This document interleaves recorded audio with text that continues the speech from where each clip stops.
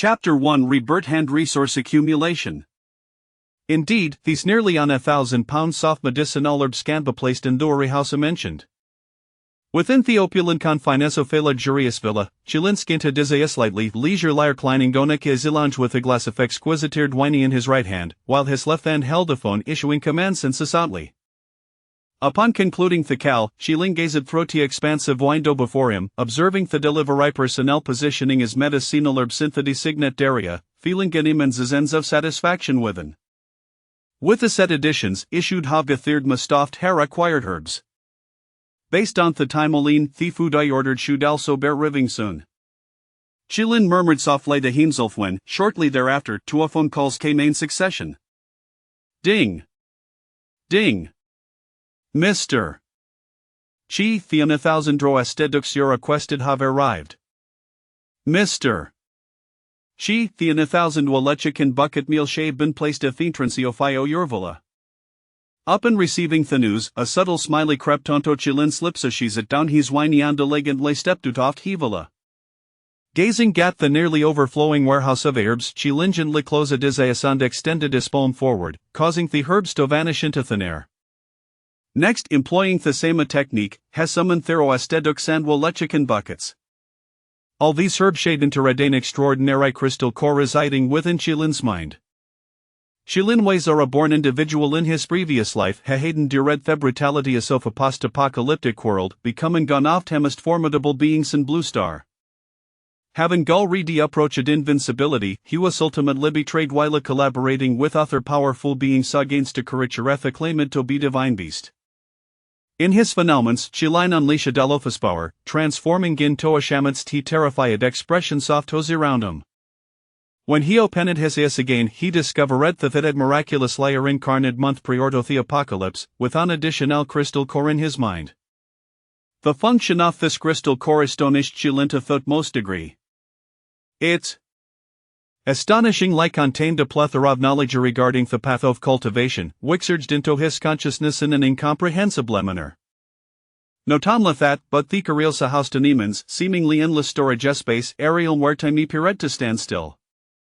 From the perspective of food preservation, its ability to maintain freshness was unparalleled. The reason Chilin procured the herbs was to validate on the Kiri's functions. Alchemy. After spending nearly 2 days acquiring herbs according to a recipe for a Polinonis blood condensation pill and investing heavily in an alchemic furnace, Chilin commenced his crafting. Asher fined herbs, the Kiri erupted with a peculiar energy, causing the herbs to coalesce into apple. Upon witnessing the terrifying blood condensing effects of the pill, Chilin could hardly contain his excitement. Calculating the time remaining, only 28 days remained before the apocalypse would descend. At the time, a terrifying crimson meteor shower would ruthlessly strike Blue Star, causing living beings undergo mutations. Common livestock and wildlife would transform into bloodthirsty monsters, with humans being no exception.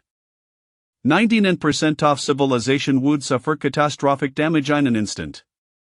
Moreover, those of who survived the initial wave of catastrophe would gradually experience changes in their bodies, awakening various supernatural abilities. The types of abilities were remarkably diverse, encompassing physical, mental, elemental, and more. Chilin's abilities were particularly peculiar, as was the unusual ability wielded in the apocalypse, enhancing both physical strength and mental prowess. While each ability appeared commonplace in isolation, when combined with an amazingly individual, their resultant effects were terrifyingly overwhelming. The enhanced physical form could bolster the increase of mental strength, while a thelator could perpetually feed back into the former.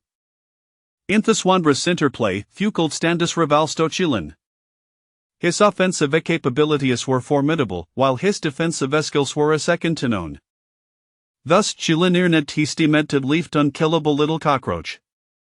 Koth spoke, the martial emperor. Alas, he ultimately found himself in such dire straits. Yet, fortune is malegiponum, granting him a second chance. How could have imagined that the panacea of supernatural abilities was the path of cultivation? With the fusion of supernatural powers and cultivation, how could possibly contend with Hymenthe's impending apocalypse? This time, Chilin was determined to rectify the regrets of his previous life. Ding! Mr. Chi, your customized arrived. Shortly thereafter, Thieger met meals Chilin had ordered were delivered. Although he wasn't nearly invincible in the later stages of the apocalypse, the initial days had been quite arduous for Chilin.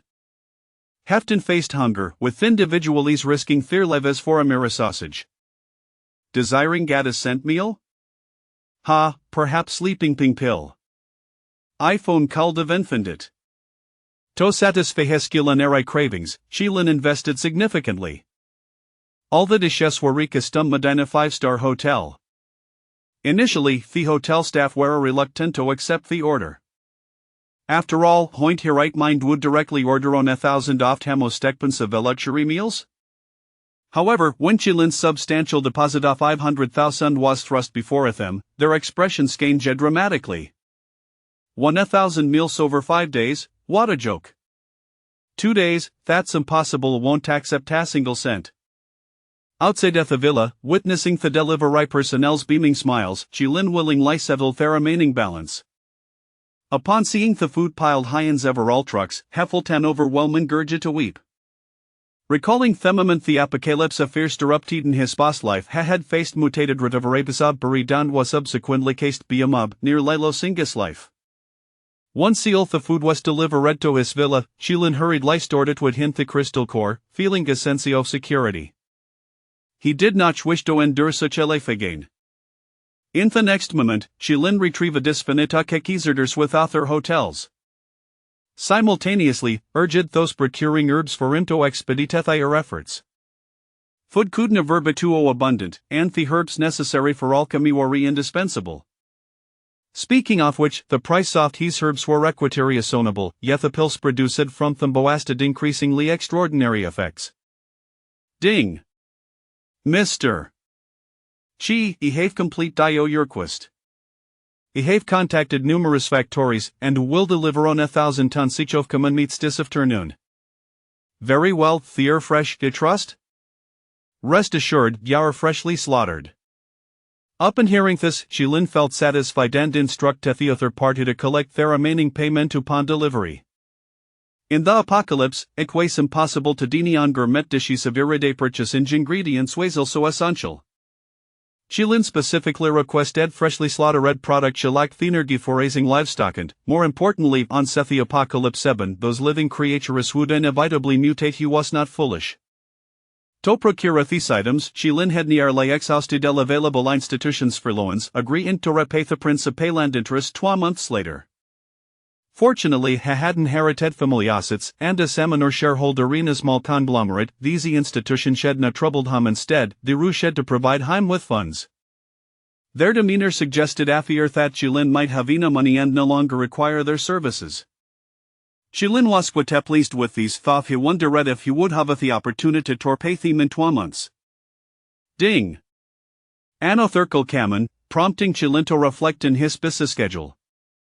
However, upon seeing the name in his phone, his previously cheerful expression immediately turned cold. As you pressed fury in his eyes. After a moment, Chilin managed to compose himself and answered Thekel. Hello. Chilin, where have you been these past few days? I've been searching for ya. On the other end of the line, a voice nearly erupted in error. It was Chilin's goddess. Well, from his previous life. Oh, I've been busy. What is it? Humph, I'm angry, you must be the latest model of passport scar to win my forgiveness. Oh, what about the onage of TDO Monthago? Chilin stoner main deck seating like How dare I bring that up? A few days ago, my friend Dandato rolled car out, and it didn't take long before we collided with another vehicle. That driver was furious and demanded compensation. Itriad Kalinja beauty outed and answer, so I ended up paying him off. If I had meet us in car back then, none of this would have happened. Shinisto Nuas filled with complaints, her son's entitlement causing Chilin to chuckle. I have other matters to tell. Let's discuss this tomorrow morning at the restaurant Titokim. Chapter 2 Chilin's Revenge. After hang up Thethan, Chilin leisurely this device aside. Then, Heklencha this fist tightly. In his previous life, it was this woman Honer Lyle to his demise, resulting in the death of his brother Aswell. Chilin had sacrificed near Liverith for Chini, yet in Harry's, he was merely a stepping stone to greater reigns. After draining Chilano Falhisworth, she had done hesitating Libby trade him, nearly plunging him into one abyss of despair. Considering Thetamoline, you must have already started flirteru with Fonley, haven't you? Chilin wore a cold smile, his gaze unfocused. Dasha murmured. Meanwhile, beneath a grand shopping mall. Smash! What hell, this character actual literate to hang upon. Chinas visuasamaska furious smasha de valuable phonitos mytherians. Thevery one Chilin had grievously gifted her. Oh dear, enough already, Xiaoa. It's not worth getting gupset over such an inferiorman. Someone who can Tevan afforded us and car has no right to with you. Beside her, Kind's friend, Guanhui, continuously console her hair draped over an expensive designer bag. A gift from Chilintochina. Humph. It seemed that their friend's word had taken effect, or perhaps it was the gaze aftos around them that prompted kinetophenolane per hear motions.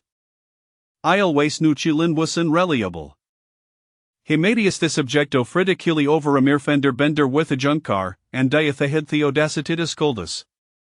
But honestly, I don't want this clunker anymore. By that way, Guanhui finally found the opportunity to connect with Master Fonley from Fong Group. He invited me to dinner today. Humph, compared to Somi unlike Master Fonley, what is Chilin even worth? With the Thethotov Fonley's invitation, Kinna's mood significantly improved, ligning herself with Von Larender Chilinaturli inconsequential. Ah, you actually managed to contact Fonley, his Fong Group is a company worth billions. Guanhui claimed, her expression a mix of astonishment and perhaps a hint of jealousy. Of course, with me beauty, it's only natural that Master Fang will notice him. Unlike that inferior Chilin, thought he could placate me with him mere bagward if you thousand during your last date. Ash spoke Asmerkov pride crossed Kind's face, but the thought of Chilin's own regna Tetteringer, prompting another round of consolation from Guanhui. In her past life as an ordinary salariwan, Kind's existence had transformed drastically in chem-eating Chilin. He took her to various upscale restaurants and casually gifted her bags worth 10 softhousans. However, this lavishness did not evoke gratitude in Kinna, rather, she felt it twassel her do. Is it only natural for men to spend in Simeonia's beautiful Uzma? With such a mindset, she lot Chilin to squander vast amounts of his resources, and eventually, when he gifted her bags worth hundreds or thousands, she perceived it as mere indifferency on his part. Later on, she even conspired with Fonley, letting to Chilin's downfall. Alothas remained detched in Chilin's memory after his rebirth. For his own sake and that of his brothers, have a would to exact revenge, ensuring that Kind would feel the anguish he endured. As afternoon approached, the ingredients Chilin order arrived punctually. The delivery was made by our ton Middley Gedman, known as Mr. Run. Upon seeing the truck nearly overflowing onto street, Chilin promptly paid he balancy and even slipped Mr. Run a generous red envelope. After all, with the apocalypse a looming a month away, money would soon hold the value Chilin felt nor morse. Following that, Chilin ordered several thousand tons of ingredients, encompassing not unlimited butyl so variety of fruits and vegetables, and casually paid $1 million as a deposit. Seeing Sukkasum, Mr. Rents Grinwood and Hepatitist, assuring that everything would be delivered within 2 days. ASMR. Run departed Chilin scanned the vicinity, confirming newest insight before utilizing his crystal core space to store the ingredients. Subsequently, he arranged for another group of individuals to gradually drive away the delivery trucks. The next day arrived swiftly. China, accompanied by Guanhui, arrived at the restaurant Chilin had mentioned. The establishment, though not excessively large, was lavishly decorated, with price several times higher than typical restaurants, and a massive screen prominently displayed in the center. At that moment, it was broadcasting various news reports. According to original experts predict that in a month's time, a once-in-a-century meteor shower will occur, which is suck nu shall no allure kini and der company in the restaurant's prestigious their primary concern. Given Kenny's income, dining here evenings a month would be considered extravagant, but since meeting Chilin, such Venuesh should lost their grandeur in her eyes. She even lamented we Chilin would bring her to such a modest establishment for a meal. With on average a cost of used over 1,000 did Hank Salit Letly over? Oh, Xiaoa, please don't be upset. Chilin, fat inferiorman, lack sophistication and Canaan la take out of places like these. Has nothing like Master Fang. At the mention of Fang Lei, Kina's spirits lifted. Just yesterday, she had officially begun a relationship with him, becoming his girlfriend. Her visita primarily aimed at seeing if she could extract more from Chilin. Dining with the Skifola was merely a favor to him, it's in my nostalgia for the past. Otherwise, he would have turned me but con him longajo. Kinney expressed a disdain. At that moment, Juan had already begun ordering dishes. Bring us 3 o 5 Yermo stekbun of set meals. Certainly, ladies, please Holden. Seeing Suka lavish order, the manager cs lit up, and he immediately set about fulfilling their request. Guan Hui wired her 3, let Hot Kai follow order for himself. He still hasn't arrived what knows Wathasipto? It's fine ethicist just to honor your presence, Shioa. I've here a slate, we can simply indulge in his portion as well, since as fooding the bill. This way, wes of summertime. Alright, lithim benefithin. Let's a day fumer lobsters after all, it's in liability over 1,000, not extravagant. By time Chilin leisurely strolled into the restaurant, has spotted Kanye and der friend feasting fruit window, there to but already a chaotic mess of leftovers. Witnessing this scene, Chilin felt a cold smirk creep across his face. Indeed, these were main des selfishes of her. Moments later, with a slight smile curling his lips, he ensured they hadn't noticed said him before quiet liar treating to a corner Randy Allen Kind's number. Hello, Chilin, are you coming or not? Do you have any idea how much tomeo you're roasting? Had original planet to go supping with me friend. Also, don't ever bring me to such chia priesterinsa again I can't afford to lose face here. Themament thecal connected, kind unleashed a torrent of accusations, her speech punctuated by the sounds of her chewing. Before Chilinkle duttered a word, she continued her tirade, let's decide our faults for no order redishes, so hurry over and pay. By the way, today's expenses will be your responsibility. My friend das bening a necklace for quits a meta may I need to buy it for her. And thoughtful new gifted, I accidentally broke it so you use one. I theauto thought it might reluctantly forgive a fornitan ring Michael slightly. Kiney incessantly voiced her demands, her tone dripping with entitlement. At that moment, Chilin's expression turned ecstasy. Hello, China, why is it so quiet near end? Chilin fignet confusion, you show hold be to harm. Ihavi a noon expected matter totin can't make height. Let's still can a third time. Chilin, you. Before kind called respond, Chilin abruptly and ethical. Chapter 3, The Bronze Age. The Eagle people of the Bronze Age reside on the mountains, living in seclusion upon the cliffs, relishing their lofty abodes. They carved out dwellings in the cliffs using stone tools. Creating homes amidst the heights, the Gaoman Mountain is merely an unremarkable hill within the ancient world of Phailan, while the fabled court of the Eagle King is said to be nestled atop a majestic peak known as the Tianshan Mountain. This grand mountain, home to tens of thousands of eagle people, is the ancestral ground of their kind, from which the inhabitants of the Gaoman Mountain tribe also descend, after Jiang Yu ascended to the position of chieftain of the Gaoman Mountain tribe. He embarked on transforming the living conditions of his fellow eagles. Though the stone caves offered safety, the stench accumulated over generations of habitation rendered them unbearable, and hygiene had long been a concern. In his first year, he fashioned stone axes, felled trees, and led his kin to construct dozens of wooden houses and beds over the course of a year, creating a new abode. The original caves were fitted with wooden doors. Serving as excellent storage spaces, the wooden houses of the Eagle people featured 2 entrances, one atop the roof and another near the cliffside, facilitating ease of movement. After completing the wooden houses, he gathered his people to excavate a pit in the center of the tribe, forming a water basin for everyday drinking and living needs. Jiang Yu arranged for his tribe members to fetch water daily. He then surrounded the cluster of wooden houses with wooden walls, thus establishing a small village. Although the safety of the wooden village might not match that of the caves, Jiang Yu felt a sense of civilization for the first time in this wild land.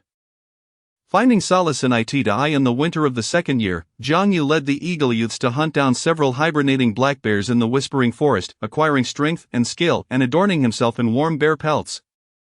In the third year, he discovered a magical beast in the eastern part of the Whispering Forest. Fortunately, this creature, belonging to the deer family, possessed a gentle disposition and remained within its territory, alleviating Jiang Yu's concerns. Yet, his yearning for extraordinary power grew ever stronger. In the fourth year, while leading a hunting party and pursuing wild cattle, he ventured 3,000 meters westward, where he stumbled upon an open copper mine.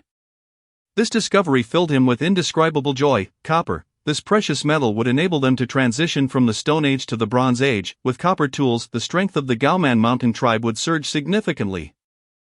However, a young Eagle Scout soon flew in from a distance, warning him of a nearby Serpent People tribe. The Serpent People, like the Titans, were a subordinate race, but they had been adversaries of the Eagle People for generations. Their territories overlapping and were natural enemies. In ancient times, when the four-legged eagles had yet to evolve into Eagle People, they often preyed upon the ancestors of the Serpent People. However, upon simultaneously receiving the Titans' grace and evolving into an intelligent race, the eagles lost their dominance over the Serpent People. The Serpent People, with their superior reproductive capabilities and skilled archery, posed a formidable challenge. Although the eagles enjoyed the advantage of flight, their sharp talons hindered their ability to shoot arrows effectively.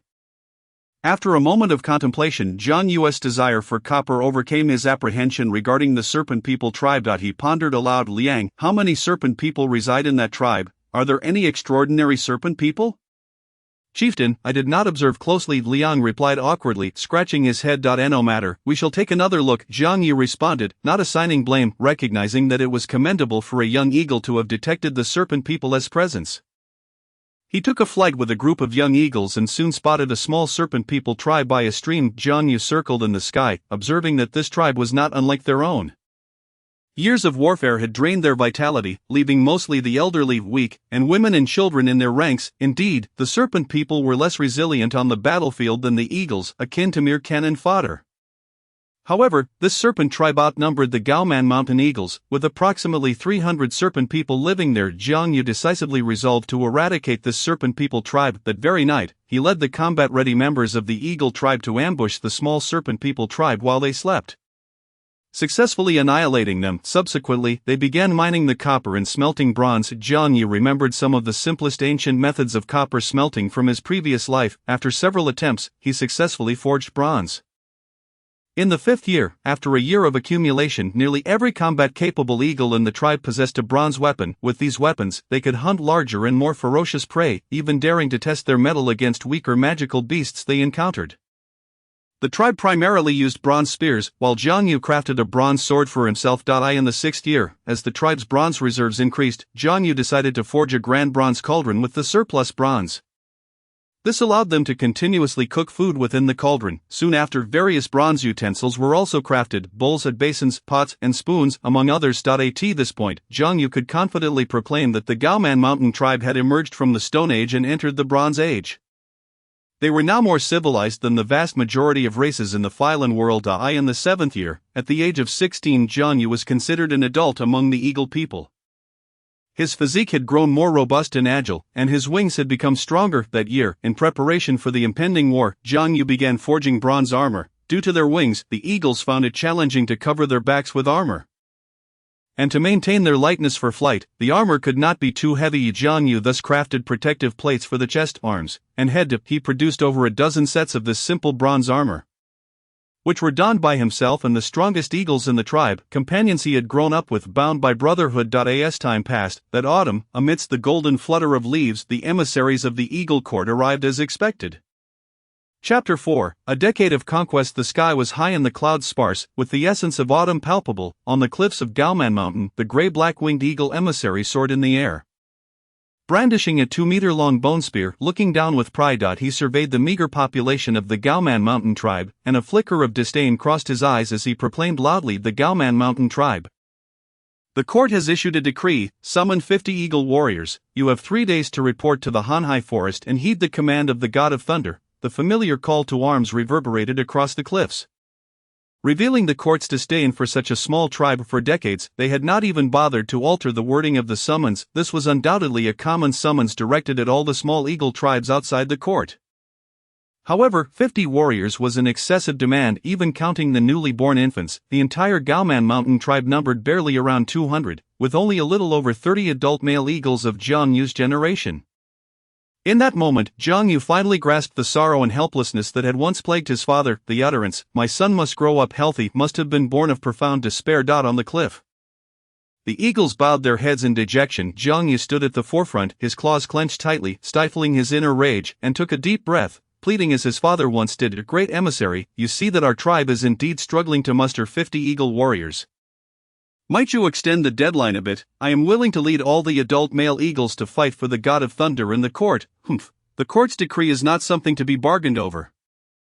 The gray-black-winged eagle emissary sneered coldly. This insignificant tribe, surviving here under the court's protection, is already a blessing from the court. As he spoke, he noticed Jiang Yu's clenched claws and his unwavering gaze. And a murderous intent began to rise within him. Small tribes like Gaoman Mountain were akin to weeds on the prairie. One wave dies, another wave is born. Even if they were exterminated, it would have little impact. It was merely a matter of time. The court never cared for their lives or deaths. With a flicker of killing intent, the eagle emissary's eyes sharpened, and the gentle breeze in the air grew fierce. This was indeed extraordinary power, wind magic. Standing before the cliff, Jiang Yu felt a chill run down his spine, causing him to instinctively lower his head and declare loudly, "Great emissary, the Gaoman Mountain tribe is willing to heed the summons." The world fell silent for a brief moment, only the wind stirred. On the cliff, Jiang Yu remained vigilant, ready to spring into action. After a long pause, the cold-faced eagle emissary ultimately refrained from attacking, leaving behind a chilling command as he took flight. 50 warriors, in 3 days. Remember, one less warrior or 1 day late, and I will annihilate your tribe. On the cliff, Jiang Yu's heart burned with fury upon hearing those words. Damn it, sooner or later, I will revolt against this damned eagle court. Once the emissary had departed, the tribe members lamented, "When will this war end? When will our lives truly improve? We are far too weak. With our forebears gone, we fear we too shall follow in their footsteps." Jiang Yu looked at the despondent faces of his kin and stepped forward, proclaiming, "Please trust in me, my fellow tribe members. This time I will surely bring everyone back. If I cannot return, I shall die before all of you." Furthermore, he requested that the adult female members of the tribe accompany them to battle, while the underage youths would remain within the tribe. "Yes, chieftain." Soon a dozen adult female tribe members emerged, all of whom were young female eagles of their generation. Thus, the Gaoman Mountain tribe was left with only the elderly and the weak. Jiang Yu sighed inwardly, casting his gaze upon the youngest and largest eagle youth among them, offering him a smile. "Aja, after we depart, you shall become the strongest male eagle among the tribe, and it will be your duty to lead the young ones in safeguarding our people." With tears glistening in his eyes, Zhe spoke earnestly. "Indeed, Brother Yuta." Jiang Yu nodded in response, offering comfort to his mother before stepping forward to address the eagle warriors preparing for battle. "Very well, let us not delay. We shall return to don our bronze armor and arm ourselves. We will set forth to the Hanhai forest in a quarter of an hour. A puzzled eagle warrior inquired, "Isn't it within 3 days? Why the haste?" Jiang Yu shook his head. "In previous generations, none of our forebears returned from their expeditions. This time, we must first ascertain the situation within the Hanhai forest and prepare thoroughly. The method of bathing in Titan blood is too astonishing. I am not yet ready to disclose it and will instead fabricate a plausible excuse. Yet, it is not entirely a pretext. There is a kernel of truth to this assertion."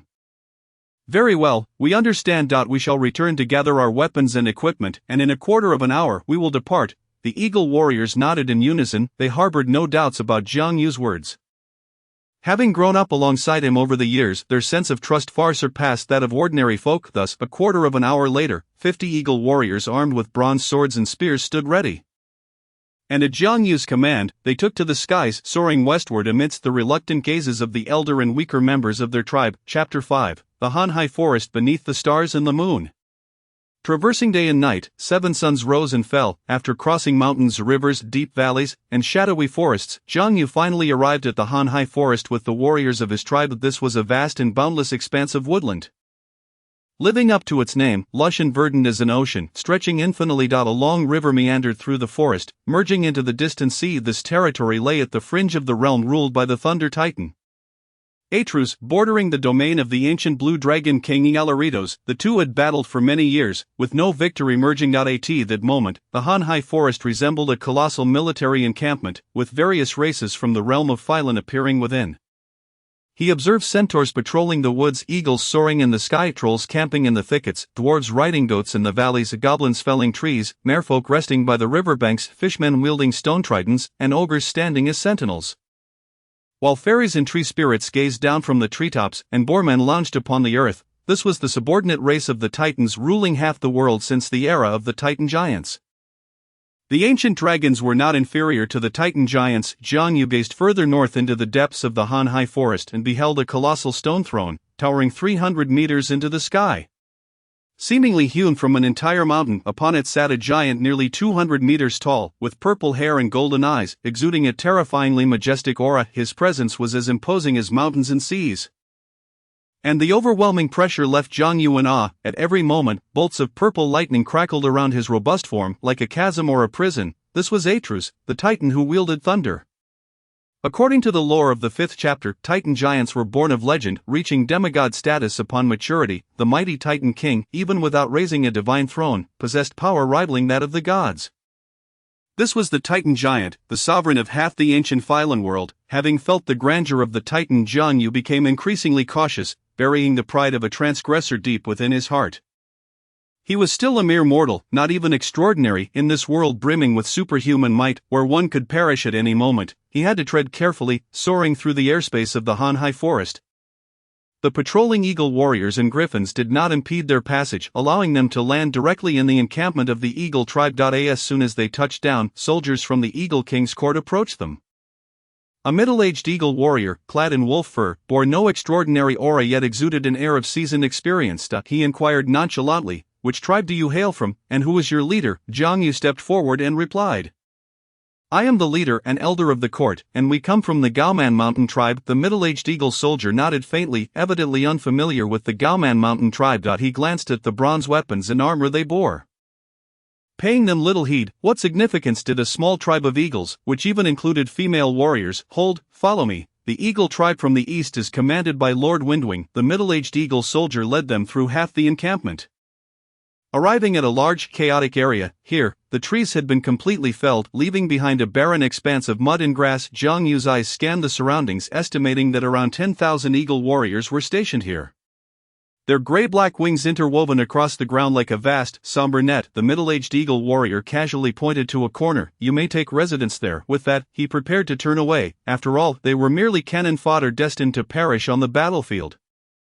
He had little desire for conversation. Jiang Yu quickly called him back, earnestly asking, "Elder, may I know your name? Furthermore, where is Lord Windwing's encampment, and how should we obey his military orders?" This place was a disarray. With the eagle warriors haphazardly gathered together, lacking any coherent command, Jiang Yu felt it prudent to clarify the situation. Upon hearing this, the middle-aged eagle soldier looked back in surprise, his disdain evident. He chuckled derisively.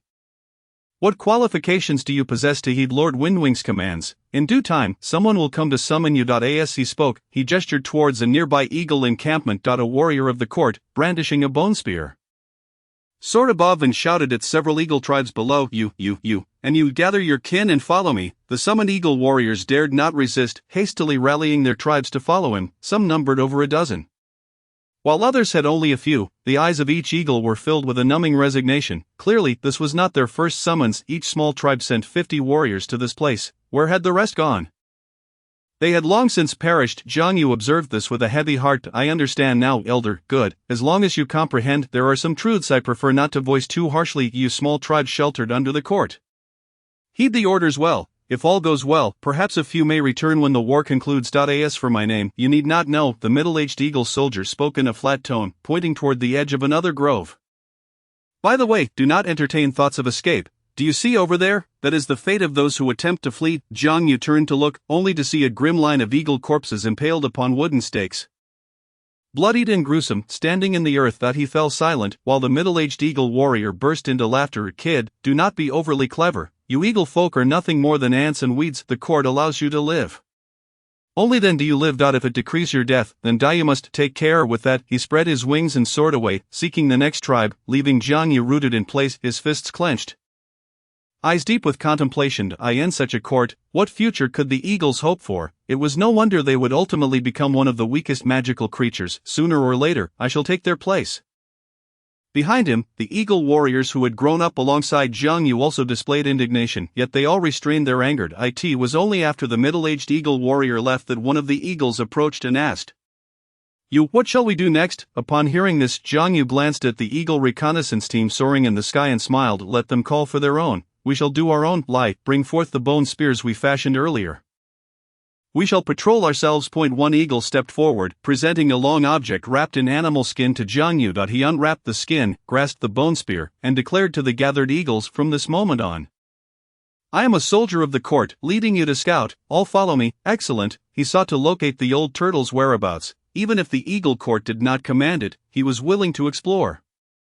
However, the route for this reconnaissance would be determined solely by him for safety. As for whether they would be discovered, that was of little concern. Death awaited him either way. To awaken the extraordinary, he must take risks. Chapter 6. Bathed in the blood of titans and dragons. Carrying some preserved meat, Jiang Yu inquired among the eagle warriors who had already undertaken their missions. He then brandished his bone spear, donned a bearskin cloak, and, posing as a court guard, led his kin to soar upward, boldly departing the encampment. The journey was uneventful. Such groups were too common for any eagle to take notice.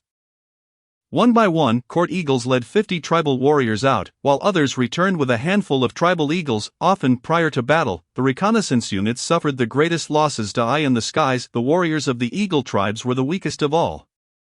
Not to mention the dragon hybrids soaring through the heavens, various flying subdragon species, and even griffins could contend with a squad of 50 Eagle Scouts. Just as Jiang Yu was about to exit the camp's perimeter, a guard stationed at the edge suddenly frowned and flew before him, asking expressionlessly, "Who are you? I have never seen you before." "I am a newcomer today," Jiang Yu replied calmly. His demeanor was so natural that the guard could detect no fault. Prompting him to nod and permit passage behind him, the hearts of his kin raced. Seeing the guard relent, they finally breathed a sigh of relief, only to have their hearts leap again as Jiang Yu did not depart.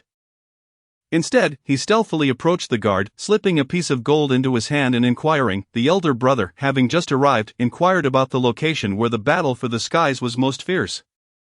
Even in the primordial era, gold was a hard currency, and this particular piece was acquired during the extermination of the serpent tribe. The guardian of the eagle men nodded in satisfaction and smiled.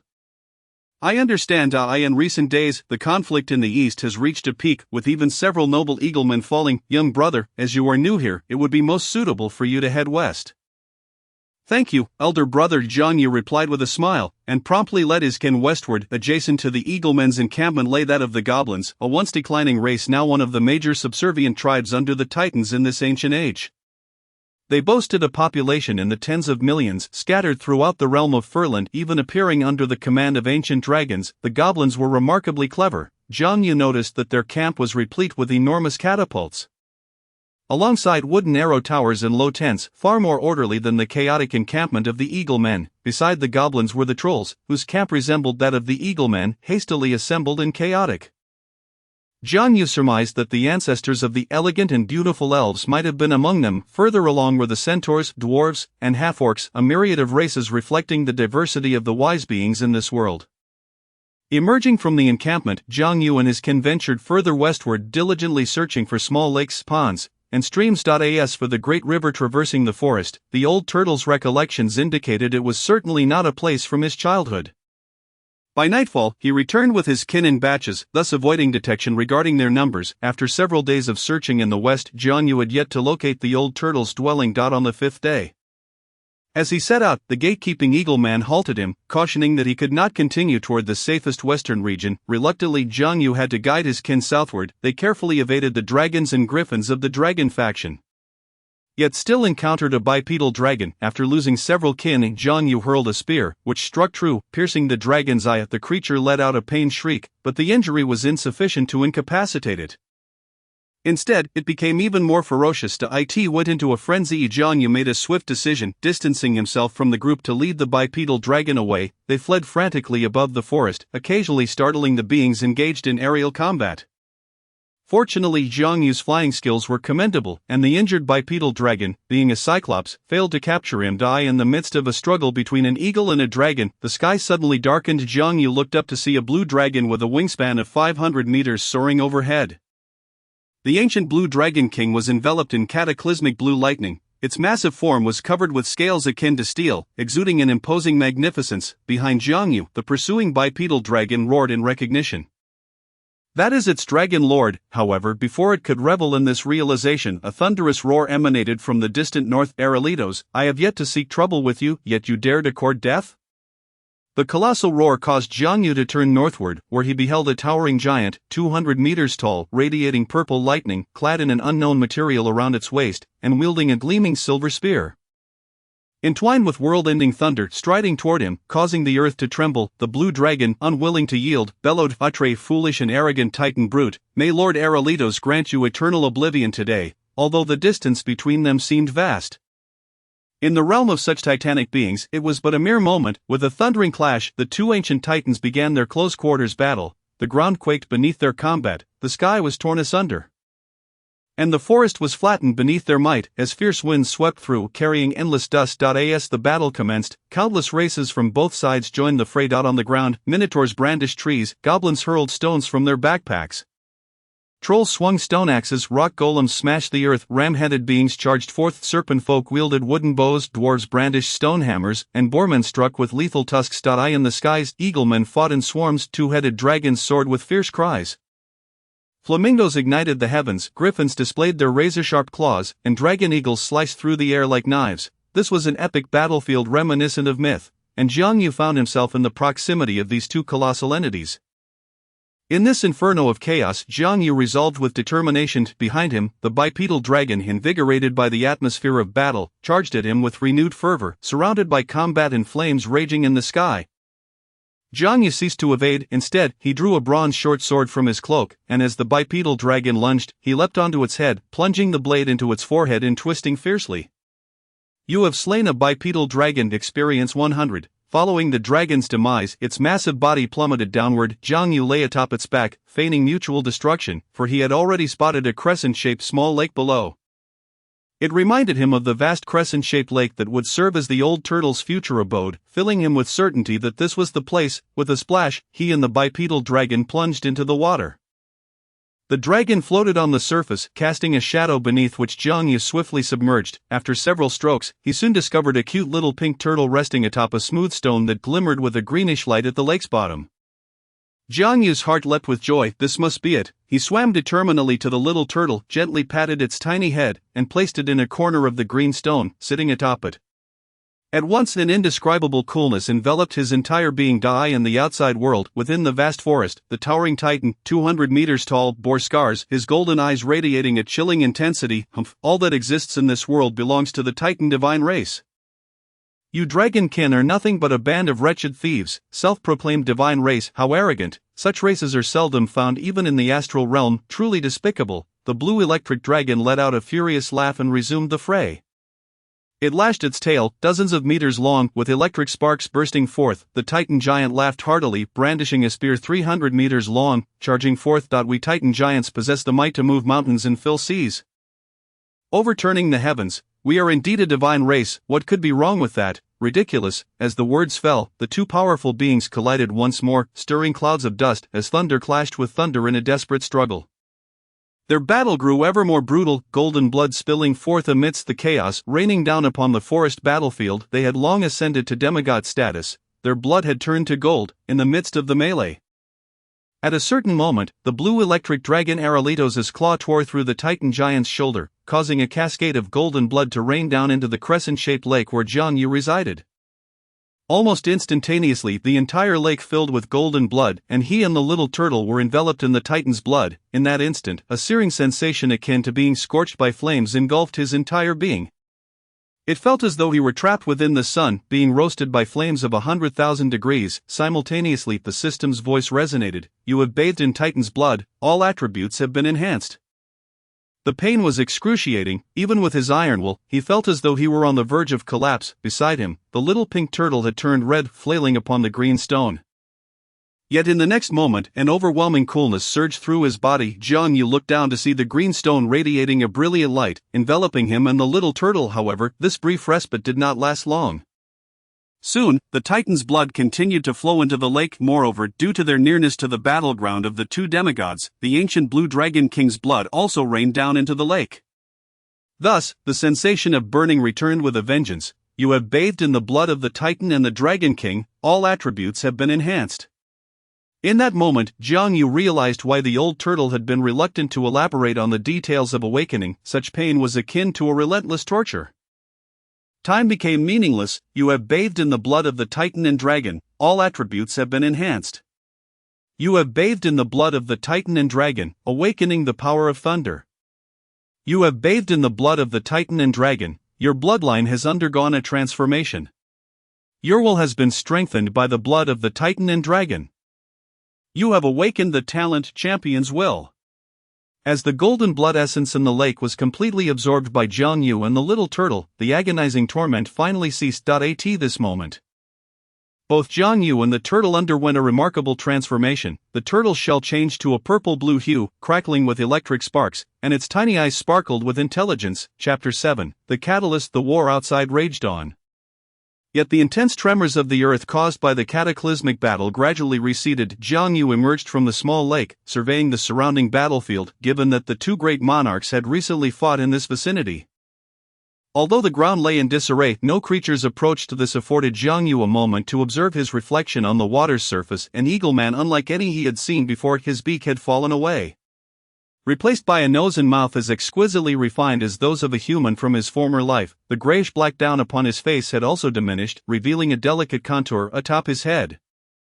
The once gray-white hair had transformed into a shimmering silver gray, enhancing its luster. Most striking were his eyes. The formerly slitted pupils of an eagleman had vanished, yielding to a pair of violet orbs, radiant like the stars. Furthermore, a significant portion of his feathers had shed, and his claws, once resembling those of an eagle, now bore a more fleshy appearance, inching closer to the form of human hands and feet. On his back, the once gray-black wings began to intersperse with fresh white feathers, still tender and newly grown. That he had evolved, much like his ancestors. As he opened the panel, the data presented was drastically different. Name, Jiang Yu. Race, Eagleman. Bloodline mutation in progress. Age, 16. Attributes, Strength 10, Constitution 10, Spirit 13, Agility 11, Charisma 5. Level, Unlocked, sealed to be activated upon game commencement. Skills, Throwing, Mastery, Spear Technique, Mastery. Thunderous Might, Extraordinary, Skill Points, Unlocked, sealed to be activated upon game commencement. Talent, Champion's Will. You possess extraordinary insight and reflexes, with unparalleled combat awareness. Quest System, Unlocked, sealed to be activated upon game commencement. Countdown to game activation, 3. 646,486 days, 5 hours, 35 minutes. Jiang Yu gazed at the panel, realizing that his attributes had significantly improved, and he was infused with power. His vision extended further than ever before, although his level did not appear on the panel. He understood that he had transcended into the extraordinary. The blood of titans and dragons had granted him this opportunity, and he had seized it. His next task was to prepare for a safe return from this war.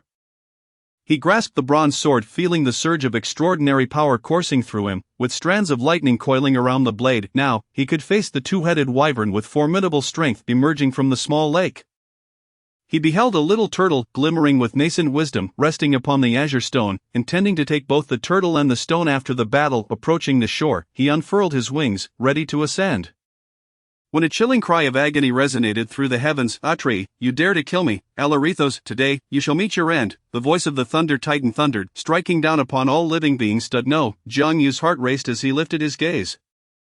In the nearby forest, the towering Thunder Titan fiercely gripped the head and neck of the blue dragon, his hands seemingly charged with 1,000,000,000 volts. With a violent rending sound, the entire head of the blue dragon was torn away, blood gushing forth in a terrifying display. With a resounding crash, the headless body of the blue dragon collapsed, its blood flowing like a river into the forest. The victorious Thunder Titan raised the severed head of the Dragon King, causing the creatures of the Dragon King's faction to flee in terror. The entire Hanhai forest erupted with cheers from the intelligent races aligned with the Titan faction. The war was over.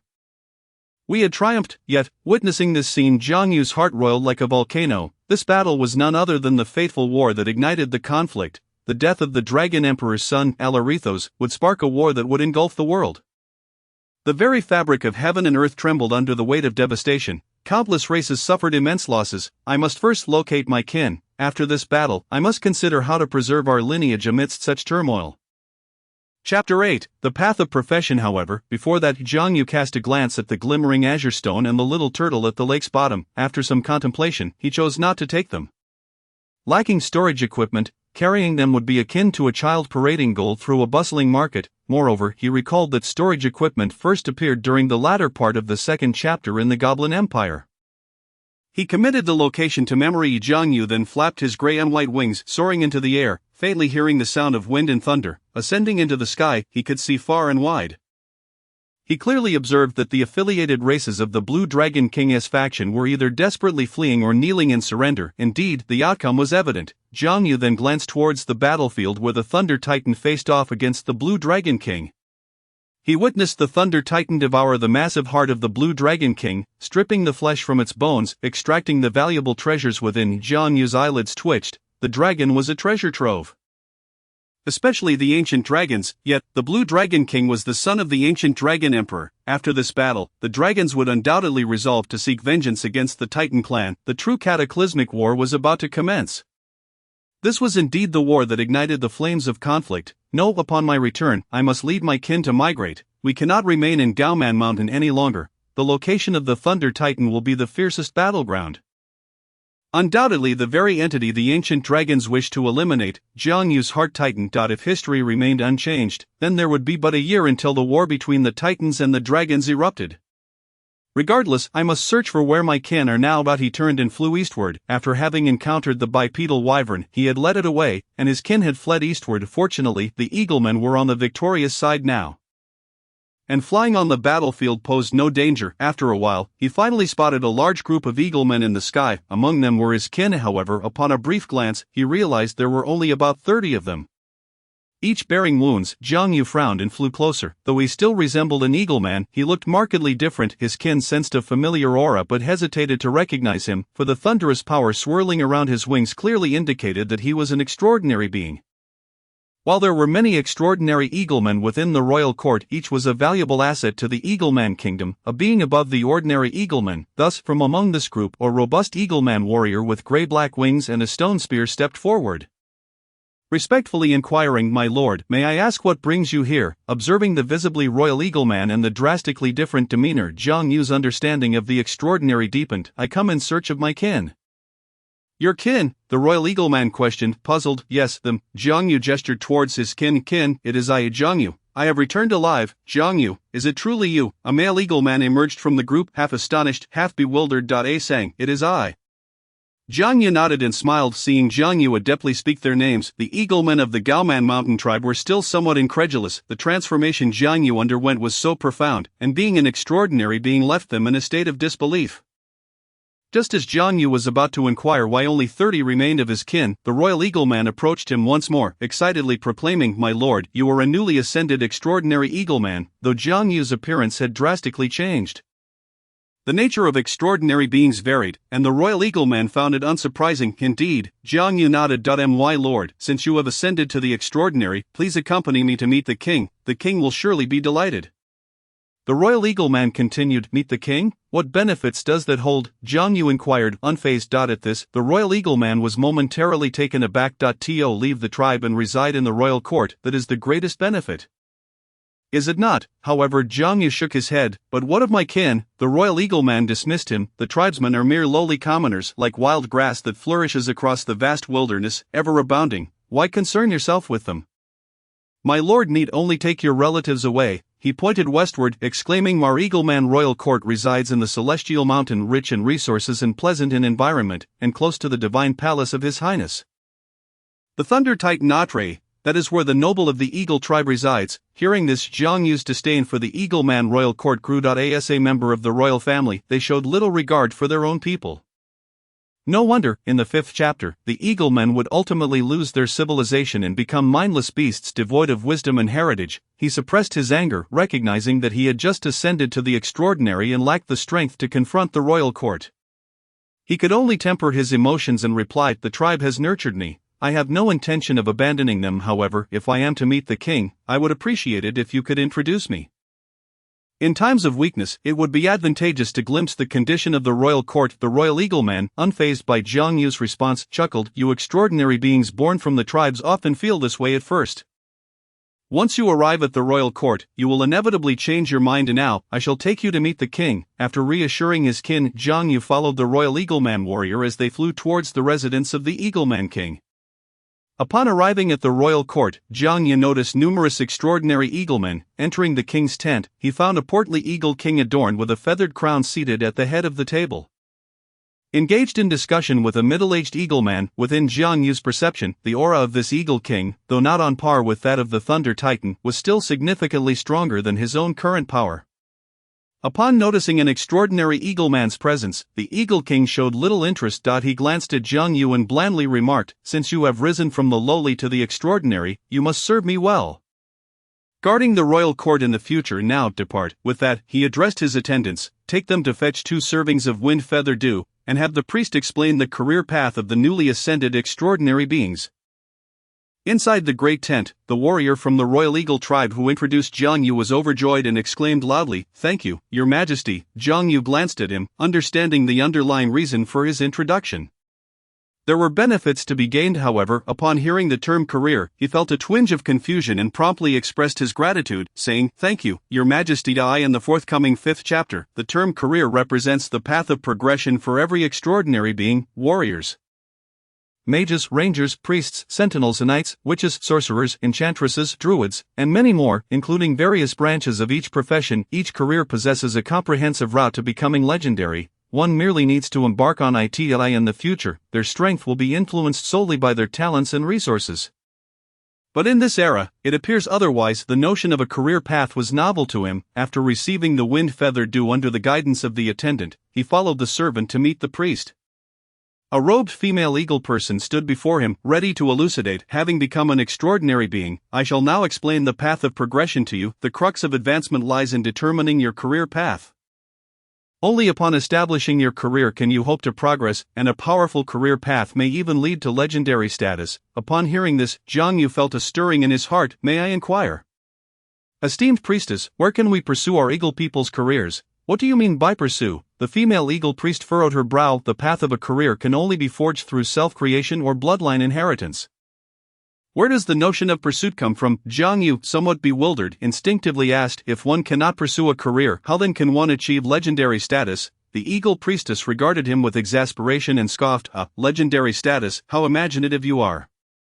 The career paths to legendary status on the continent of Furland are exceedingly rare. Currently, only the royal family's Sky Warriors possess a complete route to legendary advancement. As for self-created career paths, they are in their infancy and require years of relentless effort and continual refinement to have the potential to become powerful. Thus, every formidable career path necessitates bloodline inheritance." At this point, she looked at Jiang Yu, finding the situation increasingly amusing. "Lacking an ancestral bloodline, you must forge your own career." Jiang Yu, undeterred by her mockery, felt a surge of emotion within. In the future era, career points would be scattered throughout the world, allowing any sentient being with the aptitude to select a complete path to legendary status. Alternatively, careers without a complete legendary path would not endure. Who could possibly orchestrate such a phenomenon? It was truly astonishing.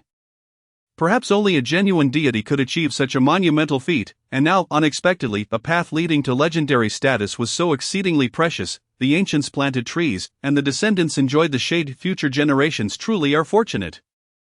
To his surprise, he had also become one of those who plant trees. At this moment, he could only ask, "Esteemed priestess, please enlighten me on how to create a career. Consume the extraordinary item to awaken your spiritual sight. The wind feather dew will suffice. Then, through meditation, connect with the sea of spirituality, and with your own thoughts, construct your extraordinary career. Remember, the career you create must align with your physique, attributes, spirit, and will. Do not aim too high or stray from reality. Otherwise, your career path will be a dead end from the outset. The journey of creation is not simple. Do you understand?" "Yes, I understand. I shall take my leave now." Chapter 9: The Majesty of Titans. Upon exiting the priest's tent, Jiang Yu departed from the royal encampment, heading towards the location of his kin. Although the war had been victorious, he could not leave immediately. As he was about to exit the royal encampment, the eagle warrior informed him, "If you cannot let go of the tribe, you may return first. I am confident that you will eventually return to the royal court." Not just him, but it seemed the entire eagle royal court shared this confidence.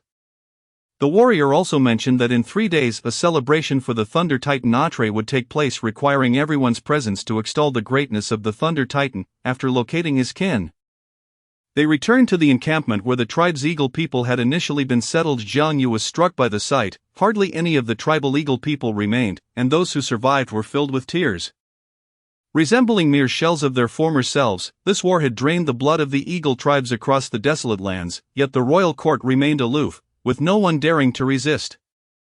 At this moment, Jiang Yu inquired about his kin's plight. Under Aisen's explanation, it was revealed that after Jiang Yu had diverted the two-headed dragon, a contingent of royal eagle warriors had temporarily conscripted them, placing them at the front lines against the Griffin forces. Soon after, several of his kin perished in battle. Fortunately, their bronze armor provided some protection, and the conflict concluded after the Titan tore apart the Blue Dragon King, sparing them from further loss. The royal eagle warriors always stood at the rear, directing the tribal eagle people into battle, ensuring minimal casualties for the royal court after each conflict. This was the reason for the near annihilation of the tribal eagle people. Jiang Yu's anger towards the eagle royal court intensified. He resolved that upon returning, he would no longer heed the royal court's commands. As for the location of the Gaoman mountain tribe, he would seek a better settlement and would not linger. After all, in a year, the ultimate battle between the titans and dragons would erupt. Whether the eagle royal court would still exist was uncertain. On the third day, Jiang Yu and his kin sat quietly in the encampment, patiently awaiting the arrival of the Titan giants. At midday, when the sun blazed most fiercely, the ground trembled with thunderous footsteps approaching. A Titan giant towering over 200 meters strode into the center of the various tribal encampments. Lightning crackled around him, and a massive dragon's head served as his helmet, still reeking of dragon's blood. Atre stood tall, as if on a cloud. He gazed down upon the swarming sentient beings below, revealing a glimmer of indifference and boredom in his eyes, were it not for the Titan King informing them that these ant-like sentient beings concealed the secrets to godhood. He would not have cared for their fates. He proclaimed loudly, "My servants, cheer for your master. The great Titan shall ultimately rule over all of Furland." The thunderous voice resonated through the heavens and earth, sweeping across the vast Han-Si forest. All beings trembled beneath this immense pressure, their spirits shaken, their bodies collapsing. This was the awe-inspiring might of the Titan giant. Each Titan giant began their journey as a legend, and a Titan powerhouse like Atre was already at the demigod level. Jiang Yu struggled against the overwhelming authority, half kneeling on the ground, yet, having absorbed the blood of titans and dragons, he quickly regained his composure. Raising his gaze to the Titan giant, who appeared as if seated among the clouds, a true king of the world, igniting within him a sense of defiance and fervor, he could take their place. Chapter 10, The Path of the Career. Thunderwielder. After the Titan gathering, the various tribes of Furland dispersed, and the Eagle Royal Court returned to the Heavenly Mountains, commanding the tribes to disband. Jiang Yu lingered until the end, secretly taking away the small turtle and the luminous green stone. This place would surely become one of the most brutal battlegrounds in the future, and he had no intention of returning. Subsequently, Jiang Yu led his kin back to Gaoman Mountain. Although they had lost a dozen lives, it was a significant improvement compared to the complete devastation of their forebears. A few days later, upon returning to the Gaoman Mountain tribe, the sight of their kin brought tears of joy to most eagle people. While those who had lost husbands, brothers, and sons wept bitterly, Jiang Yu felt a similar sorrow. When he had departed, he had promised to bring everyone back, yet now a dozen had perished. Meanwhile, the eagle people were astonished by Jiang Yu's transformed appearance and his extraordinary powers. Several elder eagle people wept with joy. Understanding the significance of being extraordinary in this ancient era, that evening, the tribe feasted heartily. With the majority of the young and strong returning, the tribe regained stability. The following day, in the wooden houses of the village, Jiang Yu placed the green stone beneath his bed and crafted a small nest for the turtle, subsequently introducing it to his kin. The sentient turtle, imbued with wisdom, resembled a newborn child, filled with curiosity about the world. It was small and adorable, yet possessed the power of thunder, quickly winning the affection of the entire Gaoman Mountain tribe. With children eager to play with it, the eagle mothers showered it with love, treating it as part of the family. In the days that followed, Jiang Yu took the young and strong out hunting each day. With his extraordinary abilities, he returned with an abundant supply of food. After securing a substantial reserve of provisions for some time, he decided to enter seclusion to cultivate and create his own career path. After instructing the eagle people not to disturb him, Jiang Yu returned to his wooden house, preparing to focus on his entrepreneurial endeavors. He moved the glowing green stone to a central position and sat upon it. This remarkable stone enabled him to absorb Titan blood and awaken his extraordinary powers, making it an invaluable treasure. His greatest gain from participating in the battle between Titans and dragons was this stone. With it in hand, crafting his career might proceed more smoothly. He took the Wind Spirit Dew and consumed it, then began to meditate and connect with the Sea of Spirituality. The Wind Spirit Dew was said to be a unique, extraordinary spirit item from the heavenly mountains. After consuming it, Jiang Yu swiftly entered a meditative state. In his meditation, he could perceive the surrounding spiritual particles, each varying in color, but the purple spiritual particles were the most abundant and resonated most closely with him. Jiang Yu understood that the purple spiritual particles were the essence of the thunder element, the foundation of his extraordinary prowess. Thus, he extended his consciousness entirely, following the sensations within, to touch the thunder element, gradually transcending as he flowed with it, until he beheld a vast ocean of spiritual particles, resplendent in myriad colors. Adrift upon this sea of spirituality, Jiang Yu began to contemplate the profession he was destined to create. Undoubtedly, his extraordinary abilities would be centered around the power of thunder. Upon this thought's emergence, the thunder elements within the ocean converged towards him. He then reflected on his advantages. As an eagleman, he possessed the ability to fly, and as a traveler, he bore the memories of 2 lifetimes. Moreover, he was endowed with the innate champion's will, capable of harnessing formidable combat strength. As his self-awareness deepened, a professional template gradually manifested deep within his essence. A series of chimes echoed. Player has triggered occupation quest. Player has triggered extraordinary path selection. System error, unable to generate occupation quest. System error, occupation quest incomplete. System error, insufficient conditions for occupation. System error, player template has changed. System error, initiating system auto repair. Repair failed, repair failed. Time became nebulous. When Jiang Yu returned from the ocean of spirituality, he heard a chime. Ding, player has acquired NPC template. NPC level, elite. Congratulations, player has completed occupation, Thunder Wielder. Chapter 11, The War Between Titans and Dragons erupts. Inside the wooden cabin, he opened his panel. Name, Jiang Yu. Race, Eagleman. Bloodline mutating. Template, ordinary player. Temporarily unavailable. Template, NPC, elite. Profession, Thunder Wielder. Age, 16. Attributes, Strength 15. Constitution 10, Spirit 15, Agility 15, Charisma 6, Level, Unlocked, Sealed to be activated upon game start. Skills, Throwing, Mastery, Spear Technique, Mastery, Thunder Power, Extraordinary, Skill Points, Unlocked, Sealed to be activated upon game start. Talent, Champion's Will, you possess extraordinary insight and reaction abilities. Your combat awareness surpasses all. Quest System, Unlocked, Sealed to be activated upon game start. Game start countdown, 365-0100 days, 7 hours, 12 minutes. Jiang Yu surveyed the system panel, noting the augmentation of all his attributes. In addition to the unlocking of both the profession and NPC templates, amused, he remarked, the unlocking for players should occur in the 5th chapter, yet this NPC template suggests I am now akin to an elite monster? He then closed the system panel. For the time being, this device served as a mirror reflecting his true strength. Rising, he pushed open the door and stepped out of the cabin. Outside stood an Eagleman warrior clad in bronze armor, wielding a bronze spear. Upon seeing Jiang Yu, he exclaimed joyfully, You have emerged." Jiang Yu patted his shoulder and replied with a smile, "Thank you for your hard work, Liang. Guarding the gate for you is no trouble at all." Liang laughed heartily. "And now that I have emerged, you need not remain here. Go attend to your duties," Jiang Yu said with a grin. Since I have nothing to do at the moment, may I see to what extent your strength has reached?" Liang asked curiously. Every Eagleman envied becoming an extraordinary being. As for strength, the deer-type magical beast we encountered before should not be my match any longer. With that, Jiang Yu raised a bronze spear, exerting slight force, causing the spear tip to swirl with purple lightning. He unleashed his strength, hurling it beyond the village. With a resounding thud, a crater 1 meter in diameter appeared upon the earth. Truly impressive. Liang and the Eaglemen who sensed the commotion all marveled. "With you here, our Gaoman mountain tribe is finally beginning to grow strong." Jiang Yu gazed at the cheering tribesmen, his heart filled with joy. After taking up his profession, he could finally envision the path of the extraordinary ahead, harboring the hope of progressively growing stronger. Particularly, the baptism of Titan and Dragoness blood had significantly enhanced his physical potential.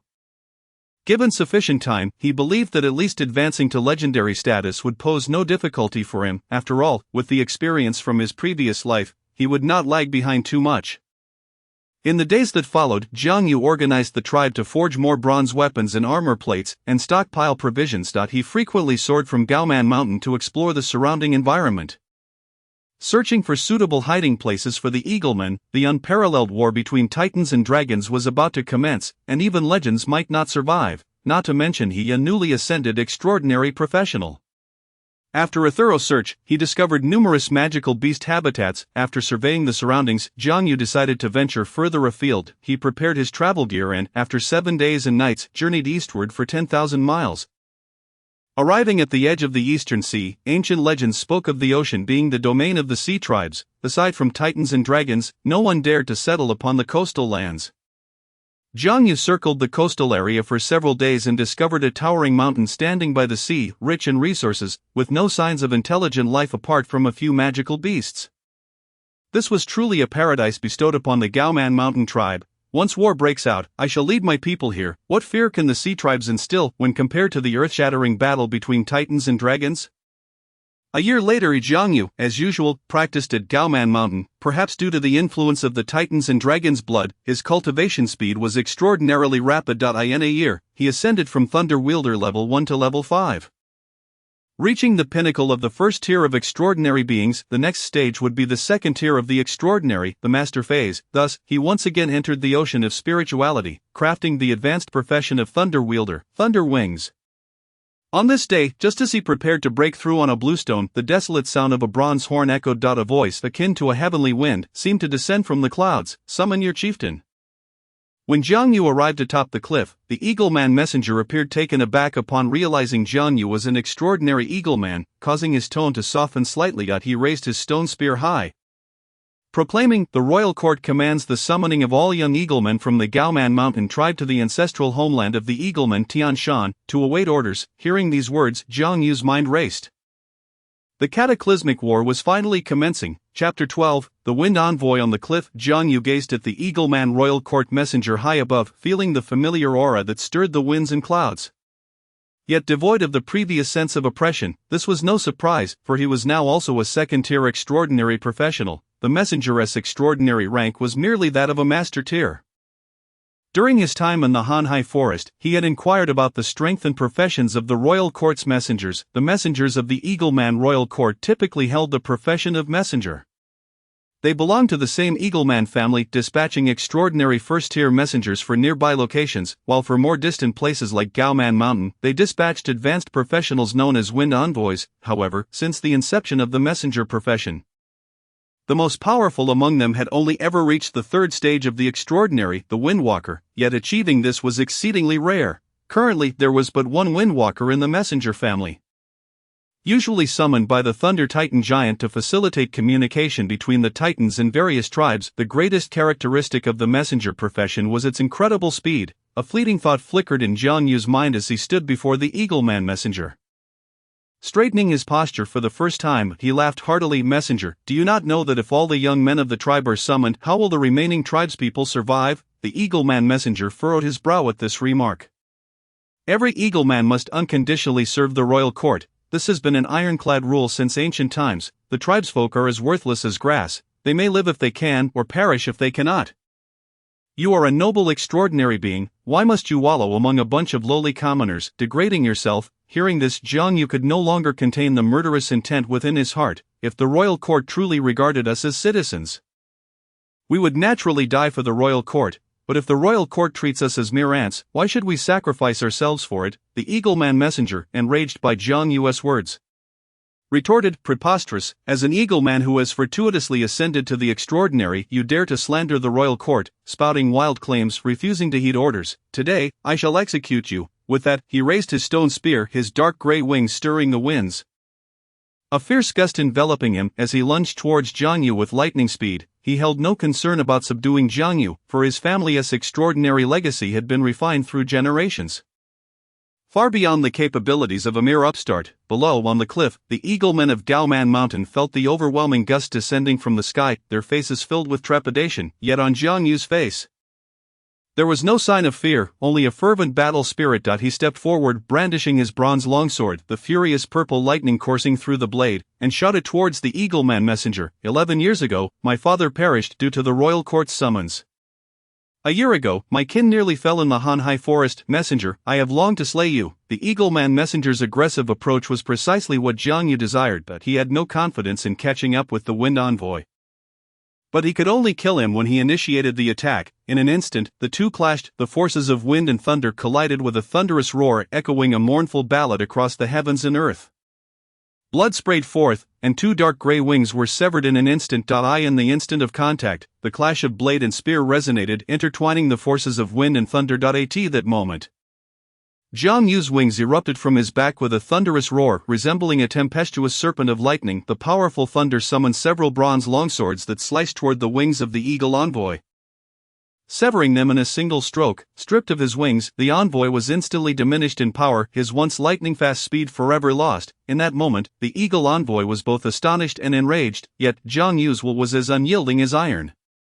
Seizing the advantage, he swiftly inflicted grievous wounds upon his adversary, leaving him bloodied and battered. There was no escape, no chance of victory. Facing imminent death in this savage land, the Eagle Envoy, in a moment of desperation, knelt before Jiang Yu, pleading, I concede I implore you, noble sir, spare my life. I possess an abundance of extraordinary treasures that could ransom my existence. However, Jiang Yu's expression remained devoid of warmth. There is no need for that.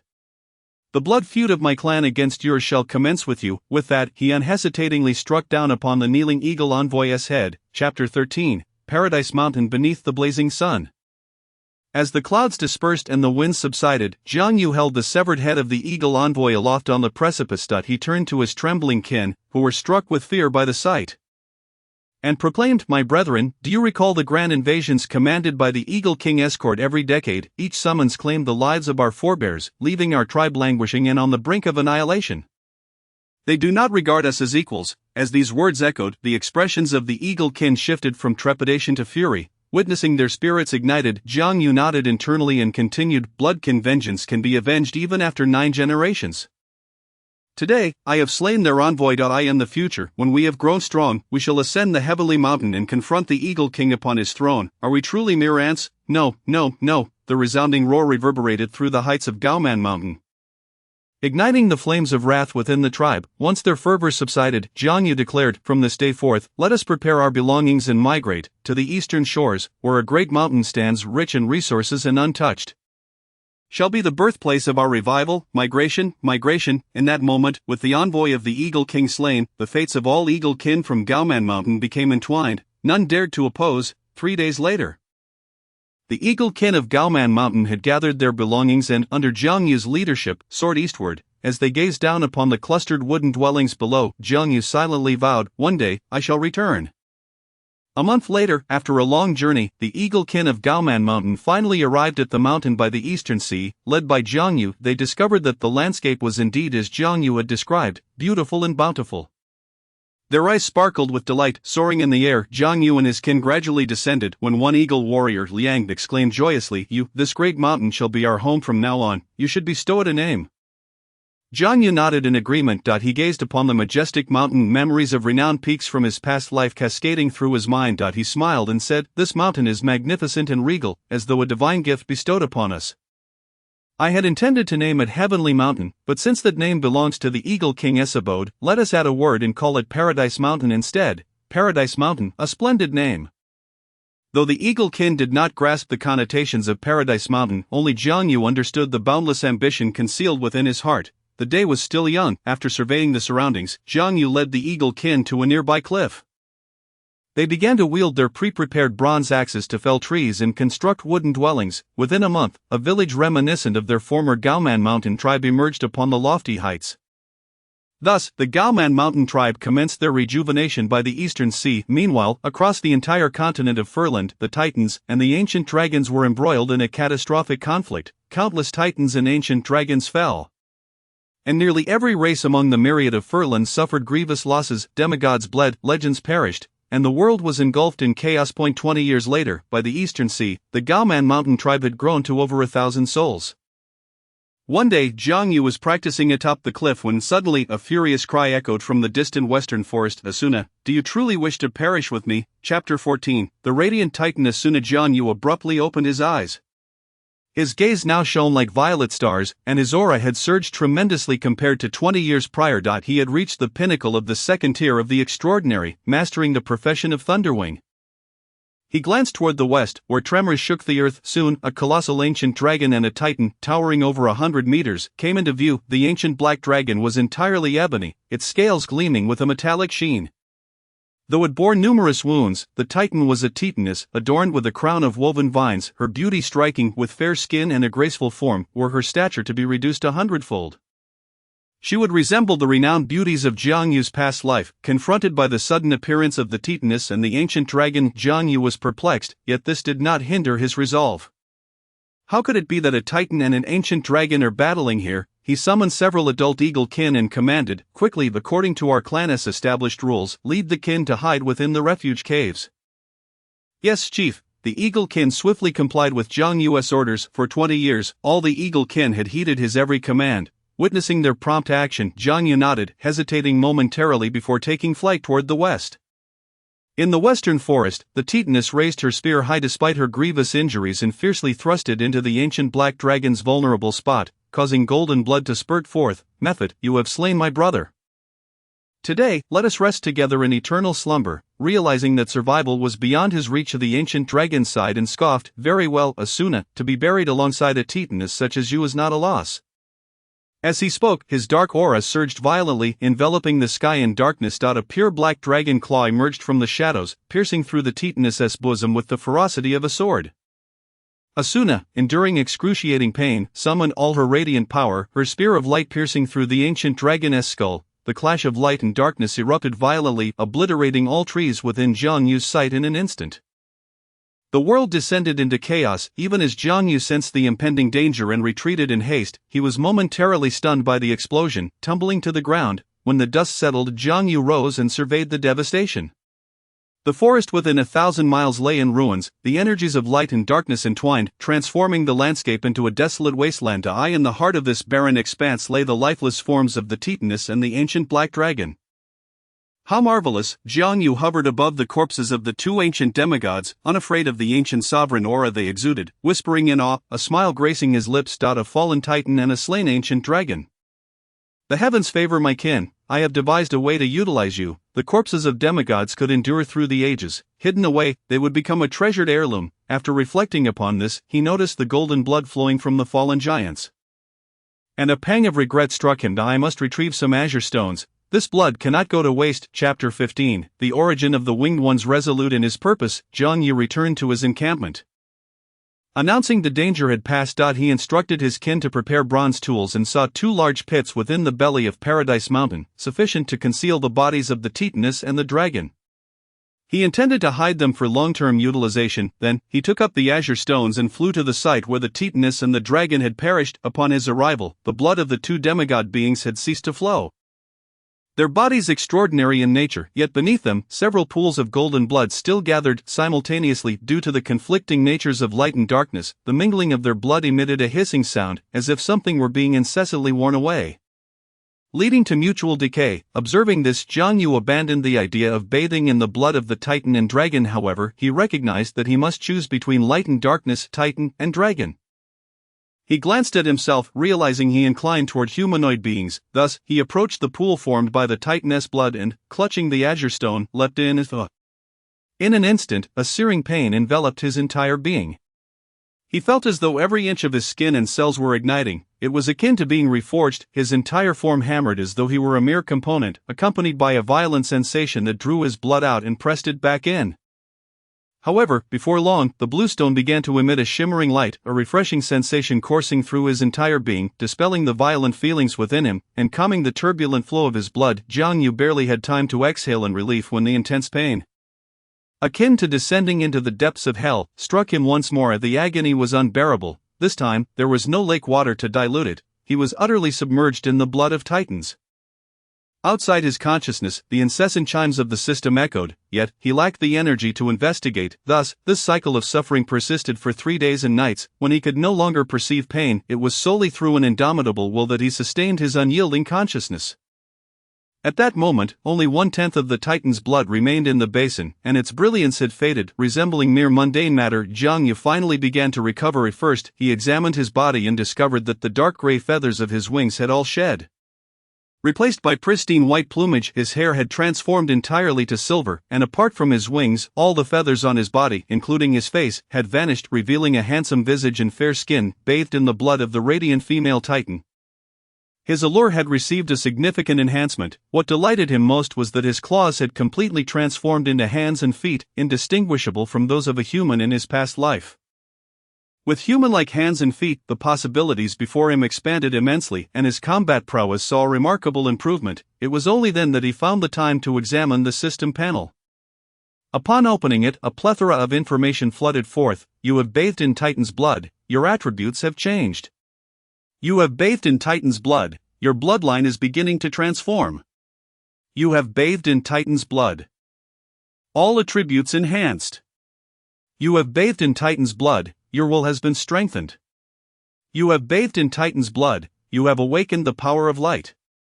You have bathed in Titan's blood, your eagle human bloodline has completely mutated. Please name your new bloodline. Panel, name, Jiang Yu, race, eagle human, fully mutated, please name yourself. Template, ordinary player, not available yet. Template, NPC, master level, profession, Thunderwing, age, 36, attributes, strength 25. Constitution 20, Spirit 25, Agility 25, Charm 30, level, not unlocked, sealed to be activated upon game start. Skills, Throwing, Expert, Spear Mastery, Expert, Swordsmanship, Master, Thunder Power, Extraordinary, Light Power, Extraordinary. Skill points, not unlocked, sealed to be activated upon game start. Talent, Champion's Will, you possess extraordinary perception and reaction abilities, with combat awareness that surpasses all. Quest system, not unlocked, sealed to be activated upon game start. Game countdown, 364-3100 days, 4 hours, 19 minutes. Upon seeing the option for naming his race, Jiang Yu's eyes sparkled with curiosity. He pondered naming himself Angel, but as soon as the thought emerged, an overwhelming sense of dread surged within him, prompting him to abandon the idea hastily. One must not overreach their station, or they shall incur divine wrath. Since he could not become an angel, he settled for the name Winged One instead. He decisively declared to the system, new race name, Winged One. Congratulations, player, naming successful. Race, Eagle Human changed to Winged One. Chapter 16, Evolution through the pool. Returning to the skies above Paradise Mountain. Jiang Yu beheld the two enormous pits, each spanning 100 meters in diameter, nearing completion within the mountainside. For the nearly entire contingent of eaglemen, excavating 2 pits in 3 days was a straightforward task. Observing the bustling activity of his kin, Jiang Yu descended to lend a hand and complete the final steps. The eagleman, while recognizing Jiang Yu's familiar aura, hesitated to acknowledge him at first. Previously, Jiang Yu bore some semblance to an eagleman, but now he appeared drastically different. If one were to insist, he resembled a titan shrunken to 1/100th of his original size, yet with wings. Among the eaglemen, an elderly figure spoke. You, is that really you? Yes, it is I. Jiang Yu nodded. His childhood companions had aged, for in the ancient era, the lifespan of ordinary eaglemen was merely around 50 years. Without ascending to the extraordinary, they gradually withered away. That's wonderful. You have grown stronger. We are one step closer to our revenge, the elder exclaimed joyfully. The other eaglemen displayed expressions of pride and happiness. Indeed, it won't be long now, Jiang Yu replied, addressing his kin with a resounding voice. However, relying solely on myself, it would be challenging to conquer the heavenly mountain royal cord now. I have discovered an excellent method that will allow my kin to grow stronger alongside me. How will that be accomplished? Can it truly succeed? Our tribe lacks even a single extraordinary eagleman. His kin expressed their doubts. Jiang Yu explained passionately, I have evolved and grown stronger through the Titan's blood, and now that blood is within our reach. My fellow kin, the reason I had you dig these 2 large pits is not only to bury the fallen titans and dragons but also to utilize their blood for our transformation. Here, I shall construct a pond allowing all of you to bathe in the titan's blood, but it is said that titan's blood is untouchable. Those who come into contact with it will spontaneously combust. One Eagleman questioned. I have my methods, Jiang Yu declared resolutely. A day later, the two massive pits, sufficient to contain titans and dragons, were formed within the mountainside. Jiang Yu led all the young and strong members of the tribe 1,000 miles away, retrieving the colossal remains and interring them in the great pits. After burying the ancient black dragon, Jiang Yu established a forbidden zone around that pit and constructed a 100-meter square pool above the body of the radiant female titan. He crushed bluestone, evenly scattering it across the bottom of the pool, then made an incision in the female titan's corpse, allowing streams of golden blood to flow continuously into the pool. Once these tasks were completed, he summoned all his kin to collectively bathe in the small pond. During their first immersion in the titan's blood, only a small fraction of the Eaglemen underwent transformation. However, Jiang Yu instructed his kin to return to this site every 7 days to bathe. Thus this time passed, their feathers gradually shed, their beaks slowly fell away, the dark gray plumage began to turn white, and their hands and feet shifted toward a more human form. Yet, no one awakened to the extraordinary. The path to the extraordinary was indeed arduous. 2 decades slipped by. Atop Paradise Mountain, Jiang Yu stood high above, surveying the entire Paradise Mountain tribe. With his resplendent white wings, silver hair, and violet eyes, he appeared like a diminutive titan. By this time, the population of the Paradise Mountain tribe had reached 5,000, and they had undergone significant transformations from their former Eagleman appearances. Jiang Yu estimated that in another 100 years, before the Titan's blood ran out, his kin would all achieve forms akin to his own. At that point, his winged tribe would no longer be solitary, gazing down at the ever-expanding village, which could even be called a small town. Jiang Yu couldn't help but exclaim, "It is a pity that Liang Sang and Lai did not become extraordinary. A time truly is a relentless force. My childhood companions have all aged and passed away." Chapter 17. The Giantwood Clan Elder Brother. Do not be melancholy, you still have me by your side, right? Rest assured, with my lifespan, I shall surely outlive you. Just as Jiang Yu was lost in thought, a languid voice of a young boy reached his ears.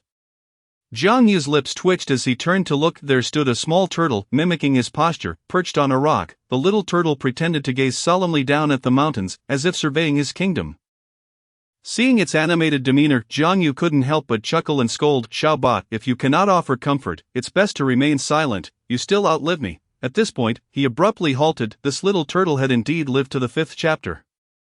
It had now reached the 3rd tier of the extraordinary, the heroic tier. Over the past 20 years, its corresponding profession had advanced from the 2nd tier Thunderwing to the 3rd tier Holy Wing Walker. After undergoing the baptism of the blood of the radiant female titan, its potential for light power had surpassed that of thunder power. Over the span of 20 years, it had perfectly integrated both extraordinary powers into its professional system. The 3rd tier of the extraordinary is the most formidable rank below legendary status. Those who attain this stage are often referred to as heroes, thus it is also called the heroic tier.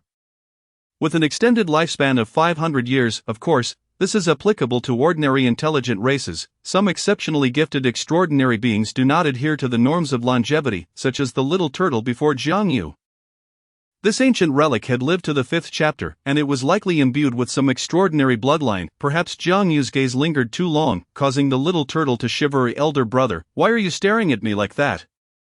It's rather unsettling." Jiang Yu snapped back to reality, gently patting its head with a smile. "You are right, Xiao Ba, thanks to you, my long years have not been solitary." As the sun gradually ascended, the sea breeze wafted up the mountain peak.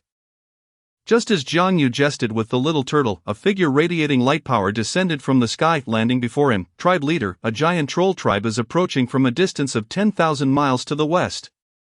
A troll tribe? Jiang Yu paused momentarily. Why would a troll tribe come here? This is a coastal region. Has the legend of the sea tribes vanished from the continent? After pondering briefly, he commanded, "Roar, gather the Skywing squad, and let us investigate." The teeny squad comprises those clansmen who have awakened extraordinary powers over the past 2 decades, numbering approximately a dozen. Influenced by the blood of titans, they are predominantly awakened bearers of light. However, due to their remarkable achievements in transcending the ordinary, their physical evolution surpasses that of their kin. Except for their hands and feet, which remain unevolved, their faces have entirely shed their feathers, rendering them the closest beings to Jiang Yu. After speaking to Roar, Jiang Yu turned to the small turtle and said, "Xiao Ba, you stay within the clan to prevent any unforeseen events." Despite its adorable appearance, the small turtle is indeed a formidable master-level powerhouse. "Boss, I wish to accompany you," exclaimed the small turtle, its pea-sized eyes brimming with eagerness. "Ah, Shaba, I do not oppose your joining, but alas, you lack wings." The small turtle's enthusiasm waned instantly. "Without wings, and with no mages in this era, only legends can take to the skies." "Enough, Roar, hurry, and gather the others. We shall depart shortly." Yes, half an hour later Roar arrived before Jiang Yu, accompanied by a dozen extraordinary eaglemen. "Let us set forth," Jiang Yu commanded, brandishing his bronze longsword, leading the group westward. Several hours later, as the sun began to set and dusk enveloped the land, Jiang Yu finally arrived above the giant troll tribe. Peering down, he beheld a large troll settlement, home to approximately 10,000 inhabitants, yet they appeared disheveled, as though they had been driven from their homes. While observing, a resounding, robust voice emanated from the troll tribe below. "Who among the Eaglemen's court graces the skies?"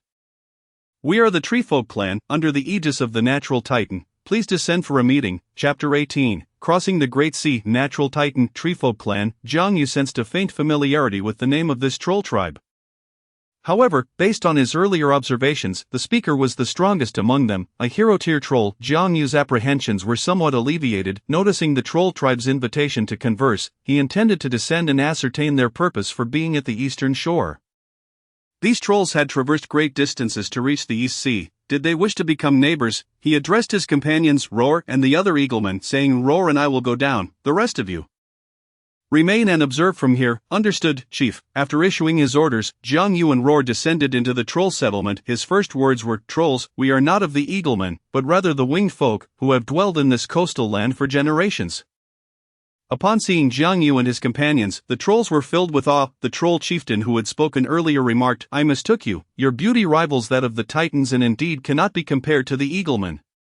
He introduced himself. "I am Lansen, chieftain of the Treefolk clan." Jiang Yu, adhering to the principle of courtesy, responded to greetings. "Lansen, I am Jiang Yu, chieftain of the winged folk." He then directly inquired, "I wish to know why the Treefolk clan has come to the eastern shores. Do you intend to settle here?" Sensing Jiang Yu's lack of enthusiasm for their presence, Lansen offered a wry smile. "We do not intend to settle here. We have come to cross the sea to another continent." Cross the sea? Jiang Yu was taken aback. In this era, traversing the ocean was no trivial matter. "Indeed, we shall brave the vast ocean to reach another land," Lansen affirmed. "But why? This does not seem a prudent choice." Jiang Yu questioned. "I share your sentiment, yet it is the edict of His Highness, the Natural Titan Tyran." "Edict? Has His Highness Tyran passed?" "Yes," esteemed Jiang Yu. "Although she perished in battle, in her final days, she summoned us and imparted a prophecy, guiding us to cross the sea and escape the ravages of war," Lansen explained. In truth, there was a more crucial reason. They harbored the secret of the Natural Titan Tyran's potential resurrection, providing them with a compelling motive to venture eastward. However, this was information Jiang Yu need not be privy to. Lansen disclosed this to dispel Jiang Yu's suspicions, ensuring their safe passage across the sea. Indeed, upon hearing the chieftain's account, Jiang Yu, although still astonished by the troll tribe's decision to cross the ocean, refrained from probing further and simply nodded. "I understand, Chieftain Lansen, the winged folk shall not obstruct your passage across the sea." "Thank you." Jiang Yu and Lansen then discussed matters regarding the Titan giants and the ancient dragons conflict, learning that the war between the two races was fierce and unrelenting, with no signs of abating, resulting in countless casualties. "Truly a calamity for all living beings." Lansen expressed his trepidation. Even without crossing the sea, their tribe would undoubtedly suffer significant losses in the ongoing conflict. Jiang Yu nodded in agreement, aware that the ultimate outcome would likely be mutual devastation, though he remained uncertain as to when this epic battle would conclude. From the trolls' descriptions, it seemed the war would persist for several more years. Subsequently, Jiang Yu returned with his companions. In the days that followed, he maintained a vigilant watch over the troll tribe. Just as they had claimed, the Treefolk clan busied themselves felling trees and constructing ships along the eastern shores, working tirelessly day and night. A year later, the Treefolk clan, numbering 10,000, embarked on their journey across the ocean aboard wooden vessels. Chapter 19, A Century of Change. East Sea. By the shore, the wind swayed gently, and the waves danced like blossoms. Jiang Yu stood upon the beach, gazing into the horizon where the Treefolk clan had vanished from sight. Before their departure, the Treefolk sought to borrow some of Jiang Yu's clansmen as scouts for their oceanic voyage. However, embarking on such a journey without a large contingent made it nearly impossible for these scouts to return. Nonetheless, Jiang Yu found some adventurous young individuals within his clan and inquired about their willingness. Ultimately, 50 chose to accompany the Treefolk across the ocean. Before their departure, to ensure these young ones would not forget their roots, Jiang Yu bestowed upon them a surname incorporating the winged folk's clan name. Thus, these 50 became known as the Winds, embarking on their journey across the sea, forming a branch of the winged folk. In the ensuing years, Jiang Yu led his tribe in continued development along the coastal shores. As time progressed, under the influence of Titan blood, the appearances of the clansmen gradually evolved to resemble Jiang Yu's ideals, and their extraordinary talents began to flourish. By the third 20-year period, the population of the Tianjiu mountain tribe reached 10,000, with nearly 100 extraordinary beings. Meanwhile, the external wars raged with unprecedented ferocity, and occasionally, other intelligent races fleeing the conflict would arrive, sharing tales of the ongoing battles. Not only had the Titan giants and ancient dragons suffered grievous losses, but the Falanda races had also experienced a halving of their population. In the fourth two-decade period, the population of the Tianjiu mountain tribe surged to 30,000. The number of extraordinary beings increased to several hundred, and under Jiang Yu's guidance, new extraordinary professions unique to the winged folk emerged, such as Sky Knights, Light Swordsmen, Light Guardians, and Sky Assassins, almost all possessing light attributes. However, as these professions were newly created, their potential was limited, generally capped at the first tier. Only the Light Swordsman, with Jiang Yu's assistance, achieved a potential ceiling at the second tier, becoming a Light Swordmaster. Jiang Yu aspired to pass down his profession, yet the clan lacked extraordinary awakeners of the light and lightning elements, forcing him to abandon that ambition. Fortunately, among this generation of light swordsmen, a particularly gifted young individual advanced to the second tier within a mere 30 years. Potentially raising the profession's upper limit in the future. By the sixth two-decade period, Jiang Yu finally reached the penultimate stage of the Holy Wingwalker, just one step away from becoming a legend. However, that final step proved elusive. By this time, the Tianjiu mountain tribe had burgeoned to 100,000. In addition to Tianjiu mountain serving as the stronghold for the winged folk, numerous villages and towns had sprung up on the surrounding mountains, inhabited by the winged folk. At this juncture, nearly all the new clansmen bore a resemblance to Jiang Yu. After a century of evolution, they had shed their former eagleman appearances, now resembling diminutive titans adorned with wings. In that very year, Jiang Yu summoned all the tribesmen to Tianjiu mountain, formally declaring their separation from the eaglemen and establishing themselves as the winged folk. Simultaneously, news from the outside world reached the East Sea. The Titan King and the ancient Dragon Emperor led the last remnants of their races into a climactic final battle on the celestial plains, resulting in near mutual annihilation. Following the battle, both the Titan King and the ancient Dragon Emperor vanished without a trace. Meanwhile, in the distant northern expanse of the Falanda continent, where mountains stretched endlessly and snow blanketed the land, a party of heavily cloaked goblins rode upon stout wolves. Arriving at a formidable metallic gate. Chapter 20, The Emergence of Humanity. Leading the expedition was one of the three legends of the goblin race, the Grand Sage Azabar's Grand Sage. The ruins discovered by the lads lie just ahead. One particularly tall goblin knight said respectfully to an elder goblin behind him. The elder goblin wore a crown made of unknown creature's bones and wielded a staff resembling jade. Upon hearing the goblin knight's words, the elder's emerald eyes flickered with a blend of blue and white light, as if a mystery were brewing within. After a considerable pause, he finally emerged from his enigmatic reverie to eye in the astonished gaze of the goblin knights. The elder goblin unexpectedly leaped down from the squat wolf kneeling before the metal gate, and fervently exclaimed, "May the heavens bless our kin! May the heavens bless our kin! The prophecy indicates that within lies the grandeur and prosperity of our kind." Oh, it is not merely prosperity and grandeur. With the treasures contained within, we goblins shall supplant the titans and the ancient dragons, becoming the true masters of the entire Feyland. After his fervor, he approached the middle-aged goblin knight, calmly instructing Hazel, "I command you to return to the Goblin King's court with utmost haste. Inform King Amigel to dispatch the most elite legion and the finest craftsmen of our clan to this place. Furthermore, convey to him that this matter pertains to the ascendants of our goblin race. It is of greater significance than any scenario we have previously discussed. Yes, great sage, I assure you that I will relay this message to His Majesty." The middle-aged goblin knight replied earnestly, thumping his chest in affirmation. A month later, a goblin army nearly numbering 10,000 took residence in this location. 3 months later, by some means unknown to others, the metal gate was finally opened. Years passed, and the myriad races of Feyland suddenly discovered that among the goblins emerged some sapient beings resembling titans, yet they stood merely 2 meters tall, possessed average physiques, emitted no extraordinary aura, yet the goblin clan regarded them with great vigilance. They called themselves the humans. Subsequently, the goblins unveiled many perplexing creations that left the myriad races of Feyland in awe. Some of these strange artifacts wielded immense power, even posing a threat to the remnants of titans and dragons. On the shores of the Eastern Sea, atop Paradise Mountain, stood the grandest edifice, a magnificent structure hewn from marble. Since the establishment of the Winged Ones, the handsome winged folk gradually abandoned their former avian tendencies. They grew to cherish beauty, demanding perfection in all things. This building was no exception. Within, Jiang Yu sat regally. Flanked by two young winged individuals, the male winged one stepped forth to report, "Esteemed chief, we have confirmed that the Titan King and the ancient Dragon Emperor have indeed suffered mutual annihilation. The vast majority of titans and dragons have perished. In light of this, do we still need to execute our strategy of seclusion? According to intelligence, fewer than 10 titans now wandered the world, and the remaining ancient dragons numbered only a dozen or so. Furthermore, they were all in a state of severe injury, and the subservient races that once belonged to the two factions began to waver in their loyalty." There was another crucial piece of news. The Goblin clan seemed to be quietly contacting the myriad races. The female winged one added, "And what of the Eagle King escort of late?" Jiang Yu inquired with a gentle nod. "The Eagle King sustained serious injuries in the final battle but remains loyal to the wounded Thunder Titan. Recently, they have repelled the Goblin envoy," Jiang Yu mused.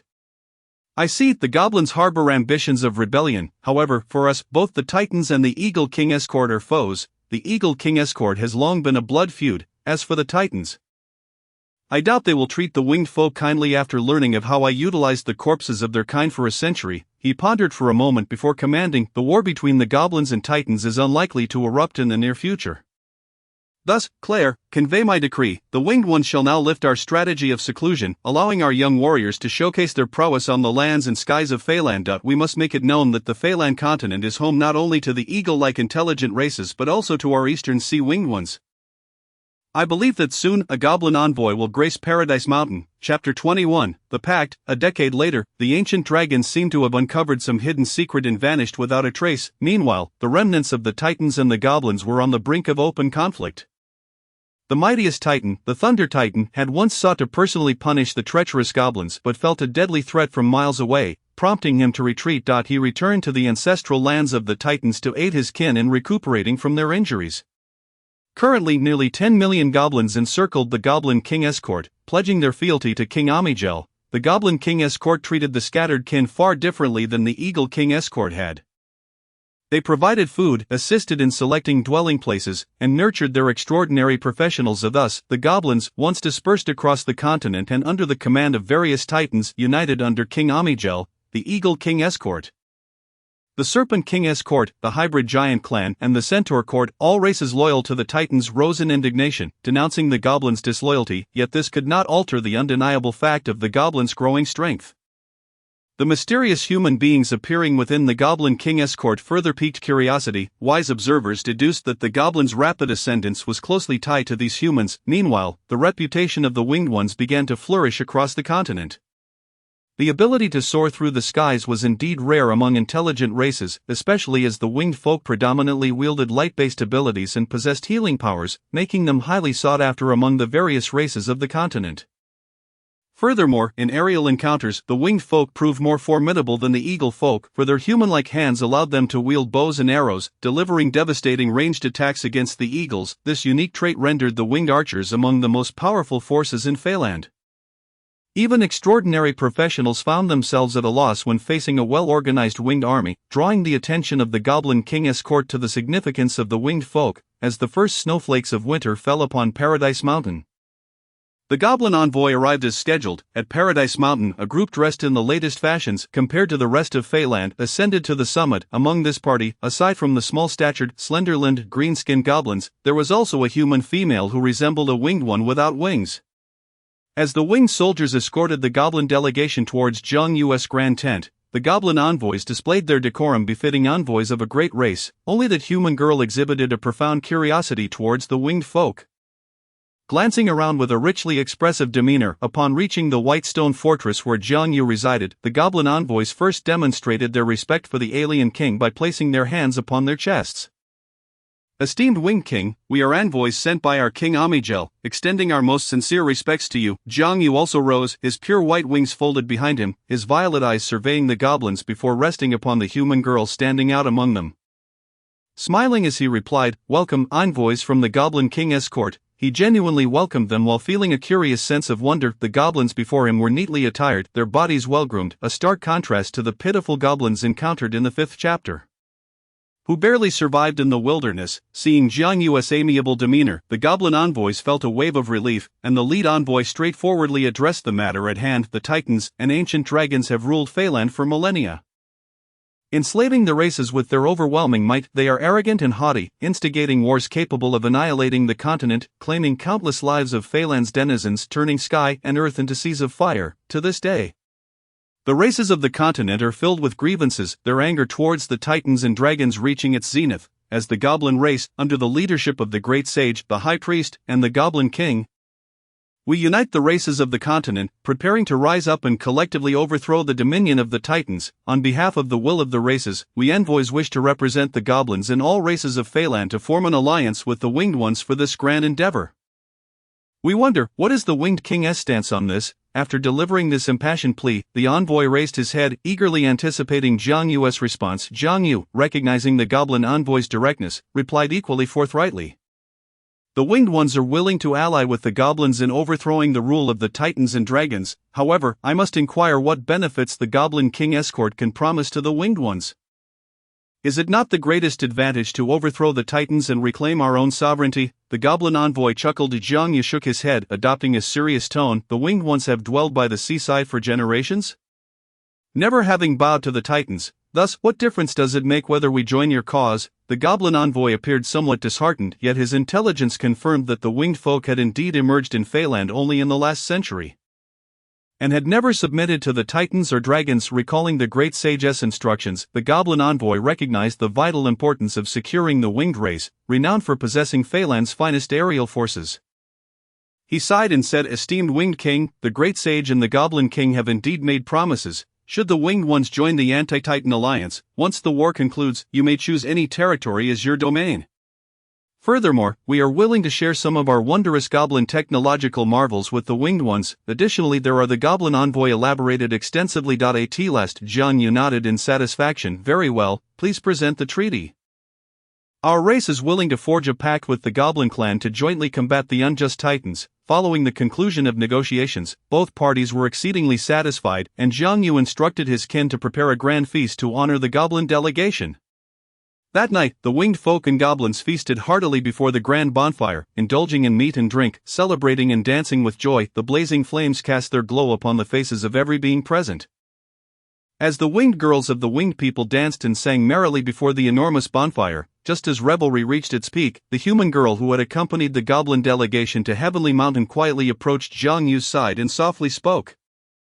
"Esteemed Winged King, I have a question I wish to ask. Please inquire." "Dare I ask, O Winged King, do the ancestors of the winged people also hail from the refuge?" Chapter 22. The promise. What? The refuge? Despite Jiang Yu's vast knowledge and experience as a traveler, he found himself momentarily taken aback by the question. He hesitated, gazing at the human girl before him, and cautiously replied, "Why do you say that?" Upon observing Jiang Yu's expression and response, disappointment flickered across the girl's face. The refuge was a high-tech creation established by humanity at the end of the previous era to escape disaster and preserve the essence of our bloodline. Although countless refuges have crumbled over the endless ages, with many of those within silently perishing, I believe some remnants of our bloodline must have survived. This was why I chose to accompany the goblin envoy upon hearing of the winged people's appearance and characteristics. Regrettably, although the winged king before her appeared almost indistinguishable from humanity, he ultimately was not of human origin. She shook her head and forced a smile, stating, "It's nothing, esteemed winged king, I misspoke." She turned to depart, but Jiang Yu furrowed his brow as he watched her retreating figure, a spark of insight igniting within him. In his previous life's data, there had indeed been scattered references to the epics of the continent of Furland. As a seasoned player of Furland, he thought it should pose no issue to masquerade as a human from the previous era for a few advantages. The rapid development of the goblins was something he greatly coveted. Thus, he cleared his throat and softly uttered, "Airships, trains, navigation, steam. It is a steampunk world, after all. I have played quite a bit of that in my past life." The girl stood frozen, captivated, with each word Jiang Yu spoke. Her eyes shone brighter. When she turned to see Jiang Yu gazing kindly at her, she exclaimed in delight, "You know of our bygone era. Surely, you must be one of my kin." Jiang Yu shook his head. I am not, or rather, I once was human. Furthermore, I did not emerge from the refuge. He deliberately obscured the relationship between humanity and humans, speaking only the truth, yet the girl appeared unfazed, gazing at him with wide eyes filled with hope. Regardless of whether you possess human blood, my eyes and soul tell me that your essence is undeniably that of a human, dear kin, should the descendants of humanity one day forget all. You must surely remind them of our glorious past. No matter how destitute or humble we may be now, we must endure and await the moment of resurgence, and in times of need, please offer them your protection. Upon hearing the girl's somber words, a question mark appeared over Jiang Yu's head. Are you truly in such dire straits? I recall you were held in high regard among the goblins. The beautiful girl with golden hair shook her head sorrowfully.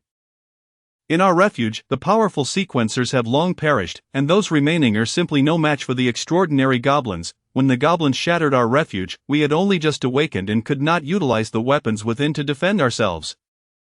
But your weapons can combat the formidable titans. How can they not contend with the goblins? Jiang Yu asked, confused. To battle the titans is feasible because they possess the bloodline of humanity. They are likely the evolved creations of our kind from long ago. Thus, we have an advantage over them, yet the goblins are not weak against us, the human girl explained. I see. Jiang Yu finally grasped the situation, the girl continued, returning to the earlier question, although we seemingly hold a high status among the goblins. It is, in fact, an illusion. Goblins are an exceedingly selfish race. They admire our civilization, yearn for our past, absorb our knowledge, and seize our weapons, yet they fear our potential. They have subjugated us. Mocking smile appeared on the girl's face. In our refuge, there are several hundred kin who have awakened, and over the years many children have been born. The goblins learn our knowledge but do not allow us to educate our own children. Goblin King Amigel has forced us to choose, to become an ordinary race of Furland surviving and reproducing on the continent, or to be eternally bound to the goblins. To be bound is to live in servitude for generations. How could we possibly consent to that? Thus, we chose the former. Jiang Yu nodded in understanding, sighing. It is easy to imagine that in many years to come, humanity will dwindle into an ordinary and weak race on the continent of Furland. Always on the brink of extinction, indeed, but we the people would rather start anew than live as slaves, the girl declared resolutely. Then, she looked at Jiang Yu earnestly and entrusted him in the future, should humanity face adversity. I implore you to lend your aid. I shall, Jiang Yu affirmed with a nod. And now, may I ask your name? Jiang Yu. Upon hearing these two words, a look of relief washed over the girl's face. So you are of the eastern lineage. My name is Christina. The following morning, the goblin envoy bid farewell to Jiang Yu and the others. Returning to the goblin king's court, Jiang Yu stood atop the mountain. Watching them depart, he gazed at the silhouette of the human girl, shaking his head with a side eye. In his previous life, while playing games, he had often heard stories of many prehistoric relics. Scholars of various races in Furland speculated that the last epoch of Furland was the age of steampunk. Yet they remained oblivious that during that time, humanity was the true sovereign of the continent. It begs the question, had the system not malfunctioned, would I have triggered a legendary quest by now? Chapter 23, The Expedition. A year later, a goblin messenger hastily arrived at Heavenly Mountain and entered the White Stone Fortress. Winged King, please lead your brave winged army to the central Furland and gather at the Mengen Plain as the autumn leaves begin to fall. Our king has decreed that this year, amidst the falling leaves, we shall mobilize our entire race to resist the tyranny of the Titan giants. The Titans are ruthless, all races shall unite against them. And once victorious, the goblins are willing to share the continent with all races. At the head of the assembly, Jiang Yu sat poised and nodded gently. A messenger, please convey to the Goblin King that the winged people shall honor the pact and arrive at the Mengen Plain at the appointed time. The goblin envoy was elated upon hearing this, excitedly patting his chest as he said, May the friendship between the goblins and winged people endure forever. May our friendship last eternally, Jiang Yu replied with a smile and a nod. 3 days later, Jiang Yu gathered the bravest 10,000 adult winged people and several hundred formidable extraordinary practitioners, assembling them in the Grand Plaza outside the White Stone Fortress. Over 10,000 winged people stood in the plaza, gazing with respect at their chieftain. Although the outside world referred to him as the Winged King, he had yet to be crowned. The kin had urged him to take the throne, but Jiang Yu had resolutely declined, asserting, how can I claim kingship when the blood feud remains unavenged? One day, should I tread upon Heavenly Mountain and obliterate the Eagle King's court, I shall be crowned king upon the ruins of the Eagle King's court. Likewise, Jiang Yu remains single to this day, rebuffing the persistent nudges from kin about marriage while the eagles remain. What home can I claim? This effectively silenced the meddlesome concerns of his kin, standing atop the White Stone Fortress. Jiang Yu surveyed the assembled winged people, a wave of fervor swelling within him. He gripped the bronze longsword at his waist and proclaimed loudly, "Many years ago, our ancestors were but a vassal tribe of the Eagle King's court. Struggling to survive in the vast wilderness, every decade, the Eagle King's court would arrive at our ancestors' high barbaric mountain, forcibly conscripting nearly all the able-bodied youth of our tribe into a war of indeterminate duration. Each conscription meant the shattering of a family, with few returning. The vast sea of forest concealed the countless corpses of my ancestors from the high barbaric mountain, flowing with their blood and tears. My father, grandfather, and ancestors all perished in that war, one that offered no glimpse of the future. The war against the Titan giants and ancient dragons drained our ancestors of their blood." At this, Jiang Yu glanced at his kin, their eyes red and emotions heightened, and continued, "When I succeeded as chieftain, our tribe comprised merely over 200 members, all frail and sickly. Upon reaching adulthood, I too was conscripted and drawn into that seemingly interminable battlefield. I witnessed the Titan giants flaunting their overwhelming might, regarding us as mere insects. I saw the Eagle King's court treating us as expendable cannon fodder, with countless tribes of eagles perishing on the battlefield.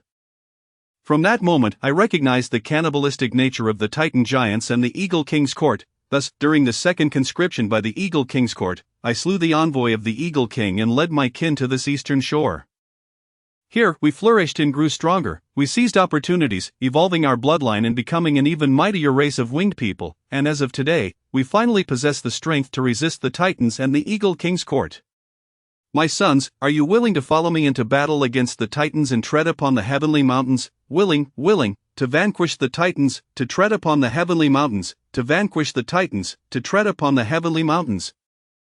Then, let us march forth." Nod. Chapter 24. The Alliance of the Mengen Plains and the Source of the Nights. The continent of Furland is vast and expansive, from the shores of the Eastern Sea to the central Mengen Plains.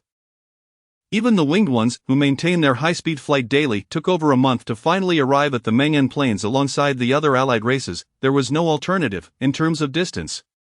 Only the merfolk of the west coast could rival the winged ones. Along the journey, they encountered no beasts or hindrances from other races. Imagine a sky legion of 10,000 winged ones soaring through the skies. Resembling an immense, dark cloud advancing forward, what a terrifying sight. Moreover, this legion of winged ones, armed with bows, could unleash a rain of arrows at a single command. Who could withstand such a dreadful scene? During the voyage, Jiang Yu led the winged ones in effortlessly eliminating several unwitting beasts, further showcasing the combat prowess of his winged army and bolstering his confidence for the impending war. Upon reaching the skies above the Mengen Plains, a vast expanse already hosted nearly 1 million troops from various races, encamped in units by their tribes. Jiang Yu observed towering minotaurs swinging heavy stone axes. Seemingly never exhausting their brute strength within their camps, there were stout yet muscular dwarven warriors, each wielding bronze weaponry, with some even forging within the encampment. Swift centaur cavalry, their bodies bare and hair-braided, displayed exceptional archery skills, making them one of the most formidable cavalry forces on the continent of Furland. Additionally, there was a considerable faction of trolls who also betrayed the Titans, their numbers equally substantial.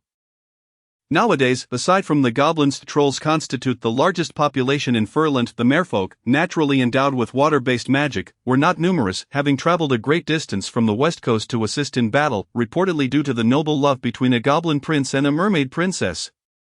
However, Jiang Yu found it hard to believe that the mermaid princess would fall in love with a goblin prince. The goblins' close allies, the gnomes, came purely to lend their cheers of support, yet they were not to be underestimated. Possessing a wealth of inherited magical professions, there were also the naive fairies who came to join the festivities, categorized by elemental affinities. Among them were wind fairies, light fairies, and their guardian, a great forest fairy. Fairies, with their long lifespans and potent magical abilities, resided in the forests. In ancient times, before many power systems emerged, their strength was formidable, and even goblins were cautious not to offend them. The Goblin King Amigel tacitly accepted the fairies' presence, believing that with a great fairy watching over them, these little beings would not engage in any outrageous behavior. Furthermore, this great forest fairy was a legendary powerhouse. There were also the tree folk, known as the ancient tanks, numbering in the hundreds. Their rooted positions resembled an unassailable wall, and they maintained amicable relations with certain troll clans for generations. In addition, there were the goblins-tamed beastmen, the wolfkin. Alongside the kobolds and boarfolk, once under the command of the ancient dragons, countless intelligent races, whose names Jiang Yu could not recall, likely had no lineage to pass down to the future. However, the most prominent sight was the seemingly endless rows of goblin troops. Extending as far as the eye could see, in this era, the Goblin Legion was undoubtedly an elite force, clad in sturdy armor. In just over a decade, a tenth of these goblins donned iron weapons and armor. A testament to the contributions of the pre-epic human race emerging from their sanctuaries, some steam-powered steel weapons were also set up outside their tents, exuding a formidable presence, yet these weapons were indeed potent. With a mere glance, Jiang Yu could sense several locations posing a lethal threat to him. This stirred both greed and envy within him, leaving him to silently muse, the second chapter is approaching. This is the age of the goblins. My winged race is not yet powerful enough, but the future awaits. As far as Jiang Yu's gaze extended, the entire Mang'an Plains accommodated hundreds of intelligent races. Their forces amounting to tens of thousands. For instance, the Trolls, also a great race of Furland, had some factions choosing to side with the Titan Giants. In contrast, the fairies, numbering in the hundreds, sang light-hearted songs within their camps, displaying no sign of the impending war, as if they were merely here to join the revelry. A steady stream of food and supplies was being delivered to the Goblin clan from various places. When the winged army led by Jiang Yu arrived above the Mang'an Plains, it was akin to a vast sea of clouds migrating through the sky, obscuring the long sun. Prominently, almost all races on the Mang'an Plains beheld this massive aerial force. Armed with longbows and bronze longswords, the winged ones had only recently emerged on the continent, and many races were unfamiliar with them. At that moment, upon observing the vast aerial legion soaring through the sky, various races expressed their bewilderment. Did they not say that the Eagle King's court scorned alliances with us to resist their magnificent master, the Thunder Titan Giant? This aerial legion bears an uncanny resemblance to the winged ones. Could their Eagle King truly be such a duplicitous figure? At this juncture, representatives from different races derisively remarked, "Your information is woefully outdated. Soaring through the sky now are our allies, the winged ones. Though they may appear similar to the eagle race, they are entirely distinct. My clan leader has stated that the eagle race pales in comparison to the winged ones." I recall his words, "One winged one equals 5 eagles. One winged one equates to 5 eagles. Goodness, it seems this winged race can contend with the eagles, griffins, wyverns, and other aerial races for dominion over the skies. With them among us, we need not worry excessively about foes from the skies." Meanwhile, within the goblins' grand encampment, a squad of goblin practitioners soared into the air, approaching Jiang Yu, clad in armor and wielding greatswords or flails. They were imbued with the power of wind, enabling their flight. Jiang Yu sensed that this squad of goblin practitioners had yet to reach the legendary realm, suggesting they belonged to a class of flying extraordinary beings. As far as Jiang Yu knew, most goblin extraordinary beings, including the Goblin King, were knight classes. This squad of goblin warriors might represent the advanced sky knights of the Wind Knights. It may sound amusing, but in ancient times, the various knight classes developed by the goblins indeed became one of the sources of knight professions in the future. The 4 main knight classes that proliferated throughout the world, Wind Knights, Earth Knights, Water Knights, and Fire Knights, were all pioneered by the goblins. Chapter 25, The Former Glory. Just as several goblin Wind Knights soared into the sky to meet Jiang Yu, in the center of the goblin encampment on the Mang'an Plains, a dozen human figures sat beside a peculiar artifact forged of steel. A middle-aged man with golden short hair gazed at the massive winged army in the sky, a hint of nostalgia shimmering in his eyes. In years gone by, the Empire possessed an aerial legion 1,000 times more powerful than this winged tribe, likewise, adorned with wings, soaring through the heavens. The Celestial Minstrels, one of the 9 aerial legions, were even more formidable than these winged individuals. A beautiful girl with golden hair rolled her eyes and sighed, "Alas, all of this is but a memory. The Empire has long since fallen. Our present duty is merely to ensure the survival of the human race upon this land, so as not to extinguish our lineage should that come to pass. It would be a grave disservice to the sacrifices made by the Empire to protect this world." Indeed, the dark-haired human man evidently concurred, inquiring, "Fiona, have you had contact with that winged king in the sky? Is there any possibility he may become our ally?" The golden-haired girl smiled wryly. "That winged king is not so simple. He knows some secrets, but not many. He seems to want me to believe he is a being from our era, reborn as a winged one through a process called reincarnation. This is truly absurd. Even the most powerful sorcerers of the Empire back then would find such a feat challenging." The young man with blue hair chuckled.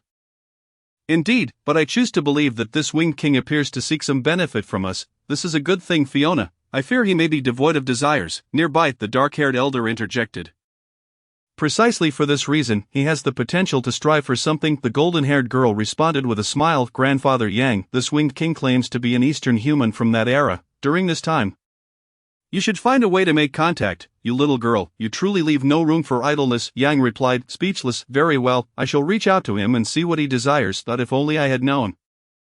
I should have set the awakening time a bit earlier. Now being at the mercy of the goblins is quite difficult to accept, the golden-haired girl lamented, yet, it cannot be said that way. If the goblins had not fortuitously uncovered our set seals in another 10,000 years, we might never awaken again. The splendor of the empire has indeed been obliterated by the inexorable flow of time. Just look at how many sanctuaries we once had, how many truly remain today. That is still preferable to being at the mercy of others, the blue-haired man remarked with precision, in the sky. Among the band of goblin knights, the leading goblin knight bowed respectfully to Jiang Yu, esteemed winged king. My lord Amijel has prepared accommodations and provisions for your nobility. Jiang Yu followed the direction indicated by the goblin knight and indeed spotted a clean and tidy campsite adjacent to the goblin encampment. Adorned with ample supplies and equipment. He nodded internally, realizing that the goblins held the winged ones in high regard. Amijel was a commendable individual. Sensing Jiang Yu's contentment, the goblin knight continued, honored winged king. As the sun descends today, I kindly request that once you have settled your kin, you visit my lord's central tent. He wishes to discuss the specifics of our campaign against the Titan giants with the leaders of all clans. Very well, I shall arrive punctually, Jiang Yu replied. Chapter 26, The Supreme King Amijel. As the sun began to set, the entire Meng'an plain basked in golden radiance. Jiang Yu honored his promise and, accompanied by a retinue of guards, made his way to the tent of the Goblin King Amijel. Along the way, he passed through one orderly and solemn goblin military camp after another, each goblin soldier standing tall and proud. All elite warriors, at the inception of their nation, the goblins were indeed formidable enough to dominate the continent for an era. Progressing deeper, after traversing numerous goblin checkpoints, he finally arrived before a colossal tent. It stood at the very heart of the goblin encampment, an immense circular pavilion. Its pristine white hue resembled a cloud floating in the verdant sky. Outside, 2 rows of goblin soldiers, donning feathered helmets, draped in yellow cloaks, and wielding spears and swords, stood quietly. These were Amijel's most elite personal guards, the yellow-robed Imperial Guards. Each one was an extraordinary professional. Passing by them felt akin to navigating through a forest of steel. A sight both awe-inspiring and fearsome. Upon entering the tent, Jiang Yu found that many clan leaders had already gathered. The Goblin King Amijel placed great importance on the strength of the winged ones, bestowing Jiang Yu with considerable respect. He arranged for Jiang Yu to sit in the third position from the end, just below the troll and the dwarf, and even above the centaur chieftain. Even ancient monarchs understood that air power surpassed cavalry. Amijel personally welcomed Jiang Yu to his seat, granting him the opportunity to engage with this legendary goblin ruler. In Jiang Yu's memory, alongside the vague historical accounts from the elves in the 5th chapter, this great legendary leader of the goblin race was born at the tail end of the Titan and Dragon era, hailing from the largest tribe of the Furlan goblins, gifted with extraordinary talent. He achieved legendary status in just over a century, guiding the goblin race from being slaves to the Titan giants to ultimately claiming the throne of world supremacy, becoming the supreme king who dominated the 2nd chapter of the Furlan continent's temporal era. Legend has it that this legendary monarch possessed immense power. At that time, the other 2 legendary goblins were formidable enough to subdue their Grand Sage and High Priest, uniting the entire goblin race across the continent, showcasing both strength and cunning beyond ordinary measure. However, what left the deepest impression on Jiang Yu was the immaculate, radiant spear held by Amijel. This divine weapon, forged from rare materials sourced across the continent using an unknown mysterious technique and crafted with the collective effort of the entire tribe, was known as the Amijel Spear. It was a god-slaying spear, with which Amijel personally vanquished a Titan giant, yet, it was also a harbinger of doom in the future of the Goblin Empire. Several goblin emperors, including Amijel, would fall victim to the very spear they wielded, but such events lay in the distant future. In the present, Jiang Yu gazed at the Goblin King seated upon his throne-like seat, a figure that commanded presence. Ordinary sentient races typically possess lifespans of around 1,000 years. Amijel, at approximately 500 years, was in the prime of his life, thus he appeared somewhat diminutive compared to the other leaders present. Yet his imposing aura was undeniably remarkable. Despite Jiang Yu's self-assured belief that he would one day become a legend, he could not help but feel a sense of admiration for this middle-aged goblin. The Titan giants and ancient dragons had ruled over Furlan for countless years, yet he alone dared to resist them and succeeded. As time progressed, once all the leaders of the various races on Meng'an Plain had assembled, Amijel finally spoke. His voice was steady and powerful, imbued with charisma. Esteemed leaders and clan kings, I am grateful for your willingness to lead your people in resisting the tyrannical rule of those accursed Titan giants. Reflecting on the moment our ancestors became slaves to the Titan giants, we have been bound as their subjugated kin for generations. I believe that all present here, like my kin, yearn for freedom. No one wishes to remain a slave forever. That is why we rise in rebellion. Seated below, Jiang Yu listened intently and earnestly, internally rolling his eyes at Amijel's words. The root of it all lay in the aftermath of the war between the Titans and Dragons, during which both sides suffered grievous losses, leading to the inevitable decline of the Titan giants and dragons, thus presenting an opportunity for the goblins. And it was not only the goblins who harbored such ambitions. If Jiang Yu possessed the strength of the goblin race, it would be he who made such declarations. At the head of the table, Amijel continued his impassioned speech. Today, I, Amijel, forge an alliance with all clans on Meng'en Plain, pledging a blood oath that the goblin race and all present here shall be forever united as brother races. As he spoke, he took a cup of wine from an attendant, used a dagger to slice his palm, allowing a drop of blood to fall, instantly staining the wine red. He then gazed at the somewhat dazed clan leaders present. At that moment, a line of goblin attendants presented cups of wine to each of the leaders.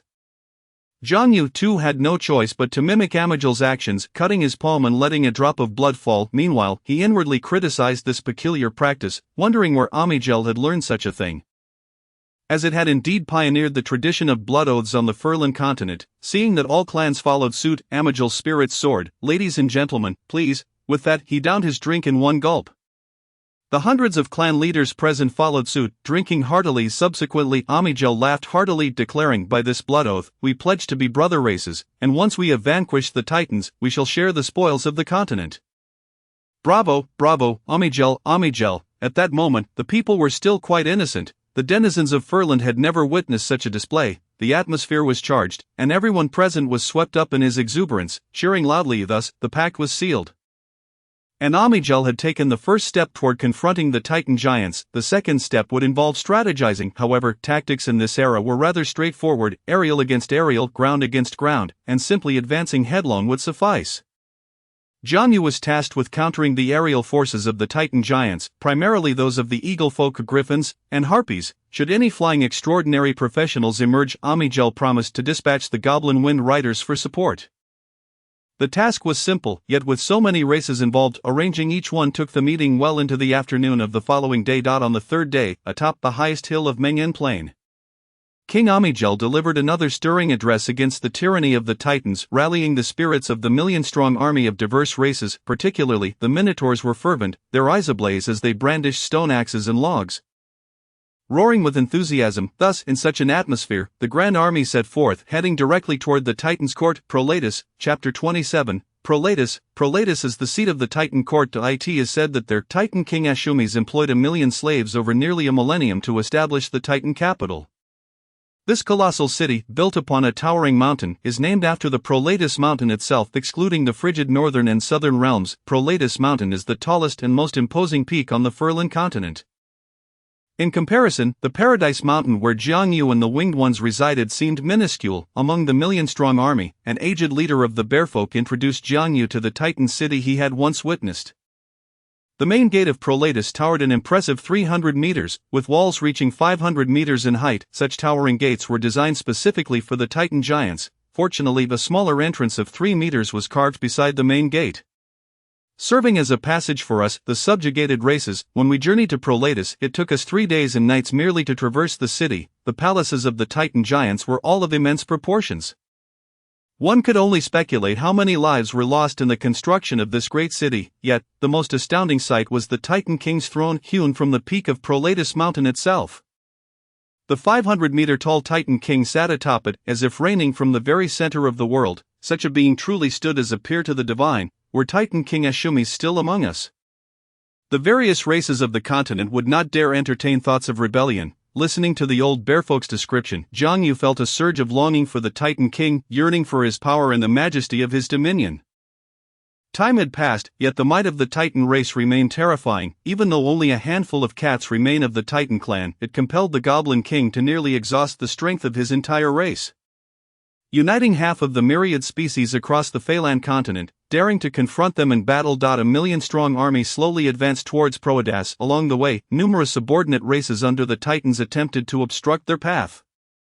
But they were like grasshoppers attempting to stop a chariot, creating not even a ripple. Jiang Yu, leading the Winged Legion, annihilated many scouting parties of the Hawkmen that came to probe their military intentions. With the pressure from the Winged Ones, the once most elite reconnaissance race of the continent found themselves somewhat beleaguered. However, the Thunder Titans seemed intent on directly confronting the Goblin Alliance's army at Proadas, resulting in few encounters with enemies along the way. 3 months later, when the million-strong army finally approached the outskirts of Proadas, Jiang Yu could finally behold the semblance of this once mighty Titan metropolis. Contrary to his expectations, Proadas appeared rather desolate. The originally encircling mountain walls had collapsed by half, and the Titan palaces within the city were mostly in ruins, with only a few remaining intact. The once proud throne of Ashumis, the center of the world, had vanished, replaced by a flat stone surface, as if something had sheared off the peak entirely. Jiang Yu cast a glance at the remnants of walls and ruins, choosing not to linger, for war was imminent. Before the Goblin and allied forces of various races stood the vast army of Titans, numbering nearly 1 million. Trolls, Hawkmen, Serpentfolk, Mud Monsters, Bogres, Naga, Half-breeds, Cyclopes, Treants, and countless magical beasts. Nearly hundreds of races had long gathered under the Titans' command, awaiting the arrival of the Goblin coalition. More terrifyingly, 8 towering Titans loomed like ancient gods amidst the army, each exuding a potent aura of dominance. Leading them was the Thunder Titan Atri, with whom Jiang Yu had crossed paths over a century ago and had even fought alongside. The opposing formation was nothing short of magnificent. Had Jiang Yu not been assured of victory for the Goblin and allied forces, he might have pondered how to die with dignity later. Within the Titan camp, facing the million-strong assault from the Goblin Alliance and various races, the Thunder Titan stepped forward, unabashedly mocking. Amigel, are you here to repair my great city? These million slaves are quite commendable. It spares me the effort of conscription. Among the allied forces of the continent, the Goblin King, riding atop his stout Wolf King, emerged to confront the Thunder Titan. Compared to Atri, he appeared as a mountain to an ant, creating a stark contrast, yet his figure stood tall as a pine, radiating unwavering courage and resolve. It was no wonder he could unite the races of the continent, overthrow the Titans, and establish the Goblin Empire. He truly possessed formidable prowess. Jiang Yu mused. The ancient Goblin hero and the goblins of the 5th chapter were indeed 2 distinct races. Before the army, Amigel paid no heed to the Titan's derision. Instead, he raised his head, his expression calm and resolute, addressing the Thunder Titan Atri. Atri, the Titan race has fallen, and I shall be the one to end your glory. After defeating you, I shall construct a royal city belonging to the goblins in Proadas.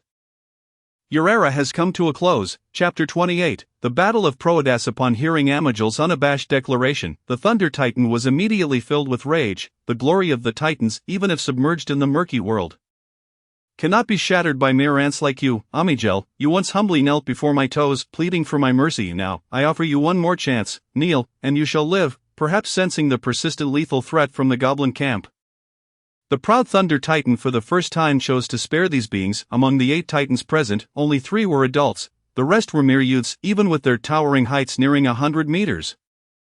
It couldn't conceal the fact that they were but legends. Atri relented before the Titan's lineage, yet Amigel shook his head, fixing his gaze on the monumental giant before him, and bellowed, Atri, I loathe the shame you have brought upon me. From that day forth, I shall never kneel again. With that, he raised the Amigel spear and sword into the air, launching a fierce assault upon the Thunder Titan Atri. Today, I shall obliterate the Titans. All troops, charge with me. To rise against a demigod with the courage of a legendary figure is a noble song. As the countless races of the continent witnessed Amigel soaring into battle, their morale surged, and the million-strong army surged forth to clash with the Titans. The war erupted instantly, steel clashed, and flesh entwined in a brutal struggle. The ferocity of the combat reached its zenith in an instant. And at the heart of it all was the battlefield between Amigel and the Thunder Titan. Contrary to expectations of Amigel being slain or retreating from a single blow by the Thunder Titan, a magnificent aura erupted from Amigel's body, radiating like a magnificent beacon, a powerful presence that transcended mere legend. In Jiang Yu's understanding, this was the manifestation of a Blood Knight, an advanced demigod knight. To his astonishment, Amigel was indeed a demigod. Beside the other 2 demigod titans, each titan demigod was engaged in fierce combat with a dozen or so goblin legends. Of the remaining 5 titans, 3 were held back by trolls and dwarves, while the other 2 were besieged by 2 remarkably elite goblin armies, one of which was Amijol's Yellow Robe Guard. The legends of Phelan were not invincible. Despite their prowess to rival thousands, they too could be slain by mere mortals beneath the legendary tier. In the future, a well-trained 10,000-strong army could indeed overwhelm a well-known legend. Witnessing this, Jiang Yu finally understood why Amijol dared to challenge the Titans. The goblins' depth was truly unfathomable, over 20 legends and a demigod. No wonder they could establish the vast empire of the second chapter. However, having chosen a side, they were bound to fight to the end. Observing the countless hawkmen, griffins, and flying beasts soaring behind the Titan army, Jiang Yu raised his bronze longsword and proclaimed loudly, "Today marks the renowned battle of my winged race. We shall tell those swine flying in the sky that the sky belongs to the winged ones. Grip tightly our bows, steady our longswords, defeat them, let their heads become the stepping stones to our ascent among the great races of the continent." Kill, kill, kill. Proedas Mountain jutted prominently from the plains, surrounded by a smooth expanse, making one wonder whether it was a marvel of nature or human design. The region, also known as Pro-Plain, spanned nearly 1,000 miles in both length and width. Bordered by the Night Whisper Forest to the southwest, an oval lake to the east, and a narrow mountain range adjoining the northern grasslands, this place, with its high skies and expansive clouds, was naturally suited for aerial warfare by the winged ones. Facing an opposing aerial force of nearly 100,000, Jiang Yu led 10,000 winged ones, opting not to engage in close combat. Instead, he commanded his kin to soar higher and launch arrows from a distance. As the enemy drew near, they would create space to eye. In the rare instance that they could not, the front line of winged ones would willingly discard their bows and draw their long swords, using their blood and bodies to halt the advance of the hawkmen. Griffins and eagles, the long-range suppression from above was lethal. Even the powerful magical creatures like griffins, who possessed extraordinary wind magic, were sent fleeing under the overwhelming might of the army and their unscrupulous tactics. Those who had never witnessed a volley of arrows would not comprehend its terror. Many years later, this battle would become an eternal wound for the hawkmen, for they, with only claws instead of hands, could never master the bow. Thus nearly 100,000 of the Titan camp's aerial forces were left spinning in disarray by Jiang Yu and his kin. Yet, regrettably, Jiang Yu did not see the Hawkman King among this vast army of hawkmen. Perhaps in this battle, although the hawkmen sided with the Titans, they were not entirely willing to dedicate their full strength. Not only the races allied with the Titans, but those in the goblin camp were similarly reluctant. Trolls and other races still had tribes fighting for the Titans. Each individual harbored selfish thoughts, especially these long-lived veterans, genuine races like Jiang Yu's, leading their elite forces to partake in this pivotal battle for the Phelan continent. Were exceedingly rare. This was one of the reasons why the Goblin King esteemed the winged race. Jiang Yu's display of attitude was indeed commendable. Hours later, the aerial battle concluded, with the winged ones claiming final victory after suffering 3,000 casualties. Thus, the sky above Proedas was cleared of the Titan camp's aerial forces. Subsequently, the winged ones returned to their rear camp to replenish their arrow supplies, consume some food, rest briefly, and then set forth once more. The war was not yet over. Jiang Yu instructed the winged ones to form 50-man squads to harass the Titan camp's various tribal armies, while he personally led hundreds of extraordinary winged ones to join in the encirclement of the Titan giants. Upon returning to the skies and gazing down at the earth, he beheld the plains of Proedas, where millions of corpses lay scattered, blood flowing like rivers. The Titans and the legends of the goblin races fought to the death. It was then that he noticed why over a dozen goblin legends could engage in fierce combat with such formidable demigod titans. Each goblin legend wielded a peculiar alchemical artifact, amidst the ranks of the goblin army. There existed a camp brimming with peculiar alchemical creations, unleashing a barrage of firepower upon the Titans. In Jiang Yu's eyes, these contraptions bore an uncanny resemblance to the super cannons of his previous life. Chapter 29, Victory. As Jiang Yu's winged legion joined the fray on the battlefield, facing the relentless onslaught of arrows descending from the skies, the morale of the soldiers from the Titan faction plummeted. The goblin commanders, witnessing this turn of events, erupted into laughter. Foolish Titan slaves, your demise is now merely a countdown away. Yet, the various races within the Titan faction did not succumb to despair. They fixed their gaze upon the center of the battlefield, where the Thunder Titan Atreus relentlessly oppressed the Goblin King and Amijol. Gritting their teeth, they braved the rain of arrows falling from above. The more civilized Troll Clan leaders shouted, "Raise your shields, raise your shields." Meanwhile, the lesser civilized mud creatures hoisted the corpses of their enemies above their heads. As for the Boorman, ogres, and half-giants, the assault from the archers above only fueled their fury, prompting them to launch even more ferocious attacks. On the other side of the sky, Jiang Yu, accompanied by several hundred extraordinary winged soldiers, confronted a youthful Titan giant. Though still in its adolescence, this Titan possessed legendary strength, wielding a long whip made of an unknown material as it engaged in a fierce duel with a dwarven legend. Thus, Jiang Yu rallied his troops, commanding Winged Qin, heed my call, aim for the vital points and unleash the radiant piercing arrows. This represented the winged race's innovative harnessing of the power of light. First volley. Eyes, immediately hundreds of specially crafted bronze arrows, enveloped in searing brilliance, soared towards the vulnerable spots of the youthful Titan. After the initial launch, Jiang Yu paid no mind to whether it bore fruit and flew behind the Titan giant alongside his extraordinary winged warriors.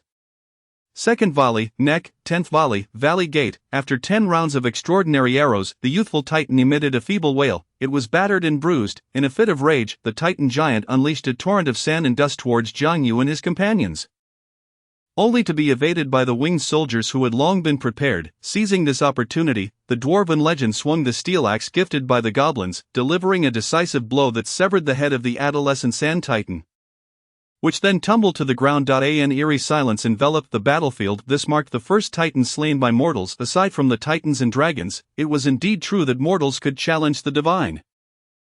A thunderous cheer erupted from the soldiers belonging to the Goblin faction. At the heart of the battlefield, the Thunder Titan Atrus watched in fury as the head of the youthful Titan was tied up by a group of mortal slaves and showcased by the winged folk. Heralding the might of the mortal races, his wrath surged. In his golden eyes, a tempest of thunder erupted, suffused with crimson. A daunting aura ascended, and the previously clear sky was suddenly shrouded in ominous clouds. Ants, how dare you desecrate the divine? I shall slay you all upon this very ground. With a resounding roar, 18 bolts of lightning descended from the heavens, resembling colossal pillars. With this single strike, tens of thousands perished beneath the thunder.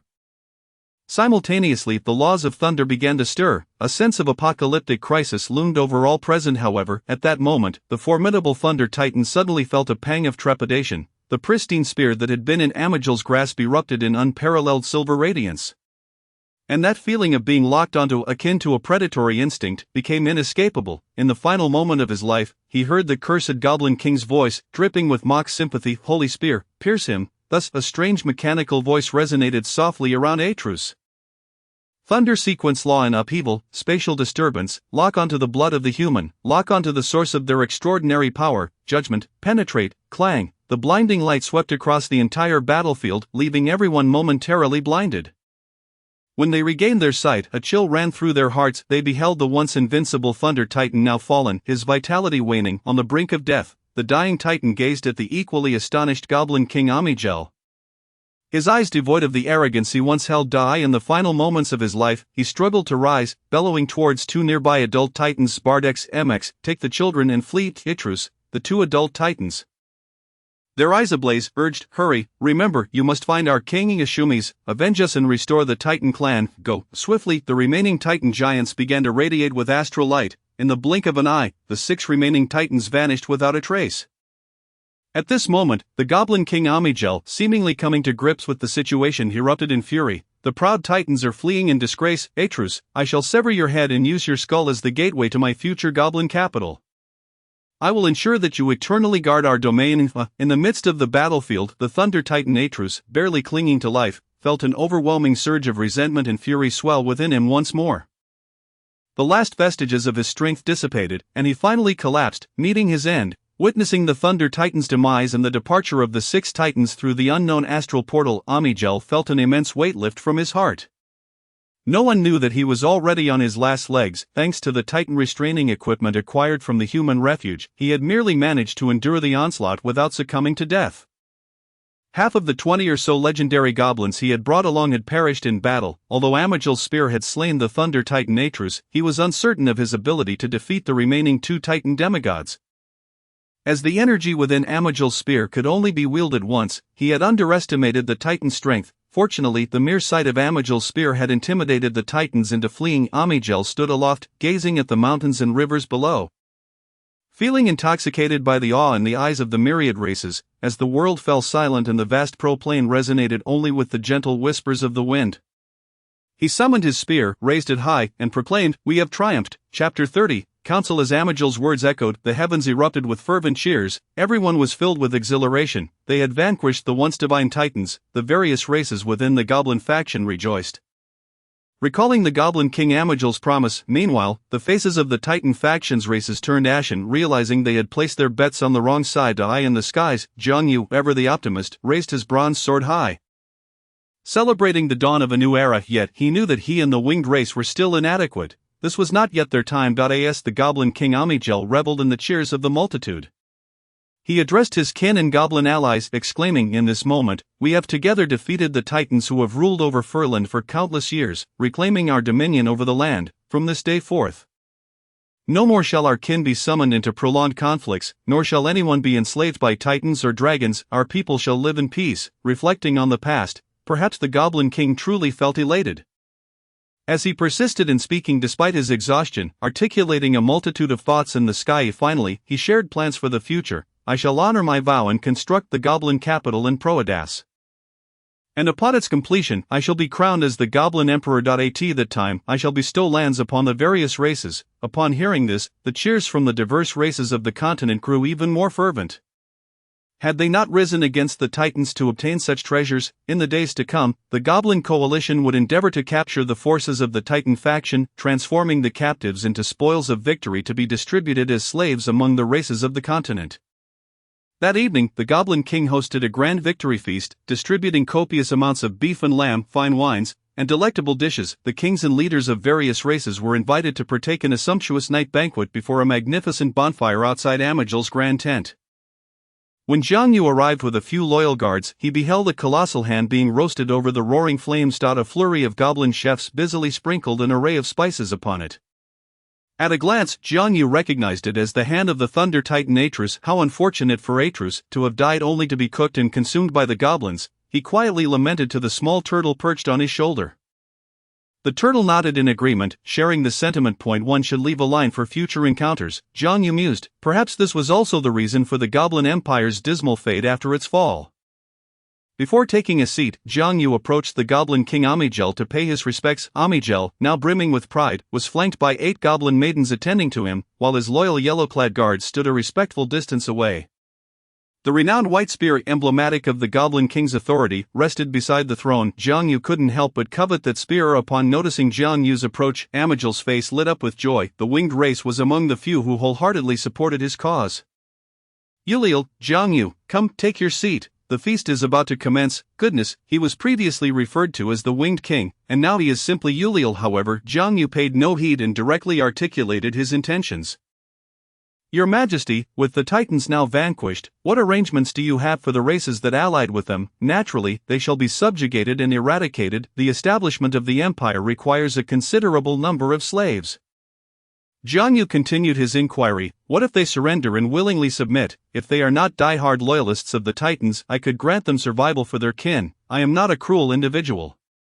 Amygir furrowed his brow in contemplation before responding. There are far too many races affiliated with the Titans across the continent, and their habitats are widespread. To truly annihilate them would demand substantial time and resources.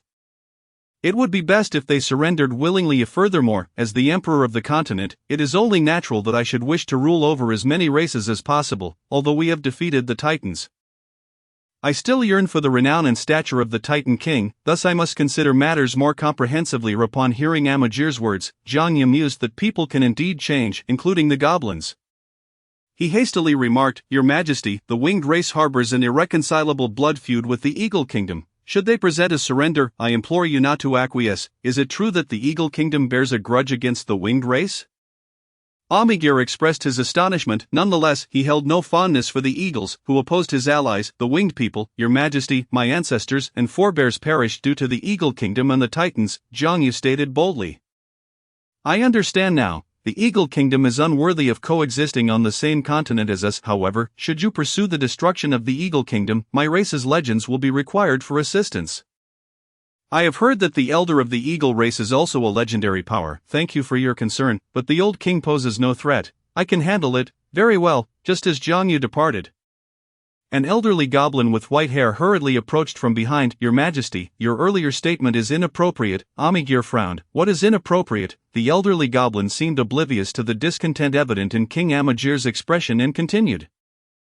The eagles cannot be entirely exterminated. Should their race be completely wiped out, the winged people would become the sole dominant aerial race in Furland uncontested. Griffins, hawks, and wyverns are all magical beasts and do not pose a significant threat. Of course, this is also due to the fact that, at this stage, the profession of Griffin Knights has yet to be developed, but I have already promised him. Amagir wavered. What you promised was merely to allow him to tread upon the heavenly mountains and eradicate the Eagle Kingdom. If 1 or 2 eagle princes managed to escape, it would be entirely normal. With so many eagles scattered across the continent, reconstructing an eagle kingdom would not be laborious. Wouldn't that make it seem like a betrayal? How could it be seen as a betrayal? Your Majesty is now the supreme ruler of the entire continent, the king of all kings. Thus, it is only natural for you to consider matters from that perspective. Upon hearing this, Amagir felt that it resonated deeply within him, and he became convinced. What the great sage says is indeed so. Let it be as such. Chapter 31, Treading upon the heavenly mountains in the deep of night. The starry sea appeared dreamlike. The plains of Proadas were illuminated as brightly as day by the flames. Surrounding the enormous bonfire before the royal tent were the seats of the various race kings and leaders from across the continent. The charred hand of the Thunder Titan now lay as mere bones, its flesh distributed by the Goblin King to all the leaders present. This not only served to emphasize their triumph over the Titan giant but also proclaimed the Goblins' ascendants as the new rulers of the continent. As one of the Goblins' key allies, Jiang Yu also received a portion of the Titan's flesh. The specially processed Titan meat, devoid of its original explosive properties, was extraordinarily delicious. After all, it was the flesh of a demigod. Following this banquet, the Furlanders seemed to have shattered a certain restraint, overcoming their innate fear of Titans and dragons. From this moment forth, bathing in dragon's blood and consuming dragon meat would become commonplace. Despite the ongoing prohibitions against the dragon race, thus, within the lineage of the dragons, the Titans would not only be adversaries but also fools. As the night banquet progressed, while Jiang Yu watched the ogre clan leaders drunkenly sparring beside the bonfire with great interest, an elderly human approached him discreetly. The esteemed winged king Jiang Yu, I am Yang Yan, one of those who emerged from the sanctuary. You too are from the previous era of humanity? Jiang Yu inquired curiously. Feeling an affinity towards the old man's appearance, indeed, the elderly human nodded with a smile. Fiona has spoken of you, Sir Jiang Yu, as having originated from the eastern human lineage, sharing a common ancestry. No wonder I feel such a kinship upon meeting you. Ha, I share the same sentiment. Jiang Yu laughed heartily. So, what brings you, Sir Yang Yan, to seek me? I have heard from Fiona that you prefer directness. So I shall be forthright. Are you familiar with enchanting techniques? You possess enchanting techniques? Jiang Yu's eyes brightened with excitement. In later times, enchanters are among the most sought-after professions in Furland, to be candid. Enchanting techniques are a combination of human technology and the extraordinary powers of this era that we have developed into a form of transcendent skill. Currently, we have successfully researched 3 types of enchanting techniques: fire, lightning, and wind. We are willing to bestow these 3 enchanting techniques upon you, Yang Yan declared earnestly. What do you seek in return? Jiang Yu queried. Please, in a few hundred years, when humanity is adrift upon the continent, we hope that you, Sir Jiang Yu, will shelter a portion of our kind and pass on the enchanting techniques to them. The elderly human implored. Very well, I shall grant this, Jiang Yu assented, but I cannot fathom why you hold such a bleak outlook on the future of humanity. Yang Yan sighed deeply at this. I assume Fiona has already informed you. The goblins utilize us while simultaneously guarding against us. Although Amagir provides us with protection, he firmly believes that humanity possesses the potential to dominate the continent. For the sake of goblin supremacy, our descendants are forbidden from learning the knowledge we possess. Without the transmission of knowledge, humanity shall merely remain an ordinary race of wisdom on the Furland continent in the future. Posing no threat to the goblins, Yang Yan lamented. Is there no way to secretly send a portion of your kin away? Jiang Yu suggested. We have made attempts, but until our generation of sanctuary humans passes away, it is impossible for us to escape the watchful eyes of the goblin race. Yang Yan shook his head. How cruel. They intend to keep these individuals from the sanctuary until their demise. Upon hearing this, Jiang Yu felt a surge of sympathy for humanity's plight and gained further insight into the goblin race. When the birds are gone, the fine bows are hidden. It is a bond forged in hardship, not in shared prosperity. Although Amagir was lavishly distributing fiefs among the races of the continent, Jiang Yu sensed that the goblins would not be so magnanimous. That night, Jiang Yu acquired the enchanting techniques of humanity and felt elated. Yet, unbeknownst to him, humanity not only sought the winged people but also reached out to the dwarves, merfolk, gnomes, and fairies. In the future rise of humanity, due to the efforts of their ancestors, many races would have contributed in varying degrees to aiding humanity. The dwarves would henceforth possess exceptional forging techniques, the merfolk would acquire potent sonic spells, and the fairies would see their elemental applications undergo significant transformations. As for the gnomes, for the sake of humanity's legacy, those who emerged from the sanctuary to join the ranks of humanity spared no effort, exhausting all their capabilities. The following day, Jiang Yu bid farewell to the Goblin King Amigir, leaving the injured to recuperate, and led the remaining winged army towards the Heavenly Mountains. 10 days later, Jiang Yu and his companions finally arrived above the Heavenly Mountains. Nearly 8,000 winged warriors soared above the peaks, armed with long bows and sheathed swords in a state of utmost readiness. Below, within the Eagle Kingdom nestled among the Heavenly Mountains, numerous eagle warriors stood atop the mountains, anxiously gazing at the arrayed winged army in the skies. Their fear was not directed at the winged people themselves, but rather at the victorious faction they represented. At that moment, an eagle envoy soared into the air, approaching Jiang Yu. He called out loudly, "Esteemed winged king, I beseech you to halt your advance." The eagle envoy departed days ago for Proadas to present a letter of surrender to the great king of all kings Amigir, requesting to submit. Please wait a few days, the eagle race will surely attain His Majesty Amigir's understanding. Upon hearing the eagle envoy's words, Jiang Yu let out a cold laugh and resolutely retorted, "There is no need. The Eagle Kingdom lacks the qualifications to endure in Furland. Amigir shall not accept your surrender. Today, I will trample the Heavenly Mountains and annihilate your Eagle Kingdom." With that, disregarding the pale countenance of the eagle envoy, he raised his longbow and declared with a mighty voice, "Warriors, let us avenge the blood feud of 9 generations today, slay." With a command, the winged warriors raised their weapons and roared in unison, "Avenge the blood feud of 9 generations, slay, tread upon the Heavenly Mountains, slay." In an instant, a dense volley of arrows rained down upon the eagles atop the Heavenly Mountains. The battle erupted, caught off guard. The eagles on the mountains fell in droves, of blood flowed freely, painting the entire mountain. In that moment, all the eagles realized that negotiations had collapsed, and countless eagles took to the skies, charging towards the winged warriors. Though they feared the might of the goblin faction, they had already been attacked in their own territory. To refrain from resisting would be sheer folly. Days prior, the eagle scouts had detected the movement of the winged army. Yet they had clung to a glimmer of hope. Countless warriors of the Eagle Court soared into the sky, and the winged ones once again capitalized on their range advantage with bows and arrows. Employing their previous aerial tactics to force the Eagle warriors into retreat, even though the extraordinary combatants among the Eagle folk possessed superior speed, they were held at bay by an equal number of skilled winged practitioners. Originally, the Eagle warriors had a greater number of extraordinary fighters, but alas, nearly half had perished on the battlefield against the Titans and the Goblin Alliance. The morale of the Eagle folk began to crumble. A thunderous voice erupted from the Grand Stone Palace atop the Heavenly Mountain, "Damn those winged ones, they have gone too far." Shortly thereafter, an Eagle warrior radiating a formidable aura of wind, akin to a tempest, charged toward Jiang Yu and his companions. Adorned with a golden crown and draped in deep black feathers, he stood tall, towering half a head above the average eagle folk. Exuding an imposing presence, this was none other than the sole legend of the eagle folk, the Eagle King Lekris. He was the mightiest among the eagle tribe, a legendary advancement of the Sky Warriors. Chapter 32, Slaying the Eagle King. In the face of the Eagle King's assault, Jiang Yu instructed the winged ones to steer clear of this domain and to continue their onslaught against the Eagle Court's forces. Meanwhile, he remained steadfast, preparing to confront this aged legend. In the land of Furland, the term legend represented the pinnacle of a tribe's martial prowess. An ordinary tribe might require generations of lineage to foster the conditions necessary for the birth of a legend. The journey from extraordinary being to practitioner, from formal rank to heroic tier, would often consume vast amounts of time and resources. Born through blood and fire, the emergence of a legend symbolized the true strength of a race. A legendary warrior typically possessed a lifespan of at least 1,000 years, capable of safeguarding their kin for millennia. What extraordinary fortune that was! The only legend of the Eagle folk. The Eagle King had grown quite old. The Eagle folk were not a race of longevity. In this era, the average lifespan of a common eagle warrior was merely around 50 years, though he appeared as a middle-aged eagle man. The Eagle King had lived for 9 centuries and had but a few years left. His physical capabilities had waned, and his strength was far from what it once was, thus, he tended to act cautiously.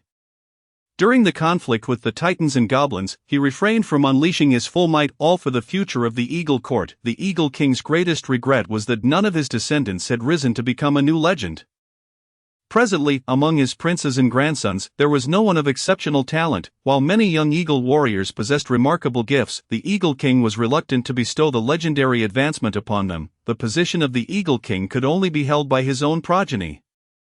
At times, he found himself regretting his past decisions. In his youth, there had been a prodigious son who ascended to the heroic tier in mere decades, yet for the sake of his own reign, he had conspired to thwart that son's extraordinary path, ultimately leading to his demise and the banishment of his descendants from the court. It was said that this small tribe had settled on a hill in the east, branching out and multiplying. Above the heavenly mountain, the Eagle King, enveloped in the power of the storm, flapped his wings in the sky, brandishing a bone spear and charging furiously toward Jiang Yu, his heart ablaze with anger. Originally, his intention had been to surrender to the Goblin King, allowing the Eagle Court to continue its existence. He had also chosen the most powerful of his offspring as the next Eagle King, free from concern about opposition from the tribe, as those with exceptional talents had been sent to the battlefield against the Titans and Goblins. Many years hence, his descendants would birth a legend, and the Eagle folk would rise again. However, now the Winged Legion led by Jiang Yu sought to obliterate his court. Moreover, from Jiang Yu's words, it seemed the Eagle folk had already lost their chance to surrender.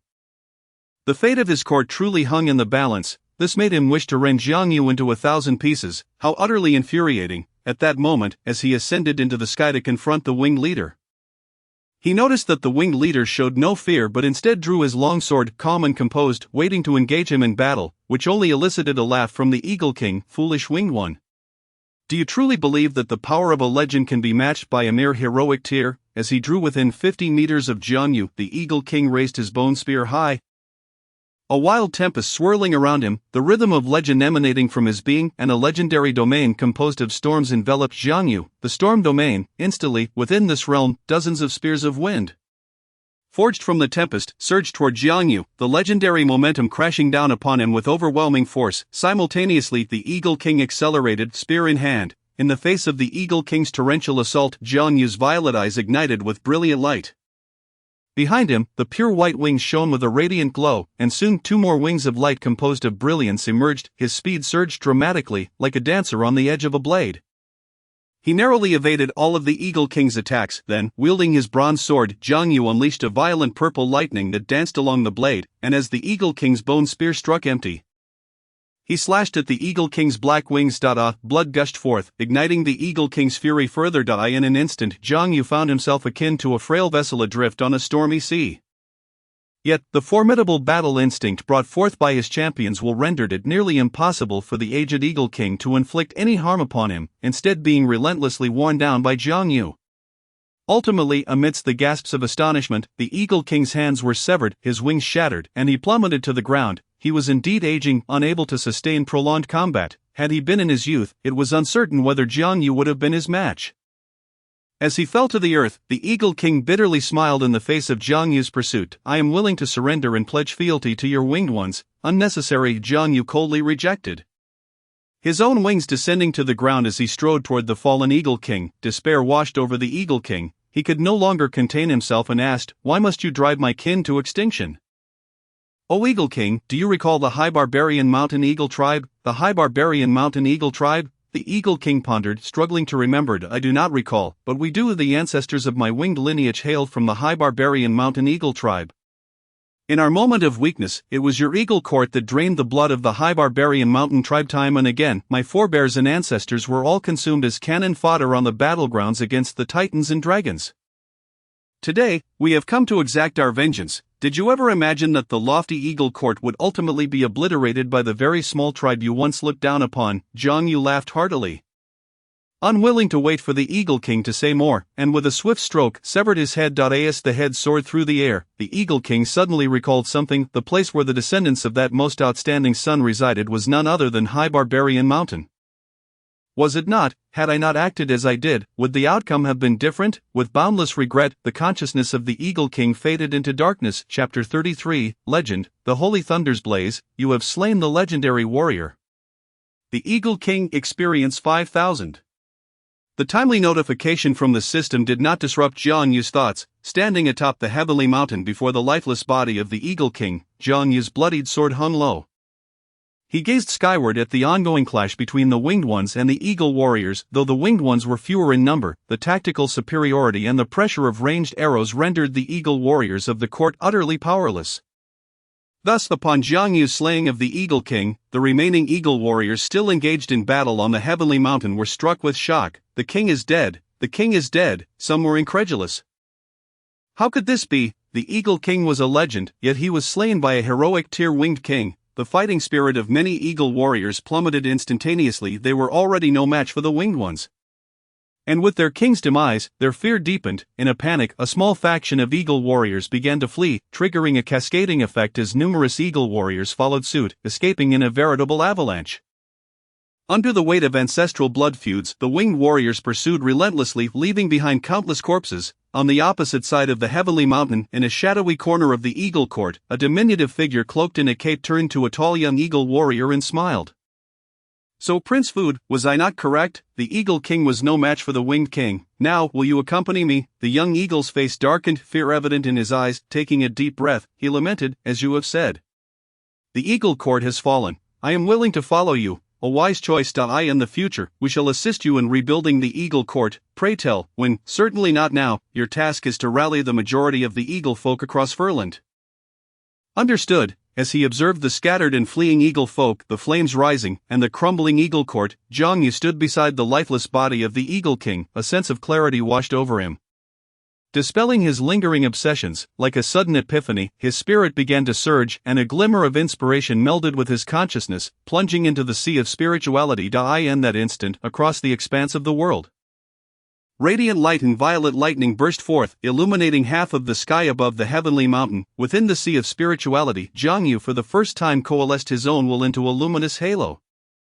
A dazzling orb of purple and white. As the hues of purple and white swirled, they drew near to a multitude of lightning and light elements. Strands of thunder and the principles of light were stirred, projecting the power of the laws upon the halo. Thus, under the influence of the law's power, almost simultaneously in the external realm, a domain constructed from the forces of thunder and light began to take shape.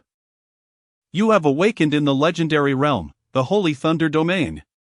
Within this domain, Jiang Yu's physique underwent a remarkable transformation. His form approached perfection. His features became extraordinarily handsome, transcending that of mere mortals. His silver hair shimmered with a gentle luster, faintly radiating a soft glow. The immaculate wings upon his back, while pure as snow, coursed with the powers of light and thunder upon closer inspection. With silver locks, violet eyes, and alabaster wings imbued with the essence of light and the brilliance of thunder, an aura of sanctity enveloped him. Within his very blood, a surging vitality blossomed like the first hints of spring. The system's notification resounded. Your bloodline has undergone a complete evolution. You have awakened the bloodline talent, immortal race. Your bloodline has failed to elevate the racial bloodline. The talent of the immortal race is incompatible with the race you are bound to. You have advanced to the legendary profession, Holy Thunder Incarnate. You have awakened the legendary traits, Divine Might. You have awakened the legendary traits, Sacred Heart. Chapter 34, Coronation as King. The emergence of each legendary profession heralds the awakening of unique legendary traits. Varying professions yield differing legendary traits. Generally, a legendary profession awakens but one trait. For instance, the Eagle King awakens the legendary trait, Stormlord, enhancing storm control. However, Jiang Yu's situation was somewhat exceptional. With the assistance of Qingshi, he absorbed the extraordinary blood of two titans, awakening two extraordinary powers, thunder and light. Thus, he manifested two legendary traits, one passive, one active. Divine Might. Damage inflicted by thunderous power is exponentially amplified. Sacred Heart, entering an absolute combat state. The dual enhancement of these legendary traits endowed him with strength rivaling that of seasoned legendary warriors. Yet, what filled him with even greater joy was the complete sublimation of his bloodline. Bloodline, immortal race. This signified a vastly extended lifespan, enabling him to traverse further into the future, harboring the potential to glimpse the divine throne. Nevertheless, upon observing the system notification indicating the winged race had not evolved into the immortal race, he fell into contemplation. In his vision, the winged people should be a race comparable to the future elven kin, possessing longevity. Yet now, although their lifespan, amidst bloodline mutation, slightly exceeded that of the eagles, they remained akin to ordinary races. At present, among the myriad races on the continent, aside from the dragons, only the dwarves possessed a longer lifespan due to their ancestors' Titan bloodline, achieving an age of 300 years, the rest were confined to a lifespan of under 200 years. How then did the elves achieve such longevity? Just as Jiang Yu pondered, a fervent and jubilant cheer erupted from the skies and earth of the heavenly mountain. He abruptly awakened, raising his gaze to the heavens above. The multitude of winged warriors unfurled their pristine wings, lifting their bows and swords high. They looked upon him, rejoicing in exuberance. The mountains were strewn with the bodies of fallen eagles, and the collapsed Eagle King's court flowed with blood and flames. The blood feud of 9 generations has been avenged today. The hero, long trapped beneath the legendary threshold, has broken through. The winged race has produced its first legendary figure, officially stepping onto the grand stage of powerful races on the continent.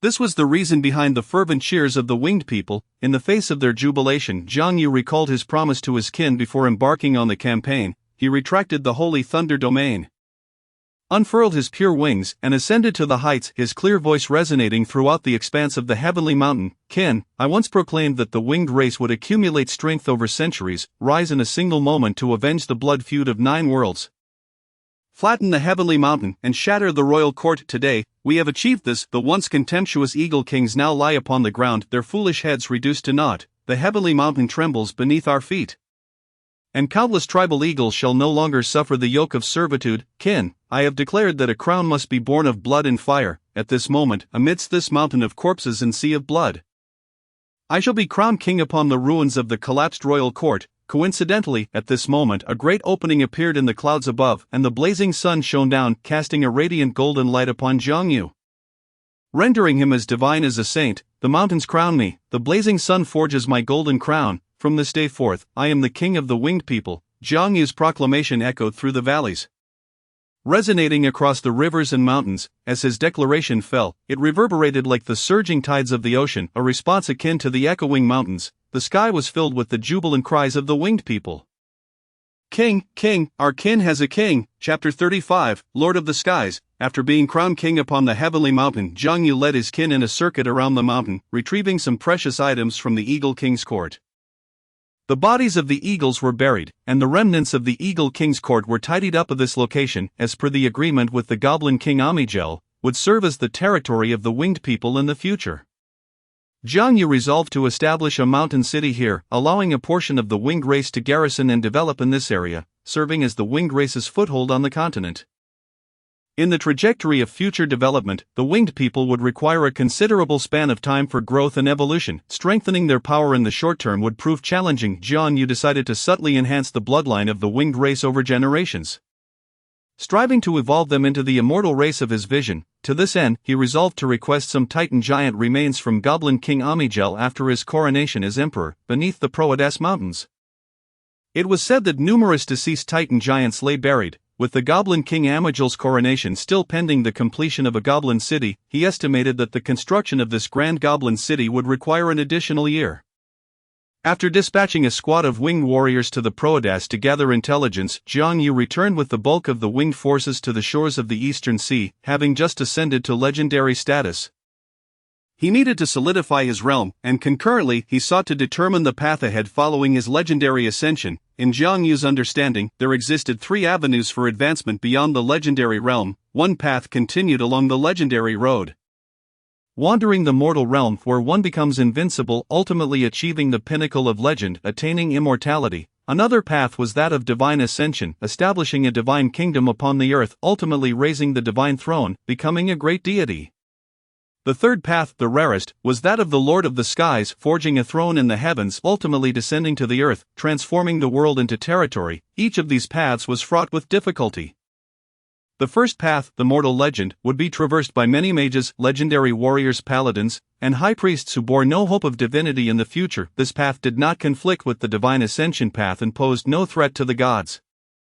The second path of divine ascension was well known and progressed from easy to difficult. Those following this path must first become demigods before igniting the divine fire, raising the divine throne to ascend as deities. However, divine positions are limited. If the divine office you seek is already filled, the only recourse is to slay the god. With no alternatives, the endeavor of god-slaying is daunting, to say the least. Furthermore, divine positions vary in magnitude.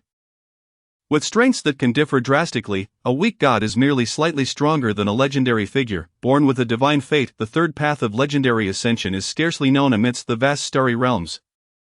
This is due to the fact that this path and the second path are irreconcilable enemies. After all, one path fosters coexistence among the gods, while the other asserts singular supremacy, highlighting the challenges inherent in both.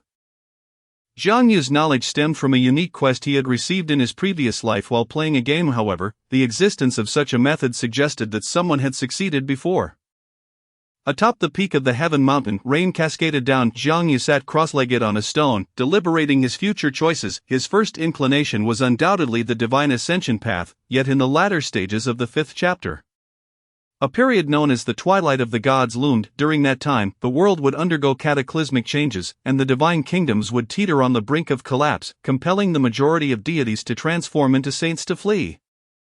It was during this tumultuous period that countless deities would fall to mortal hands, their divine roles usurped, giving rise to new gods, thus illustrating that deities are not eternally immortal, the endpoint of the mortal legend.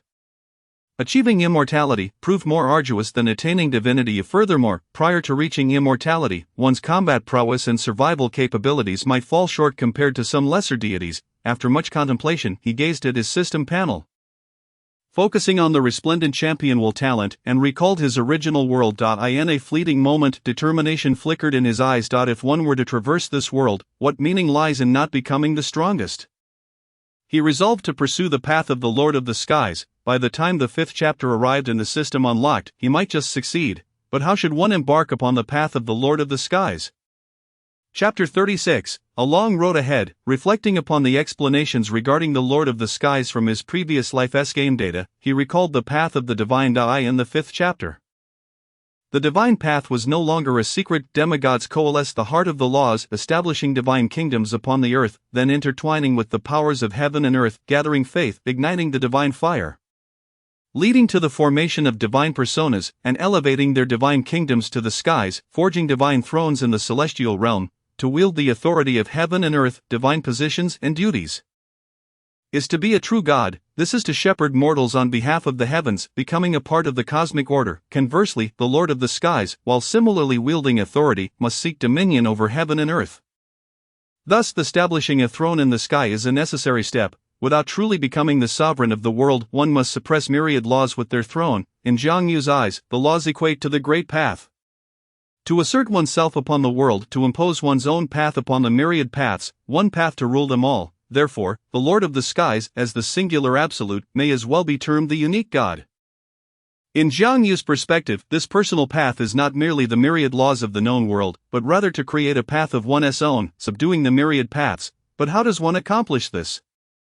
Zhang Yu cast a glance at the long sword sheathed at his waist, his thoughts soaring like a celestial steed, as the vast knowledge of his past life flowed through his mind.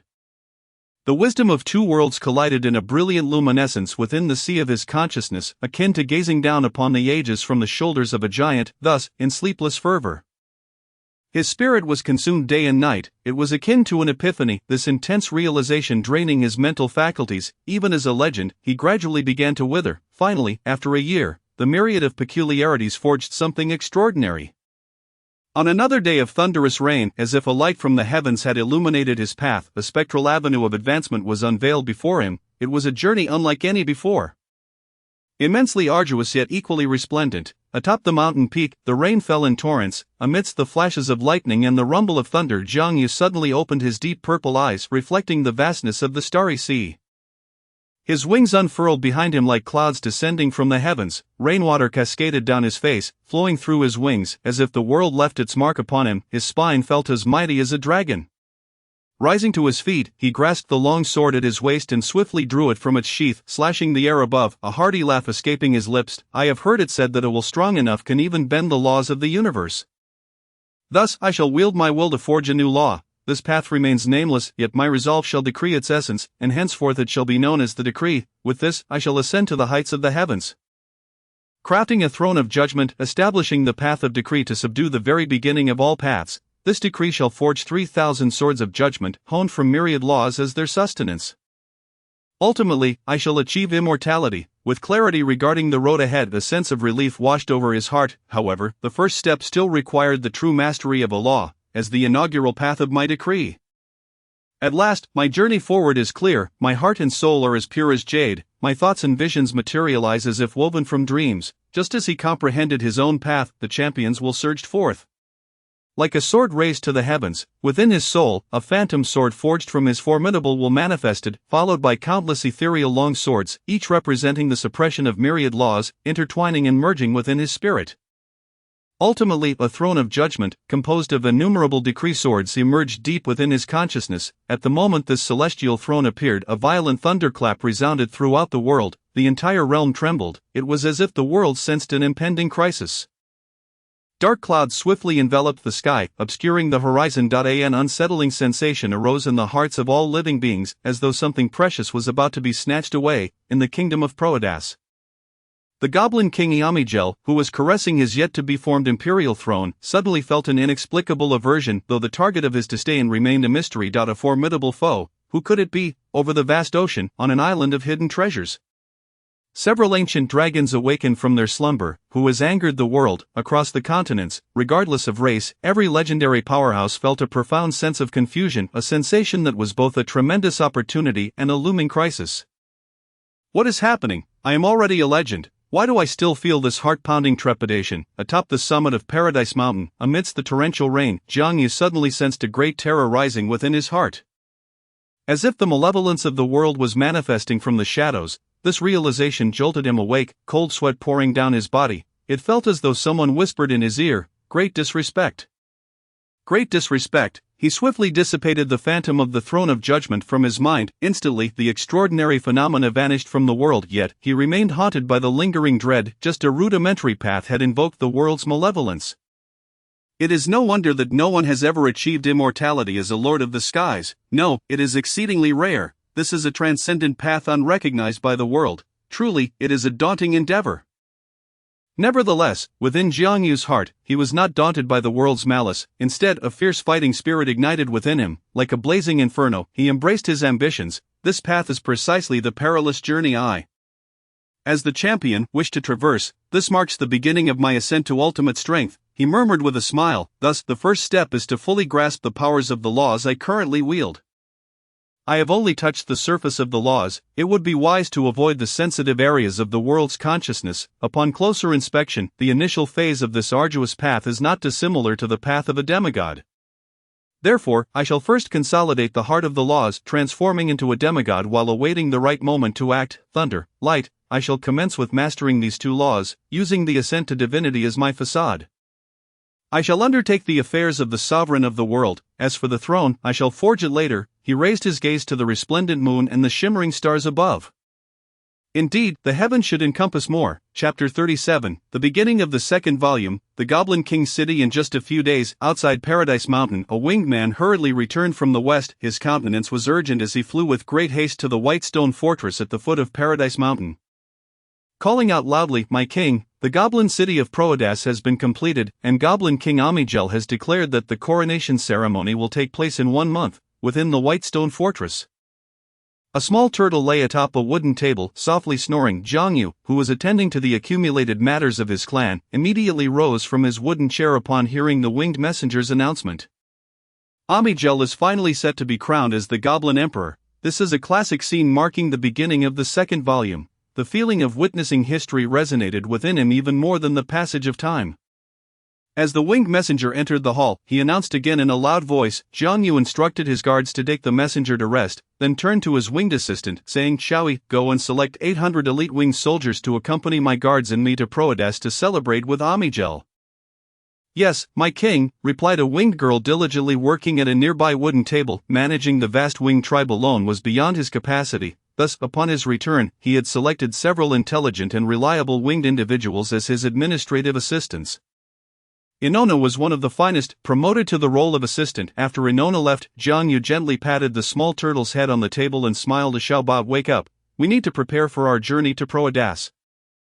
The drowsy little turtle suddenly awakened, its bewildered gaze revealing a clarity of innocence that was far from the shrewd demeanor of later years. "Boss, we are setting off on a long journey again. Let's hurry and depart." Naturally, it stood upright on its 2 legs, scrambling onto Jiang Yu's shoulder while rubbing its sleepy eyes. Jiang Yu chuckled softly. With Eamigel's coronation, the dynamics of this world are about to change.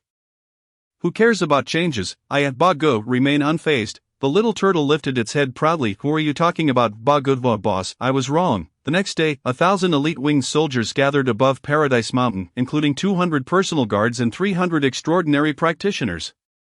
More than sufficient to bolster Amagel's aerial forces. With a command from Jiang Yu, they all set forth towards the western Proadas. 1 month later, Jiang Yu led the winged army to Proadas.at this time. On the plains of Proadas, a magnificent city had risen atop the mountain of the same name. Its walls, inheriting the grandeur of the Titan giants, soared 500 meters high, while the interiors were meticulously designed to accommodate the goblins and various races of the continent. Resembling the layout of ancient metropolises from his past life, the goblins lacked such architects, leading Jiang Yu to believe that this was indeed the work of the human architects who had emerged from the refuge. At the original city gate, a massive skull was embedded in the center of the entrance. Its gaping mouth served as the entrance to the city. Every wise race passing through the gate could still sense a semblance of demigod-like majesty and a hint of trepidation. It seemed that Goblin King Amigel had indeed kept his word, crafting the head of the Thunder Titan Atrus into the city gate. Upon witnessing this, the myriad races of the continent marveled at the goblins' might and recognized their formidable strength. Bowing their proud heads in submission, there was no shame in this. During the Titan's reign, the goblin race had similarly bowed in reverence. Even more so, on the flattened mountaintop of Proadas, a vast expanse of land was cleared, upon which a splendid palace, featuring a steampunk aesthetic combined with pre-epic human styles, was erected. It was breathtaking, evoking awe as if it were a creation beyond the realm of mortals. Even Jiang Yu felt that his white stone fortress seemed somewhat simplistic by comparison. Before the palace lay an expansive plaza, where a stone statue of Goblin King Amigel stood tall, depicting him standing with his hands clasped behind his back, gazing out over the landscape. Upon seeing this, Jiang Yu couldn't help but exclaim in admiration. As Jiang Yu and the winged soldiers descended before the city gate, a goblin official hurriedly approached them, guiding them into the city of Proadas. The official led them directly to a towering structure resembling outstretched wings. Your Highness, this is the residence we have prepared exclusively for the nobility of our race. From now on, this place belongs solely to the winged people. Chapter 38. The striking of the human race. Upon hearing these words, Jiang Yu smiled gently. Indeed, at this moment, our winged race has found a place to settle in the city of the goblins. He gazed upon the towering structure, rich in symbolic significance, with its pair of wings resembling those of a soaring bird, which made him realize that the goblins had put considerable thought into it. Is this not an embassy? In fact, along this street, there are not only buildings specifically designed for our winged race, shaped like wings, but also dwarven structures resembling hammers, troll edifices akin to tusks, and fairy buildings that evoke the essence of forests. Furthermore, there are centaurs, merfolk, gnomes, and others. This street appears to be exclusively established for these races, who are beneficiaries of the dragon's grace. Before pushing open the door to the winged races building, a goblin official inquired. Your Highness, the structure has yet to be named. You may bestow a name upon it, and we shall have craftsmen affix the plaque. With that in mind, Jiang Yu replied without hesitation, let it be called the Embassy of the Winged Race. The goblin official, taken aback, exclaimed, the name you have chosen is akin to those mentioned in the tongues of the refugee humans. It seems the rumors are true. Your Highness indeed holds a close affinity with the human race. In certain aspects, I share a profound common language with them. Jiang Yu laughed heartily. He harbored no concerns about being regarded with suspicion by the goblins due to his affinity for humans. In truth, the most formidable human technologies and equipment are largely in the possession of the Goblin King Amigel. Moreover, humans possess a relatively short lifespan, even if they pursue the path of sequence under the constraints imposed by the goblins. Their descendants will eventually become one of the ordinary races of Furland after a few centuries. They pose no threat. Though Amigel is committed to establishing a lasting goblin empire, he employs every means at his disposal without resorting to absolute measures. However, one thing has always puzzled Jiang Yu. Did the once glorious civilization of the prehistoric era not have any superlative beings residing at the pinnacle of the sequence system in the game lore? Those who reached the apex of various pathways and were termed gods. Just then, the goblin official's exclamation interrupted Jiang Yu's contemplation. Indeed, humans are a remarkable race. He continued earnestly, Your Highness, the exclusive plaque will be delivered tomorrow, and we shall take full responsibility for your meals during this period. Additionally, in 1 month's time, the coronation ceremony of our king will take place. Please be sure to attend punctually. Jiang Yu replied solemnly. I shall certainly remember. The goblin official courteously took his leave. At this moment, the goblin race appeared clean and orderly, exuding an image of composure and dignity, accompanied by the pride and arrogance of being the strongest race on the continent. How curious it is to ponder how they will evolve in the future. Once the goblin official had departed, Jiang Yu led his kin into the majestic embassy shaped like wings. The interior of the embassy was vast, capable of accommodating 1,000 winged beings, with ample space remaining. These edifices were originally reconstructed on the site of the Titan's palace, and indeed, the area was substantial. Several hours later, as the sun began to set, casting its golden hue across the land, Jiang Yu, accompanied by a few personal guards and Little Turtle, strolled through the newly established Goblin City. The houses were arranged in an orderly fashion, and the streets were wide and expansive, resembling a series of circular rings that encircled the central Mount Proadas. The entire city could easily house 1 million inhabitants. Amijil's ambition was vividly reflected in the construction of this city. Ultimately, he ascended the tall city walls and surveyed the resplendent New Glory City below. The newly completed Goblin capital radiated brilliance, heralding the rise of a vibrant civilization. In the days that followed, Jiang Yu, aside from occasionally venturing out for a stroll, devoted most of his time to training. During this period, he was once received by King Amijel in the newly built royal palace. Upon seeing Jiang Yu achieve legendary status, Amijel was genuinely astonished for a moment, feeling a deeper affinity towards him. Nevertheless, in this era, everything is determined by strength. In present-day Furland, the winged race possesses the mightiest aerial army, rendering them impossible to overlook in Amijel's eyes. However, upon exiting the royal palace, the goblin sage approached Amijel's throne, frowning as he spoke. Since the leader of the winged race has attained legendary status, he is no longer as easily controlled as before. 100,000 winged beings constitute a flying army capable of combat in the skies. Even legends and demigods would find it troublesome. They are not afraid, but rather, it poses a challenge to resolve. Before achieving divinity, divine power, and extraordinary strength are two distinct entities. Amijel, a man of strong control, was not overly concerned about the strength of the troll race, as Furland harbored numerous clans of different troll species. Yet, a united winged race, led by a legend, would be a considerable headache. Even inciting internal strife would be swiftly suppressed by the legendary figure, creating a troublesome situation. Your Majesty, perhaps we could form our own flying army. Our own, with those eaglemen? Amijel queried, perplexed. Not them. I have seen those eaglemen, and their spirits are utterly deflated, rendered useless. What I propose is that we, the goblin race, possess various knightly professions. Why not select a type of flying beast to serve as mounts for our aerial army? The sage suggested with a smile. Oh, splendid idea. Do you have any thoughts on which flying beast could serve as mounts for our flying knights? Amijel inquired, intrigued. Griffins. Did we not capture a multitude of griffins during our campaign against the Titans? The sage leaned on his staff, chuckling. Excellent, excellent, excellent, marvelous, Amijel exclaimed thrice, clearly immensely satisfied. You, my sage, are like a fish that has found water or a saber-toothed tiger that has sprouted wings. Let it be as you say. He laughed heartily. However, at present, we must express sufficient regard towards the winged race. We know not where the ancient dragons may be lurking. The aerial forces are indispensable. Then, since the winged king has attained legendary status, let him serve as the guardian of the eastern frontier of the empire, proposed the sage. Indeed, Amijel nodded. That area has yet to be explored by the goblins. It is merely a title easily granted. Once our goblin race flourishes and develops further, we can find an excuse to reclaim it. Having concluded this matter with the goblin sage, he prepared to head to the harem to indulge in the company of his newly acquired goblin beauties. Just as he thought the goblin sage would take his leave, he noticed him remaining in place, continuing to speak. There is one more matter, Your Majesty. What is it? Amijel inquired, showing no signs of impatience. Currently, those refugees from the human race are making many subtle moves, maintaining contact with various races. I believe it is time for us to express our stance. Upon hearing this, Amijel furrowed his brow. To conquer the continent of Furland, aside from the goblin race's accumulated strength over countless years, the emergence of humans from the refuge was also a significant factor. Without humans, they would struggle to defeat the Titan giants. We must strike at the humans and demonstrate our attitude towards them to the various races of the continent, proclaimed the goblin sage. How shall we proceed? Among those humans, is there not a girl named Fiona? It is said that in their era, she was a specially trained administrator of the refuge, serving as a nominal leader for the humans. I believe, Your Majesty, that you could take her as a concubine. It would signify your stance to the world, to take that human girl as a concubine. Amijel felt some reluctance die in his eyes. Goblin beauties were the epitome of allure, no matter how beautiful a human woman appeared. They merely resembled oversized monkeys. He favored the green, supple skin of goblin maidens. Your Majesty, as the future emperor of the Goblin Empire, sacrifices must be made. Moreover, marrying her is merely to express a stance.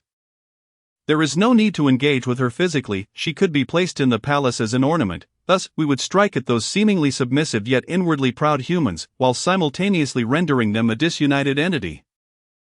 At the same time, we would alert the various races of the continent. Why not seize such an opportunity? Very well, Amijel conceded with resignation. Fine, I shall attend to this matter shortly. But there is no need to be so hasty. You are to be crowned next month. At that time, both the queen and the concubines must make their appearances. No need to rush. Thus, half a month later, while residing in the embassy of the winged race, Jiang Yu suddenly heard a shocking piece of news. What? That golden-haired human girl named Fiona has married the Goblin Emperor as a concubine? All the winged beings were astounded. Is this true? Can it be? Despite such a vast racial disparity, could there truly be love? Little Turtle King Sheba exclaimed in surprise. Chapter 39. The subsequent concubine. However, it was said that after Amijel took the human girl as a concubine, he had never laid a hand on her. Amijel's taste remains quite normal, remarked a winged being who had heard the news. Thus, the significance of this matter was not as straightforward as it seemed. Jiang Yu pondered. As the first emperor of the Goblin Empire, possessing the capability to found a nation, his intellect and strategic prowess were anything but simple. After a moment of contemplation, Jiang Yu finally grasped the underlying meaning. I understand, he addressed the winged officials accompanying him. We must refrain from engaging with the humans for the time being. Amijel's decision to take the human girl Fiona into his harem, yet not favor her, is a means of conveying an attitude to us. Boss, what attitude? Little Turtle was perplexed. Does this carry a deeper meaning? The thoughts of a wise race are indeed complex. I must learn from this. I see it now, exclaimed Inona, a winged girl beside him, coming to a sudden realization. Amijel's decision to incorporate a female leader of the human race into his harem serves as a stark indication that the human race is viewed as his own possession. Let us refrain from harboring any ulterior motives towards them. Indeed, Shaoyi, you are quite astute, Jiang Yu praised with a smile. The winged girl displayed a sweet smile. Half a month later, the entire city of Proadas became extraordinarily lively as a multitude of wise goblin clans flocked to this new city, significantly increasing its population. Coupled with the continuous migration of goblins from various regions of the continent, Proadas now boasted a population nearing 1 million. Among them, the goblin race alone accounted for over 900,000.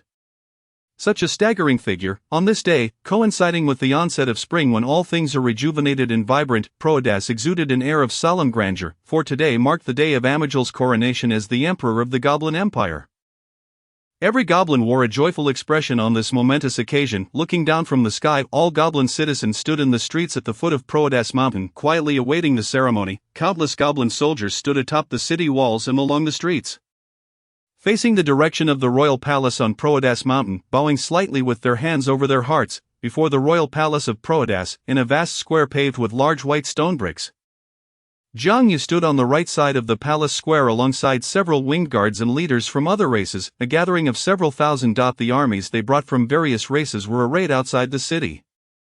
To the left, goblin nobles and officials led by the Grand Sage and Grand Priest of the Goblins numbered nearly 10,000. In the center of the square, a wide red carpet broad enough for 4 horses to run side by side extended from the outer square to the end of the square, and then along 900 steps to the royal palace. This was the Coronation Avenue. Throughout the square, in every corner and along both sides of the Coronation Avenue, elite goblin soldiers stood guard, clad in armor that glimmered brilliantly in the sunlight, brandishing long spears and short swords, a scene of solemnity and grandeur. As the sun reached its zenith, Jiang Yu suddenly heard a resounding proclamation from the ranks. The savior of Furland, the destroyer of the Titan giants, the brave and fearless lord of the goblins, the leader of the alliance of races, the great leader Amijel, has arrived. Upon hearing this, Jiang Yu turned his gaze towards the square's periphery. He spotted several goblin practitioners walking ahead on either side, and it was evident that the voice had emanated from one of these extraordinary individuals. In the center walked Amijel, striding with the grace of a dragon, exuding an air of supremacy. Beside him was an elegantly adorned goblin woman. Following them was an entourage of nearly 300 goblin concubines. Among this group, Jiang Yu immediately recognized the golden-haired human girl Fiona. For her height stood out among the average goblin women who were less than 1 meter 40 tall. Observing her current expression, Jiang Yu noted her pallor. Her once vibrant spirit had waned significantly. and her enchanting visage now bore a melancholic beauty reminiscent of a fragile flower. She was a stark contrast to the beautiful and confident golden-haired girl he had encountered before. Chapter 40, The Goblin Emperor. At that moment, as Jiang Yu's gaze fell upon her, he noticed a flicker of light in Fiona's eyes, which quickly dimmed once more. Under the blazing sun, Fiona felt as though she were trapped in the chill of winter. Yet Amigel's coronation ceremony would not waver due to the emotions of any individual. As Amigel traversed the coronation avenue adorned with red fox fur, goblin soldiers raised their long spears high above the heads of Amigel and the goblins. This unique form of coronation captured the attention of the various races across the continent, who could not help but marvel at the goblins' distinctive display, resonating with the essence of civilization. Ironically, it was Fiona who had initially suggested such an idea. As the vibrant red carpet reached its conclusion, Amigel glanced at his wife, nodded, and ascended the 900 steps alone. The Goblin Queen, accompanied by 300 concubines, proceeded to a side-viewing platform. Sunlight cascaded upon each step as Amigel ascended, ultimately standing atop the highest step with his back to the subjects and allies in the square. He inhaled deeply before turning to face them. It was as if he stood before all of creation. At that moment, the Grand Priest of the Goblins stepped forth from the ranks, holding a resplendent golden crown adorned with jewels, and proclaimed loudly. Many years ago, the world was ruled by titans and dragons, enslaving the myriad races of the continent. These two factions waged eternal warfare, fracturing the earth, shattering the skies, and reversing the rivers and mountains. Until our King Amigel emerged to lead the charge, achieving victory in every battle. Gifted with exceptional talent, he ascended to semi-divine status. Enduring hardships, he ultimately drove out the Titan giants, vanquishing the Thunder Titan and usurping the dominion once held by the Titans and Dragons.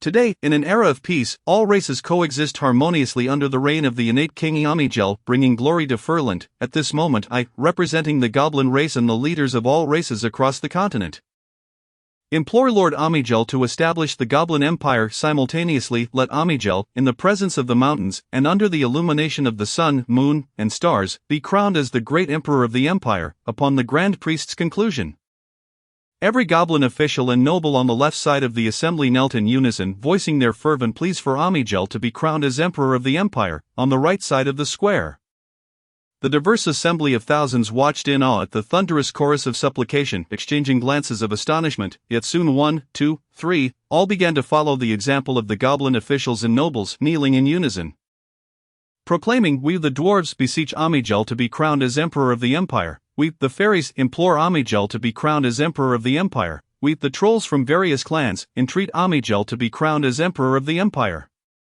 The leaders of the races across the continent, ever mindful of the times, were no exception. Jiang Yu, too, joined in, declaring, "We, the winged folk, beseech Amigel to be crowned as Emperor of the Empire." However, as he raised his head to gaze upon the exalted Amigel, the haunting phrase resurfaced in his mind, "He shall take their place." Yes, this was the second time he had recalled this phrase. Atop the highest step, Amigel surveyed the kneeling goblins and races below, a look of intoxication gracing his features. So this is the sensation of being an emperor. The Titan King who once occupied the throne of Prodas must have felt similarly. Below, Jiang Yu, exasperated, called out for what felt like an eternity before he finally heard Amigel's voice, more commanding than ever. "Since you all implore me, I, Amigel, from this day forth, shall be the Emperor of the Goblins." As his words echoed, the Grand Priest ascended the 900 steps, standing before Amigel, solemnly stating, "Your Majesty, please bow your head one last time, so that I may place upon you the crown symbolizing the power of the Empire. From this moment forth, none shall compel you to bow."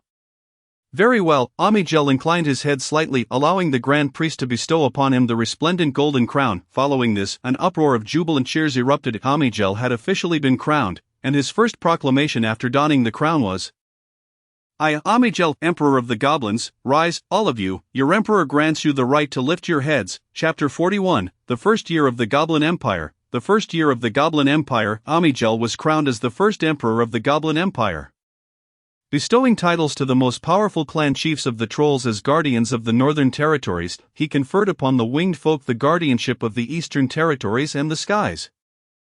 The dwarves were designated as guardians of the mountain ranges. The merfolk were appointed as guardians of the western seas. Each of these guardians from different races held the rank equivalent to that of a duke within the Goblin Empire. Simultaneously, all races that participated in the campaign against the Titans received varying degrees of rewards and honors. Subsequently, Amigel appointed 2 Goblin Grand Dukes, the eldest sons of the Grand Priest and Grand Sage. To establish goblin duchies in the western and southern territories, expanding goblin lands and increasing their population. He commanded the chieftains of the various goblin tribes to return to their homelands, gather their kin, and establish cities. The goblin population currently stood at 10 million, with 1 million residing in the capital, leaving 9 million spread across the vast roads. Ambitiously, Omeigel envisioned flourishing goblin tribes establishing cities in every region, so that eventually every point on the continent would host a goblin city. In the future, the true capital would be Proadas, surrounded by countless cities. Finally, he appointed 300 young goblin nobles, who had achieved remarkable military feats, to venture into the Goblin Empire's core population areas and the desolate lands yet to be explored by the races of the continent, to establish feudal territories and expand their dominion. These were the endeavors of Omeigel and his goblin officials over the course of a year. A year later, beneath the Proadas mountain, in the deep of night, under a canopy of stars and a silver moon, a beautiful girl with golden hair closed her notebook, sitting serenely on a tree branch, swaying her long, slender legs, her voice drifting softly. Fiona, the Empress, I am aware of all you have spoken. However, what is the reason you summoned me to meet in the dead of night? Opposite her sat a young and handsome winged man. No, Jiangyu, there is something you do not yet know. Omeigel has begun arranging for the training of Griffin riders. Once the goblin Griffin riders take to the skies, the unique status of the winged folk will become obsolete. The consequences of that, a clever mind like yours should surely comprehend. Upon hearing this, Jiangyu furrowed his brow. Indeed, should the Griffin Knights gain a significant presence among the goblins, the plight of the Aarakocra would become dire. Although the strength of the trolls is formidable, they remain exceedingly fragmented. The dwarves possess Titan blood, yet they are countered by the human weaponry wielded by the goblins. The merfolk dwell in the depths of the ocean, finding it arduous to adapt to terrestrial life. The fairies, by their very nature, are even more capricious than the trolls, while the centaurs are born as natural cavalry. They pose a threat only after the Aarakocra. The various races across the continent each harbor their own shortcomings, with the Aarakocra being the sole exception, in this era devoid of a powerful aerial force. The Aarakocra have effectively divided the aerial dominion of the goblins. This reality is intolerable for the ambitious Omeigel. Observing Jiangyu in contemplation, Fiona offered a subtle smile. We can assist you with this matter. Do you have a means? Jiangyu inquired, astonished. Certainly, however, before we proceed, I require your agreement to a single request. What request? Fear not, it is not excessive. I simply wish for a child bearing your bloodline. What? Jiangyu exclaimed, taken aback. This is utterly outrageous, such a bizarre demand, one he had only encountered in melodramatic novels of his past life. Yet Fiona was exceedingly serious. A few years ago, our clan awakened a highly esteemed ancient prophet, who, as I was compelled to marry Omeigel, prophesied with his life the most favorable future for humanity. That future entails the incorporation of your bloodline among our kind. In truth, the prophecy foretold that from our descendants, the first king of a new era of humanity would arise, liberating us from the goblins' control. However, Fiona kept this revelation concealed. Although I do not comprehend the reasons behind it, the prophecy states as such, and I have faith in the words of that elder. Jiangyu, please grant me a child. Jiangyu was at a loss for words. Setting aside my willingness, you are Omeigel's empress. Should he discover this, we would both face grave peril. He will not find out. I assure you of this. Trust in the depth of my clan's heritage. Upon hearing this, Jiangyu gazed into her resolute eyes and sighed. Very well, I agree. However, before we proceed, tell me how you plan to avert the fate of the Aarakocra being supplanted by the Goblin Griffin Knights? Upon Jiangyu's agreement, Fiona breathed a sigh of relief and explained. We shall proactively request to raise griffins on behalf of Omeigel. What a far-fetched notion, Jiangyu thought, recalling historical anecdotes from his previous life. Well then, the night is beautiful. Let us not squander time and act swiftly. Very well. Chapter 42. Departure. The night was as dark as ink, with stars twinkling above. A silver moon hung high in the sky, illuminating the forest at the foot of Proadas in a silvery glow. A gentle breeze rustled through the trees' lush branches, producing a melodious sound akin to song and lament. A heavy darkness enveloped the depths of the forest, shrouded in mist. A beam of moonlight rode the wind, traversing the high mountains and valleys, casting light upon the stony depths of a deep pool. A night without dreams passed. The following morning, the sky was overcast with clouds, and rain began to fall. Fiona hastily departed, quietly returning to the palace on the mountain amidst the dark, rainy day. As the Empress, she naturally had a chamber within the palace, even though the Goblin Emperor Omeigel was indifferent to human beauties. He would not be so magnanimous as to allow his consort to behave recklessly. Standing deep within the forest, Jiang Yu watched the rain cascade upon the verdant grasslands side, and returned to the Aarakocra embassy in the city of Proadas. Upon entering the embassy, a small turtle darted towards him like a bolt of purple lightning, leaping onto Jiang Yu's shoulder. "Boss, why were you absent all night? I had pressing matters to discuss with those humans." Jiang Yu replied calmly, "No, something is amiss. There is a fragrance reminiscent of jasmine emanating from you." The small turtle, perched on Jiang Yu's shoulder, suddenly sniffed the air. Jiang Yu's lips twitched as he reached up to pluck it down. "Wang Xiaoba, you are a turtle, not a dog. What scent can you possibly detect?" At that moment, the Aarakocra official Inona approached with several winged officials and inquired, "Your Majesty, what did the humans say this time?" His Aarakocra administrative apparatus was gradually taking shape, with Inona effectively serving as the leader of officials assisting him in governance. Thus, Jiang Yu recounted the conversation with Fiona, omitting the part about having a child. Upon hearing this, Inona sighed, "The humans are truly unfortunate. They have become mere shepherds for the goblins raising griffins." "You are mistaken. The humans have long-term considerations that are far from simple. Nevertheless, their actions indeed benefit us greatly." Jiang Yu responded with a smile. "By the way, please organize the embassy personnel and leave a selection behind. I will return to the palace today to bid farewell to Emperor Amigel, and then we shall return to Paradise Mountain." "Yes, Your Majesty." This time Amigel summoned Jiang Yu to mobilize a portion of the Aarakocra forces to confront a faction of die-hard Titan giants. The opposing camp contains griffins and other aerial units, necessitating the Aarakocra Legion as a loyal ally of the current Goblin Emperor Amigel, a loyal subject in the Emperor's eyes. Jiang Yu received the orders and promptly led a contingent of 3,000 Aarakocra troops to Proadas, delivering them into the hands of the Goblin general leading the campaign. He would not partake in the expedition personally. Instead, he entrusted a master-tier Aarakocra practitioner to lead the legion alongside the goblins. After delivering the Aarakocra forces, he would be free to depart. However, due to Fiona's invitation, he had lingered for an extra day. Upon arriving at Emperor Amigel's palace, Jiang Yu saw Fiona standing behind the Goblin Emperor, much like an official, seemingly reporting on some matters. Upon noticing Jiang Yu's arrival, Amigel's face lit up with joy. "Yu Leer, thank you for your timely deployment of troops. Those remnants of the Titan shall be utterly vanquished. The Aarakocra will forever remain the Goblins' finest allies. It is our pleasure to serve the Emperor. Every Aarakocra is more than willing." Wonderful. After chatting for a while, Jiang Yu took his leave from Amigel.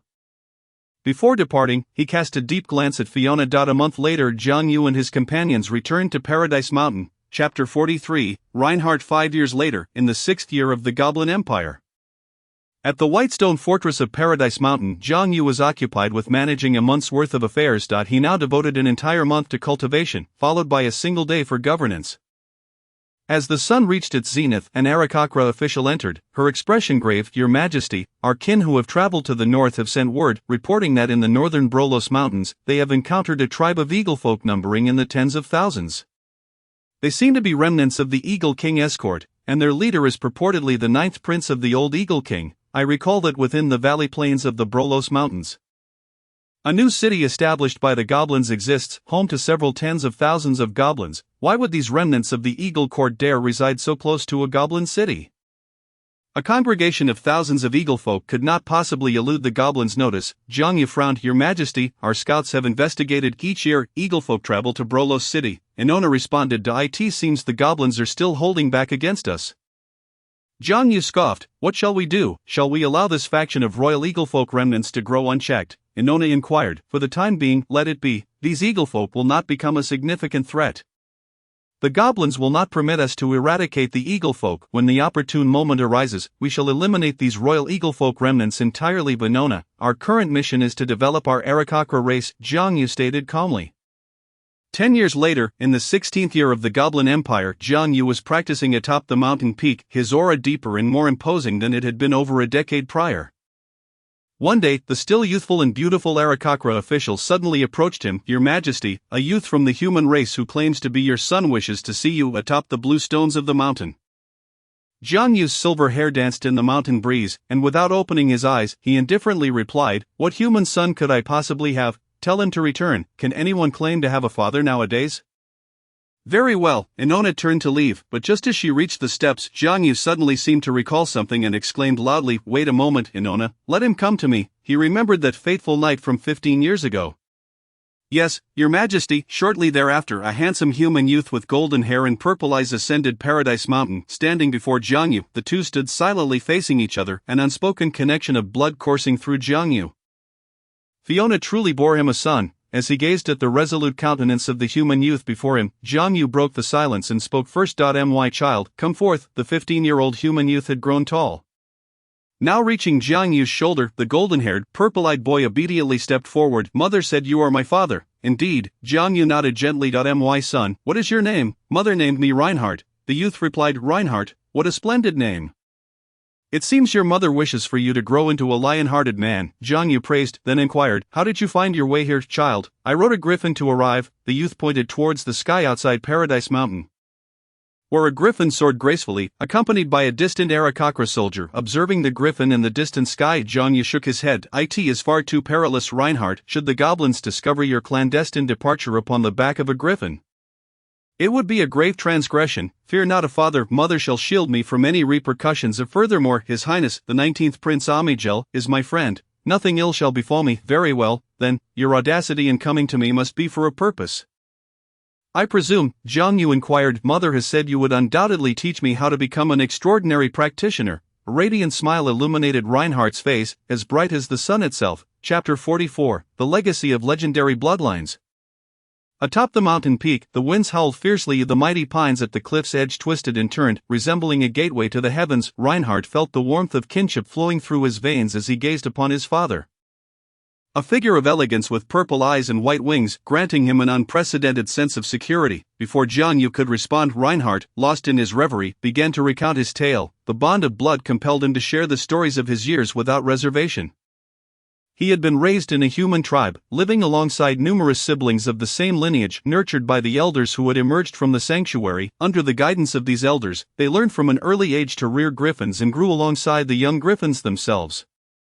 In addition to the griffins, the human tribe was home to a considerable number of goblin officials and soldiers, who acted as the eyes of Emperor Amijel, monitoring the tribe's development and the progress of griffin rearing.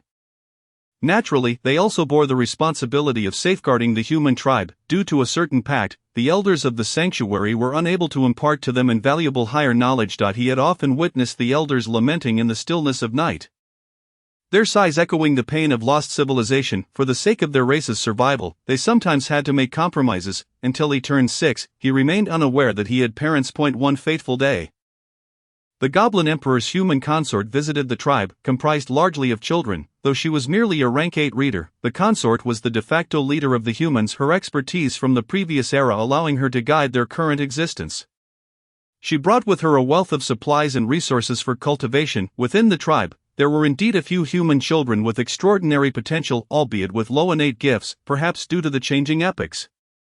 Improvement would require generations. The human consort sought out some vocational pathways from the Goblin clan, initiating the extraordinary potential of the reborn humans. This vocation was known as the Knight. However, the knightly career path offered to humans could only ascend to the hero tier. With no possibility of reaching the legendary stage, Emperor Amijel candidly stated that each legendary pathway was the result of countless goblins' arduous training across generations, earned through time and bloodshed. It would be impossible to grant such a path to the human tribe.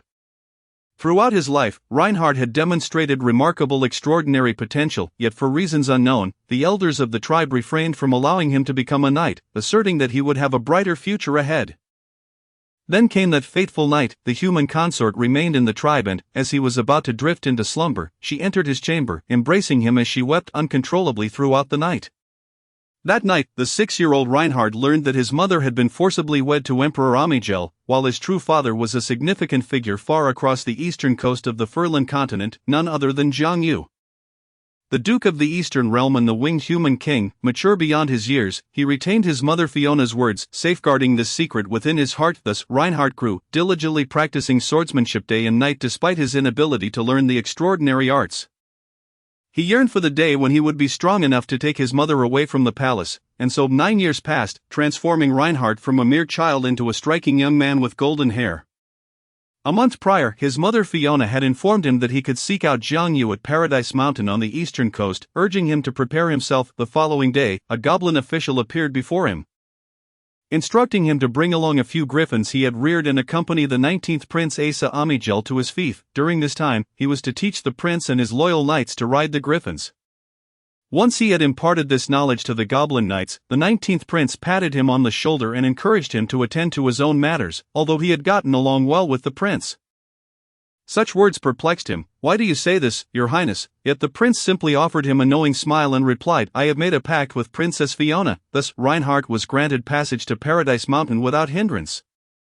At the summit, as Reinhardt recounted his experiences, twilight descended, the sun dipped low on the horizon, casting vibrant hues of crimson amidst the picturesque scenery, accompanied by the sea breeze. Jiang Yu's purple eyes shimmered with warmth as he gently smiled. "You have toiled greatly, my child. The blood that courses through your veins is mine. You may inherit my legendary path. By the way, I recall that humans possess extraordinary beings known as sequence practitioners. Why do your elders not permit you to become one? My mother says the era of sequence practitioners has long passed. Locational practitioners are the mainstream of this age. In this time, there exists no soil for the survival of extraordinary sequence practitioners. The various resources required for advancement have long since vanished," Reinhardt explained earnestly. "I see." Jiang Yu finally understood. It seemed this era no longer allowed for the birth of sequence practitioners. The advancement of sequence practitioners required the now extinct magical artifacts, which were simply unattainable. Such extraordinary avenues would need to be redeveloped from scratch following a mass extinction event. My son, Reinhardt, come closer and let me witness the extraordinary qualities you possess. Jiang Yu beckoned. "Very well, Father." Reinhardt approached, and Jiang Yu placed his hand upon his head. A surge of extraordinary power stirred, gathering the elements around them, a gentle breeze ruffling Reinhardt's golden locks. Suddenly, a dual hue of white and purple ignited around him, light and thunder. Seeing this, Jiang Yu rejoiced and withdrew his hand. "No doubt, you are my son, Reinhardt. You possess the same extraordinary talent as I. My vocational path may be wholly bequeathed to you, however, lacking wings, you may need to make some subtle adjustments to the path. But that is of little concern." In the expectant gaze of Reinhardt, Jiang Yu extended his right hand, a nebulous aura enveloping him as he gently brushed his forehead. "Now, hold your breath, focus, and concentrate." In an instant, scenes began to unfold within Reinhardt's mind. Initially, he beheld a winged youth wielding a bronze longsword, its blade crackling with lightning, the boy's purple eyes flashing like electric sparks. Then, he witnessed the winged youth as he steadily traversed the path of legend, establishing his vocation, inventing advancement pathways, and ultimately, in a heroic display, reversing his fate to achieve legendary status. The imagery culminated in several scenes of a legendary path: Thunder Wielder, Wings of Thunder, Holy Wingwalker, Holy Thunder's Blaze. Chapter 45, The Eastern Coast, Building the Seven Cities. 1 year later, under Jiang Yu's tutelage, Reinhardt successfully assumed the role of Thunder Wielder and returned riding his griffin. On the cliff, Jiang Yu gazed at Reinhardt's receding figure with serene eyes. Over the past year, Jiang Yu had not only imparted his cultivation experiences but had also shared numerous historical anecdotes from his previous life. The wealth of history served to enlighten Reinhardt's thoughts, opening up a multitude of possibilities for his future. Meanwhile, upon returning to the human tribe, Reinhardt dedicated himself to the diligent rearing of griffins, maintaining a respectful and loyal demeanor toward Emperor Amijel. Yet, as his respect deepened, the goblin official's disdain grew, leading to frequent instances of humiliation and injustice towards the human tribe. However, Reinhardt bore it all in silence. During that year at Paradise Mountain, he listened to his father recount two stories, that of Qin Fizi, the founding monarch of the Qin state, and the tale of Go Jin, the king of Yu. Whenever he faced indignities, he drew strength from their tales. Decades later, Reinhardt formally ascended to the role of chieftain of the human tribe, which had grown to a population of 10,000, with nearly 1,000 well-trained griffins at their disposal. As those who had emerged from the sanctuary aged, Reinhardt emerged as the new leader of the humans.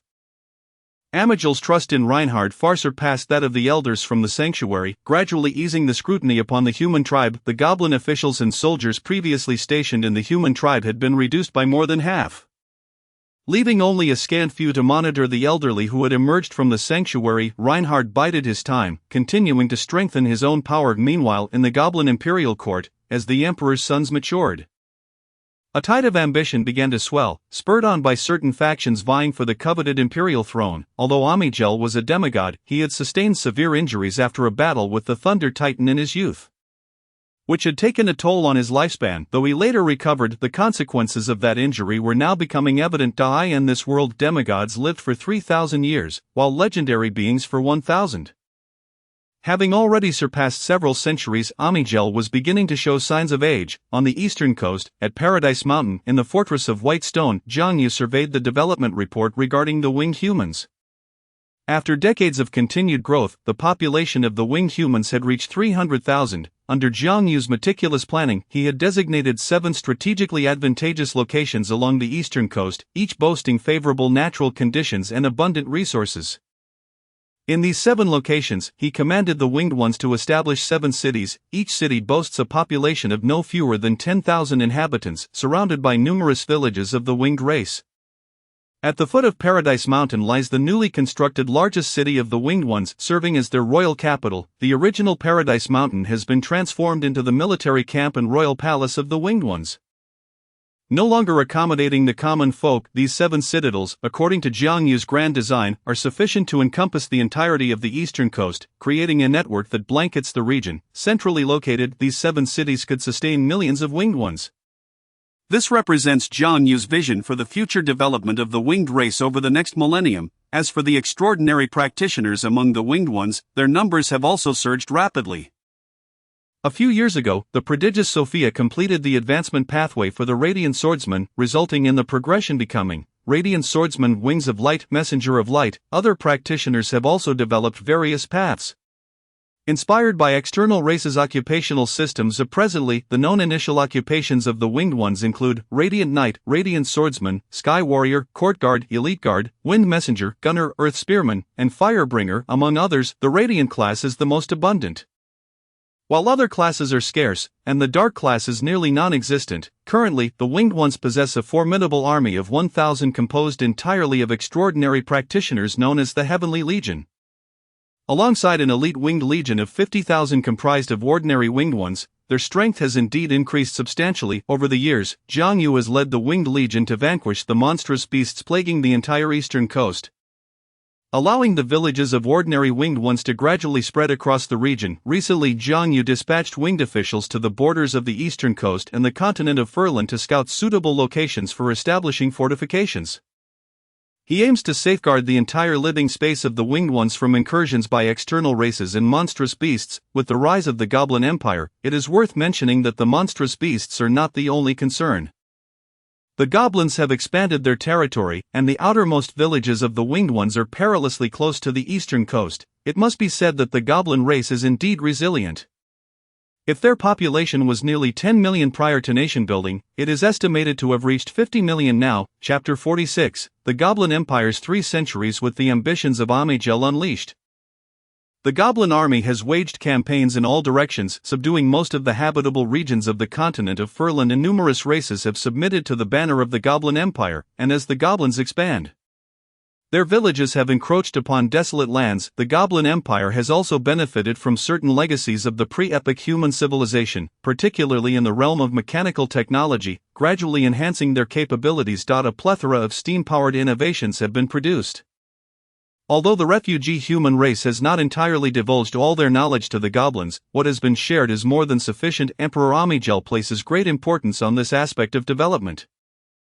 In his view, the pre-epic humans dominated the world through steam technology and extraordinary ranks. Although the ranks have faded, technology can still progress. He established the Royal Engineering Academy in the city of Proedas to cultivate goblin engineers.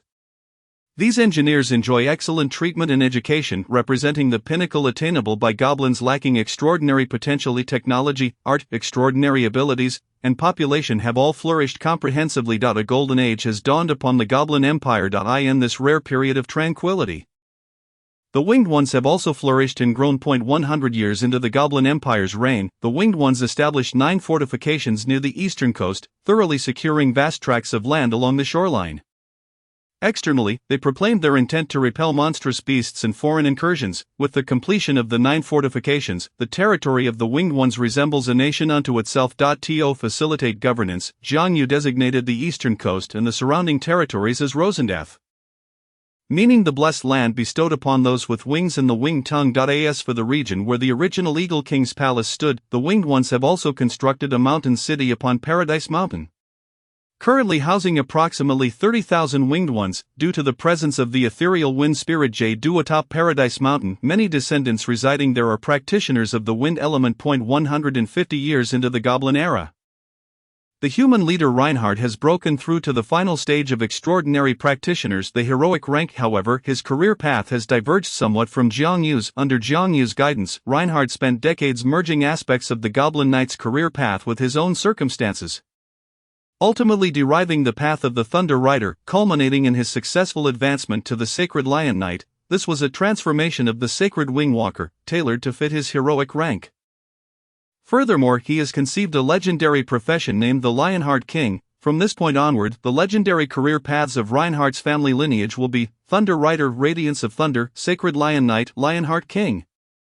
Concurrently, most of the refugee human race has passed away, with only a few younger extraordinary practitioners still alive. Among them is Fiona, though she no longer possesses the youthful vigor of her earlier years, the passage of time having left its mark upon her visage. On the side of the winged ones, their population has reached 500,000. The 7 great cities have gradually accommodated a vast number of winged ones, with the main city at the foot of Paradise Mountain housing a population of 100,000. Over the years, Jiang Yu has dispatched envoys across the continent attempting to establish diplomatic relations with various races. Albeit with limited success, most races at this juncture are far from having matured into structured societies, still entrenched in tribal systems. However, the Dwarven race has established a Dwarven kingdom amidst the mountains, allowing the winged envoys to forge diplomatic ties with them. The changes in the world are also markedly evident. The entire realm seems to have entered a frigid winter, growing colder with each passing year. In the north, a formidable troll tribe, self-identified as the Frostcold clan, has been compelled to migrate southward to a vast northern plain known as Halros, seeking refuge from the increasingly harsh climate. This tribe of trolls possesses considerable strength, with both their chieftain and high priest being legendary figures. After assessing the situation, they eagerly embraced the advanced goblin culture and voluntarily joined the Goblin Empire's military forces to quell dissenters. Through decades of effort, their chieftain was bestowed the title of Count by Amigel, henceforth known as Count Frostcold. Halros became the territory of this troll clan, eventually leading to the establishment of Frostcold City after many years. 190 years into the Goblin Empire's reign, the first Goblin Griffin Knight Order was founded. Initially, the order comprised 693 Griffin Knights. The establishment of the Griffin Knight Order delighted the elderly Emperor Amigel, who named this newly formed order the Royal Griffin Knight Order. In recognition of the contributions made by the human race in raising griffins, Reinhardt was granted the title of Viscount of the Empire and awarded a valley near the western edge of the Proedas Plain, close to the human settlements. As his fief die in this location, Reinhardt established the first city of the human race, named Reinhardt City. This fief came to be known as the Reinhardt Domain, with the adjacent river referred to as the Reinhardt River.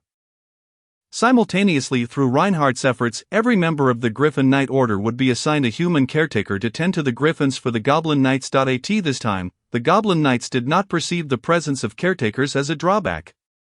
Rather, they appreciated the humans' willingness to undertake such laborious tasks. After all, in their understanding, griffins, as magical creatures, were notoriously demanding compared to horses and deer. The willingness of humans to perform such arduous work endeared them to the Goblin Knights, who could then relish the thrill of riding into battle upon their griffins. Thus, over 600 humans joined the Griffin Knight Order in this manner, diligently fulfilling their roles without fail. Many years later, the griffins tended by human caretakers would become a permanent fixture. What they were unaware of was that, at Reinhardt's command, the humans could swiftly change the ownership of the Griffin Knight Order at any moment. It was during this year that Reinhardt requested the return of the human Empress Fiona. By this time, the goblins had nearly completely assimilated the knowledge and techniques acquired from the refugee human race, firmly establishing their dominance over Furland, rendering the human Empress's role nearly obsolete. The Goblin Emperor, this woman, akin to a mascot or trophy, had not garnered his attention since the early years of his reign when he had appointed her as a female official due to a shortage of talent. His harem had grown significantly, and he had little interest in favoring a woman he regarded as an aging relic. However, due to Reinhardt's evident loyalty and obedience, Amigel acceded to his request. Thus, after a solitary confinement of 190 years in the depths of the palace, the human Empress Fiona finally returned to her people. Upon her return to the human tribe and reuniting with Reinhardt, mother and son exchanged tears, gazing upon the once bright golden-haired maiden, although her visage remained youthful and beautiful. Her golden locks were now interspersed with numerous strands of white. Reinhardt silently reaffirmed his ambitions. He would not allow his mother's sacrifices to be in vain. 300 years into the Goblin Empire, the genius Goblin engineers, melding extraordinary powers with mechanical prowess, drawing upon a wealth of ancestral experience in human science, finally devised a remarkable legacy unique to the Goblins: alchemy. The advent of alchemy led to an explosion of alchemical artifacts. Races across the continent flocked to Proadas to learn the art of alchemy. Even Jiang Yu dispatched numerous winged students to study. This year marked the zenith of the Goblin Empire, yet it was also during this time that a momentous event occurred within the Goblin Empire, one capable of determining its fate. Chapter 47, The Death of Amigel. Rosendath, Eastern Coast, Paradise Mountain, Castle of White Stone. Outside the pristine castle lies a meticulously maintained, vibrant meadow. A flock of pure white light birds frolics upon the grass. A detachment of winged soldiers stands solemnly at the entrance of the Castle of White Stone. A number of winged officials descended from the mountains, landing gracefully on the expansive lawn, after lightly brushing off their garments. They hurriedly entered the fortress. The atmosphere was serene and tranquil, reminiscent of a sacred realm. However, it was not long before the peaceful ambience was abruptly shattered, as if a great stone had plummeted from the heavens, crashing into the surface of the water. What? Amigel is dead. Within the Whitestone Fortress, a middle-aged winged official, seated in the council chamber, rose from his seat, his face a mask of shock. Edward and Nona, sit down. At the head of the table, Jiang Yu sat upright in a chair upholstered with bear fur. Behind him, a map of Rosendass and the East Coast hung on the wall, observing his astonished subjects. He furrowed his brow. The winged female official who had once assisted him with administrative matters had passed away a century ago, perhaps due to the demands of governance. Inona had never ascended to the rank of hero before her death, living only to the age of 200, typical of a master. The present Edward Inona was her most distinguished grandson, also at the master level. However, Jiang Yu felt that Edward's abilities paled in comparison to Inona's formidable prowess.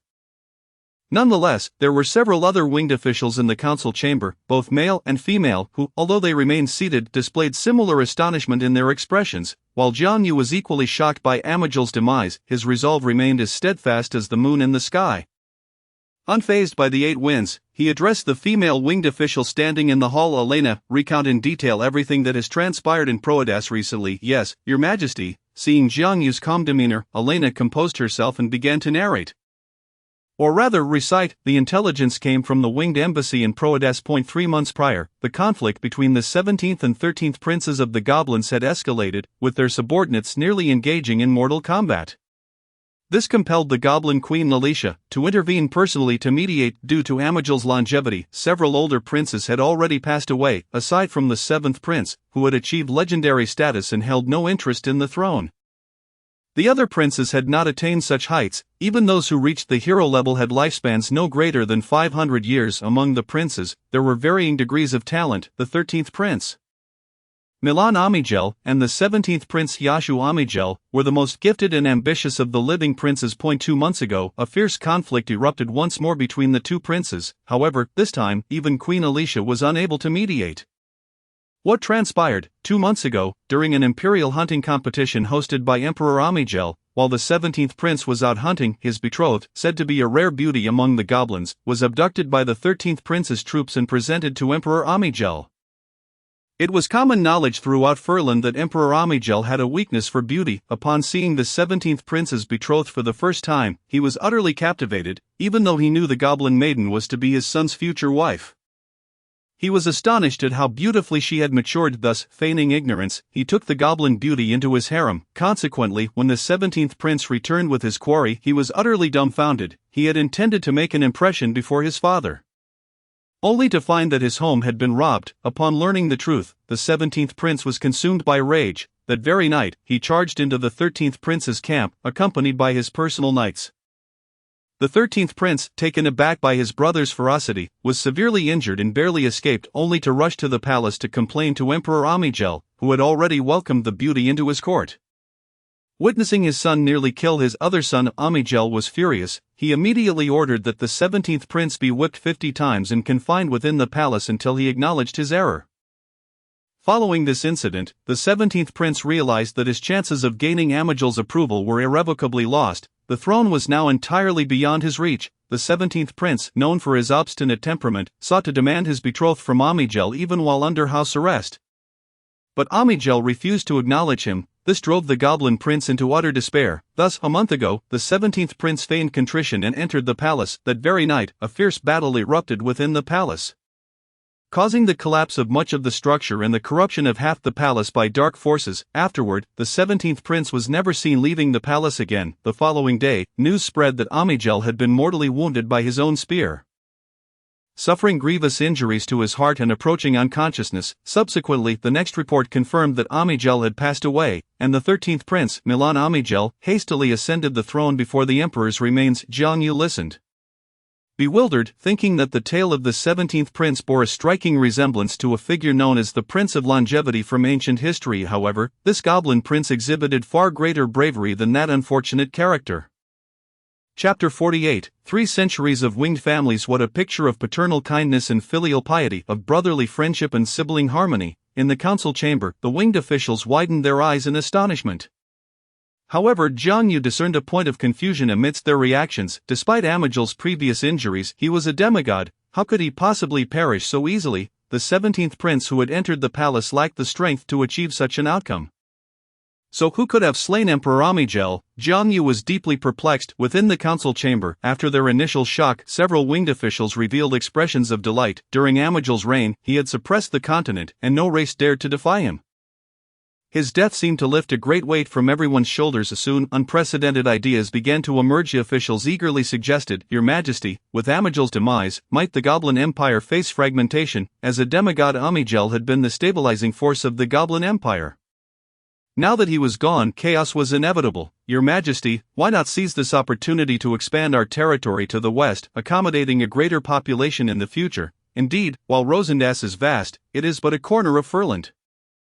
We require more resources in land, Your Majesty. Without a demigod overseeing the Goblin Empire, the other races on the continent will not let this opportunity pass. We could certainly intervene, Your Majesty. I believe that if we were to ally with the various races of the continent, our number of legends and the quality of our troops could rival that of the goblins, Your Majesty. Jiang Yu sat at the head of the table, observing the winged officials as they voiced their opinions, a look of satisfaction gleaming in his eyes. It was a positive sign that the winged folk were bold enough to consider the welfare of their race and unafraid to offend the current hegemon, the Goblin clan. Yet, he understood that now was far from the time to contend for resources on the continent. In the future, the historical records of the Elven Kingdom in the 5th chapter would reveal that the Goblin Empire had endured for a full 3,000 years.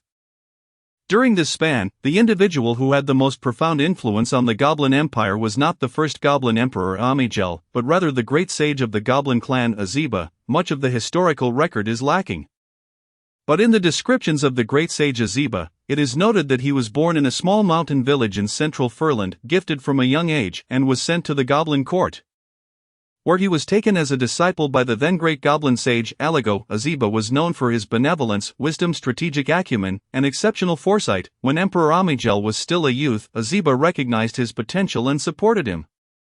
The subsequent records become vague. However, there is a fascinating account that before the establishment of the Goblin Empire, Aziba obtained a wealth of precious knowledge and treasures in a secret location in the north.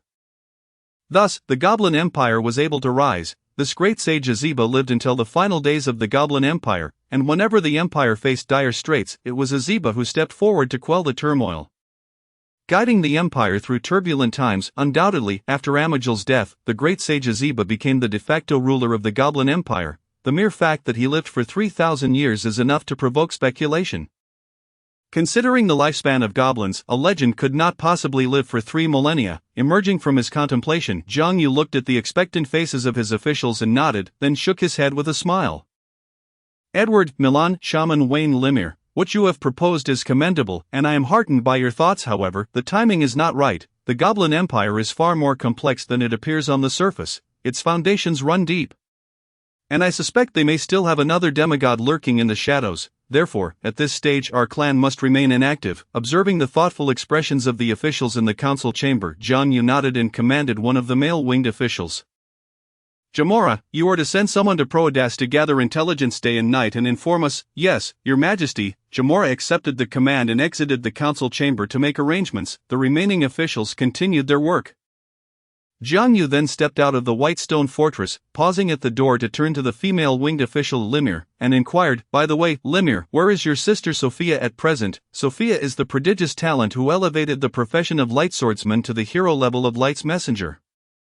Your Majesty, several months ago, Sophia ventured to the southern fairy forest to celebrate the 1500th birthday of her friend the Light Fairy. How many? 1500 years. Jiang Yu was momentarily taken aback. Indeed, these fairies are remarkably long-lived.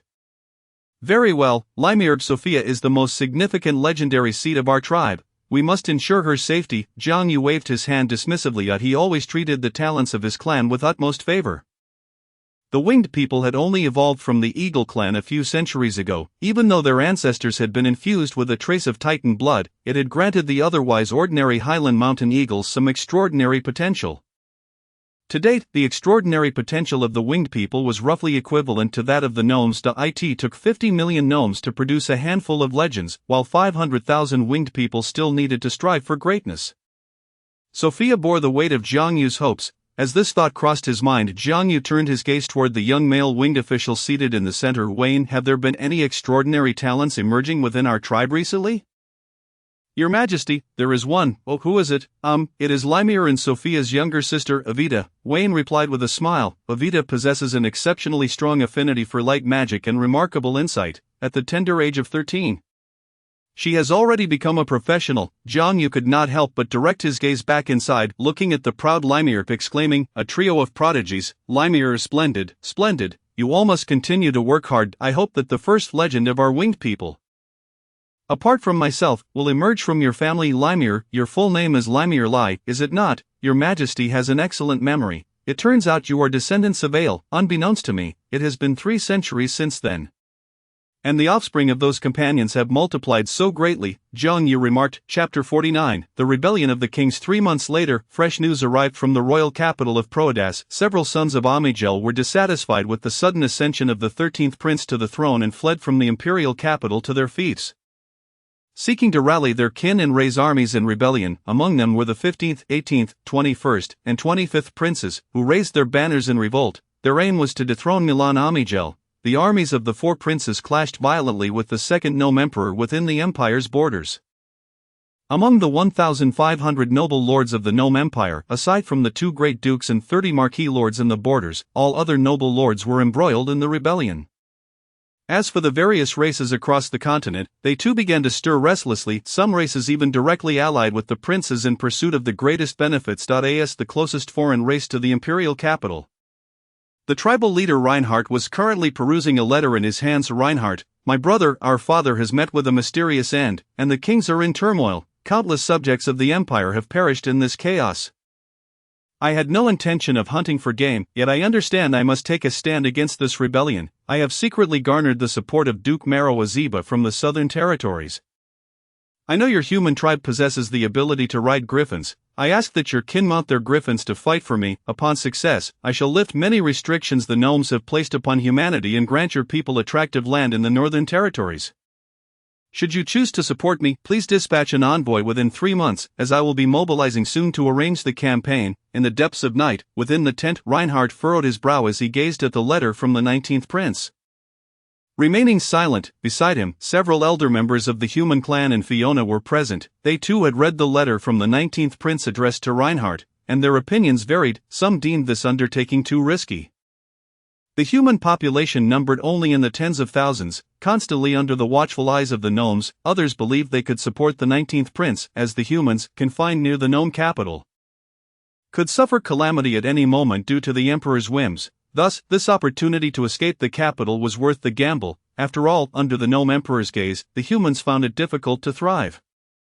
It had taken them 3 centuries to merely multiply to a mere few tens of thousands. With opinions divided, Reinhardt found it challenging to reach a decision. This was a choice that would determine the fate of humanity, and the pressure weighed heavily upon him. At that moment, only his mother Fiona had yet to voice her opinion. Reinhardt directly asked her, "Mother, what do you think I should decide?" The current population of tens of thousands of humans had emerged from the sacrifices made by the elders of their refuge, and he knew Fiona loved humanity even more than he did. Fiona smiled at him. "My son, you are now the leader of humanity. You must shoulder the responsibility for their lives and deaths. However, regarding this matter, you might wish to consult your father. I believe he would not miss the opportunity presented by the turmoil within the Nome Empire." Upon hearing this, Reinhardt raised his gaze toward the distant east. "Toward the direction of the eastern coast, father. I understand, mother. The journey from the imperial capital to the eastern coast will take a little over a month on a griffin. That is sufficient time. I shall make the trip personally." 20 days later, Reinhardt arrived again at the eastern coast. Chapter 50. Aziba. At this moment, the eastern coast was entirely different from 300 years prior. 9 fortifications had been established along the land adjacent to the eastern coast. Among these 9 fortifications, not only were winged people stationed, but they also patrolled the skies ceaselessly. Upon his arrival, Reinhardt was quickly spotted and intercepted by the winged people. He was compelled to present identification before being granted entry. Years ago, Jiang Yu had given him a pair of winged jade tokens as a token of trust. He had preserved them all this time, and today they proved invaluable, riding his griffin over the skies of Rosendas. Reinhardt observed the winged people living peacefully and harmoniously on the eastern coast and its surrounding lands of villages, farmlands, and 7 cities that served as regional centers sprawled before him. The transformation was striking. The difference between this visit and his previous one to Paradise Mountain was immense. If it had once resembled a tribe, it now stood as a kingdom. He felt a pang of envy and anticipated the day when humanity would establish its own kingdom upon the land of Furland. With this thought, he resolved firmly, regardless of Jiang Yu's involvement in the chaos or whether he advised waiting or participating, he would join the fray, not for any other reason, but to secure a true homeland for his people. As he soared through the skies, riding his griffin amidst the realm of the winged people, Reinhardt found it quite remarkable. However, as the humans were still relatively close to the winged people, most winged people merely glanced in their direction and paid no further heed. Hours later, Reinhardt arrived at Paradise Mountain. This time, he allowed his griffin to frolic nearby while he presented his token and then made his way from the mountain base to the front of the white stone fortress. The sun shone brightly, and the mountain scenery was splendid. Jiang Yu awaited him not inside the fortress but on the expansive lawn outside. Nearly 3 centuries had passed since their last meeting. And although they had maintained correspondence, the historical circumstances of Amijil's reign had limited their face-to-face encounters. Their last meeting had been 30 years prior. Gazing upon his son, Jiang Yu noted how the once golden-haired youth had now matured into a commanding middle-aged tribal leader. His hair, a legacy from Fiona, was as thick as a lion's mane. Though Jiang Yu held no affection for Fiona, he felt a connection to his son by blood. Reinhardt had traveled a great distance to the eastern coast, undoubtedly seeking his assistance. Indeed, as soon as Reinhardt laid eyes on Jiang Yu, he spoke directly. "Father, I require your help. This is regarding the recent rebellion of the Gnome Kings, is it not?" "Indeed, father. The 19th prince sent me a letter requesting military support, offering substantial rewards, yet I have hesitated to make a decision, which is why I sought your counsel." "Reinhardt, you must remember that you are not only my son but also the leader of humanity. Involvement in the conflict among the kings is far too perilous for humanity at this stage. Should any misfortune befall you, it would lead to irreparable consequences. Take me for instance. Even as the winged people have developed to this point, I still tread cautiously. The root cause remains our inherent weakness." Jiang Yu did not explicitly advise against taking risks, but his implication was clear. A strong sense of discontent surged in Reinhardt's eyes. Yet he understood that Jiang Yu's considerations were valid. The stark contrast between his ideals and reality left him breathless. "May I see that letter?" Jiang Yu inquired. "Of course." After taking the letter, Jiang Yu scrutinized its contents intently until his gaze sharpened upon reading the name of Duke Maro Aziba from the Southern Territories. "Reinhardt, what is the relationship between this 19th prince and Duke Maro Aziba? Is Maro's support reliable?" "Father, I only know that the 19th prince grew up alongside Maro, as if they were brothers. Duke Maro has an excellent reputation." "This should be genuine." "Very well, Reinhardt, I retract my previous statement. You may fully support the 19th prince. Father, you agree?" Reinhardt exclaimed in surprise. "Yes, furthermore, when faced with difficulties, you may seek the assistance of the winged people.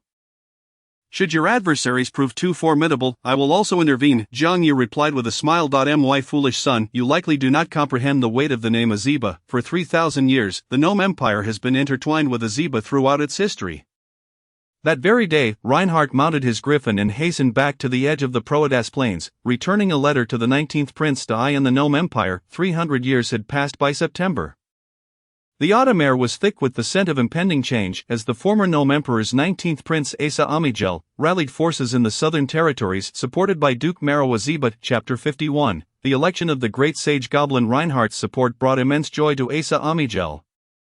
And the prospect of winning over the winged people sent him into a state of ecstatic delight. The winged people, with their formidable aerial combat capabilities, were both utilized and feared by the Goblin Emperor Amygel.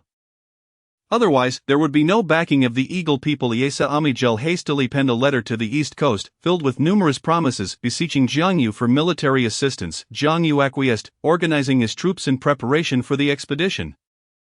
In the palace of Proadas, the sound of objects shattering echoed throughout the hall, accompanied by furious roars. Within the grand chamber, Emperor Milan Amygel wielded his long sword, cleaving the table and everything upon it into splinters.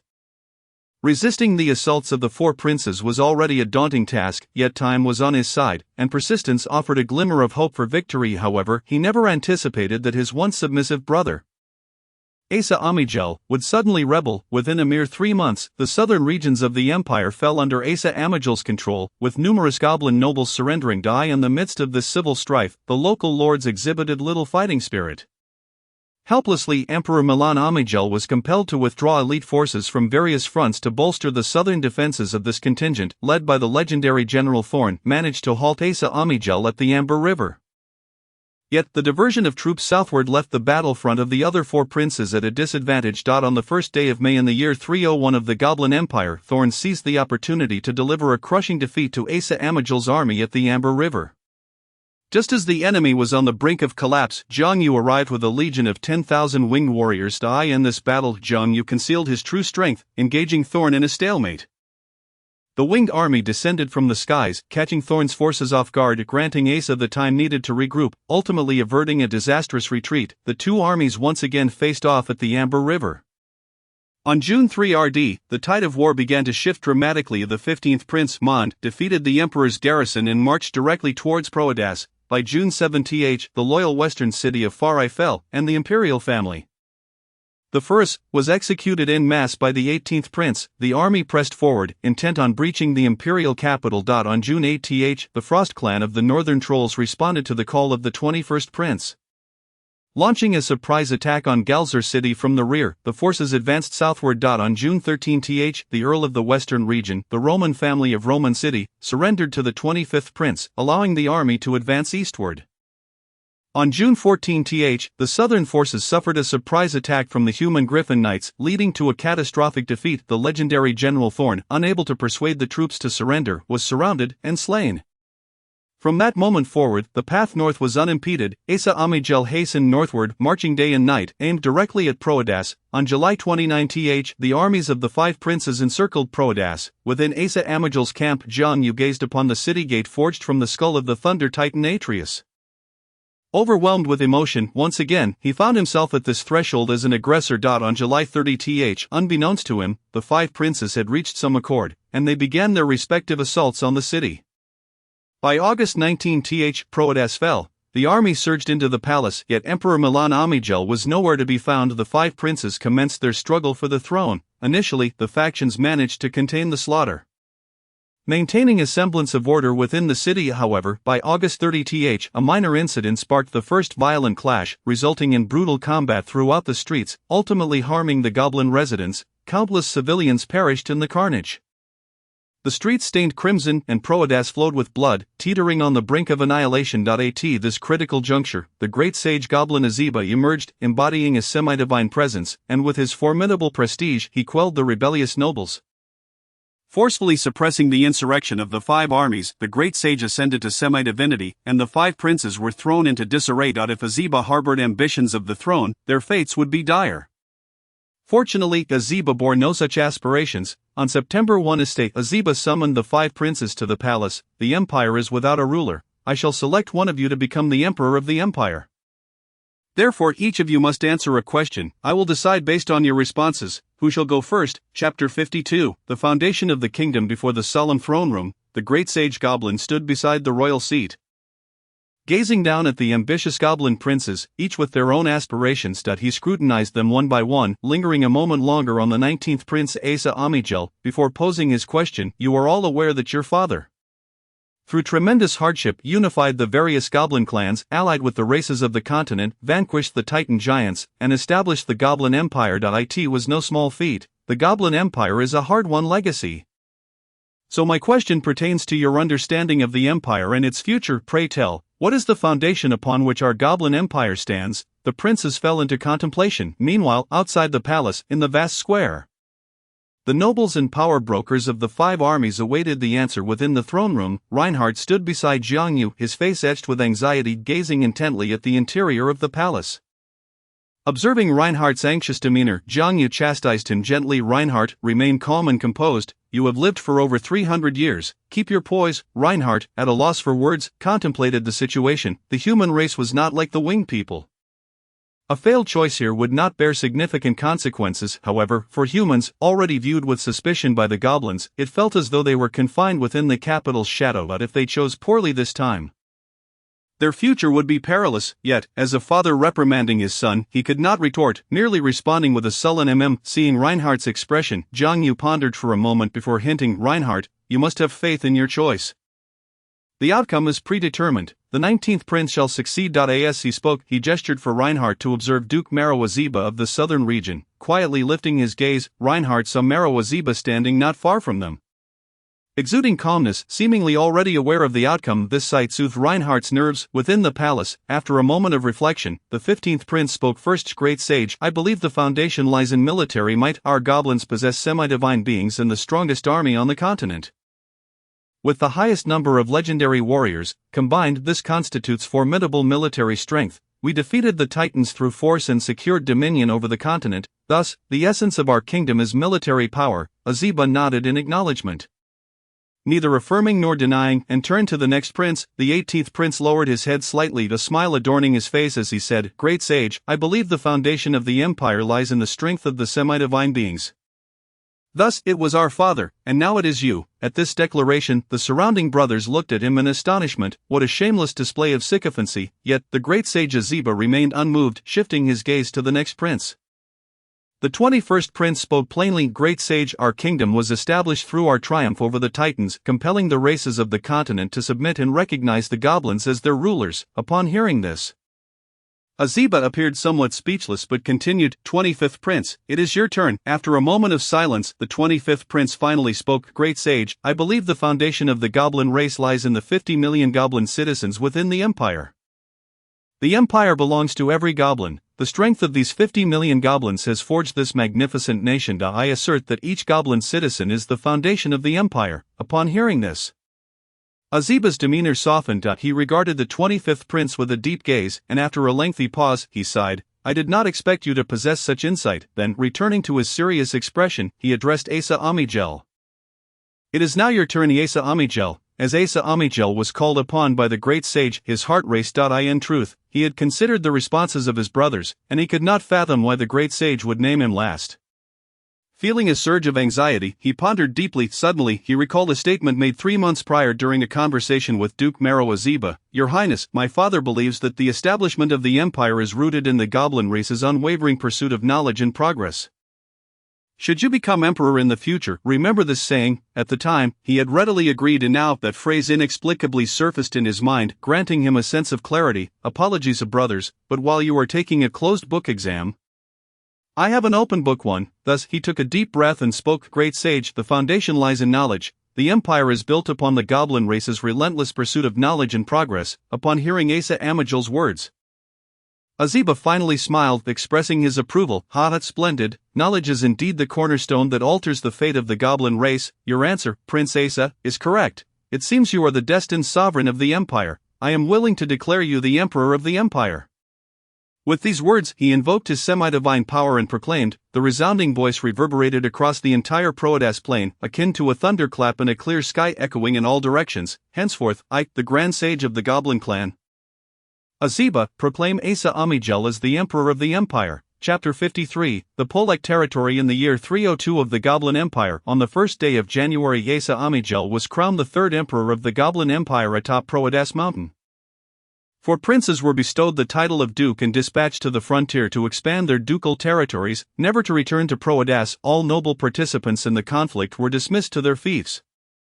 While the most heinous among them faced execution, the treacherous Frost clan of the Northern Trolls was summoned to answer for their rebellion, forced to retreat northward, awaiting another opportunity to descend. In contrast, All nobles and tribal leaders who aligned with Asa Amijel were richly rewarded. Meroa Zeba received a portion of the populace and alchemical resources, while the remaining nobles divided the population and territory among themselves.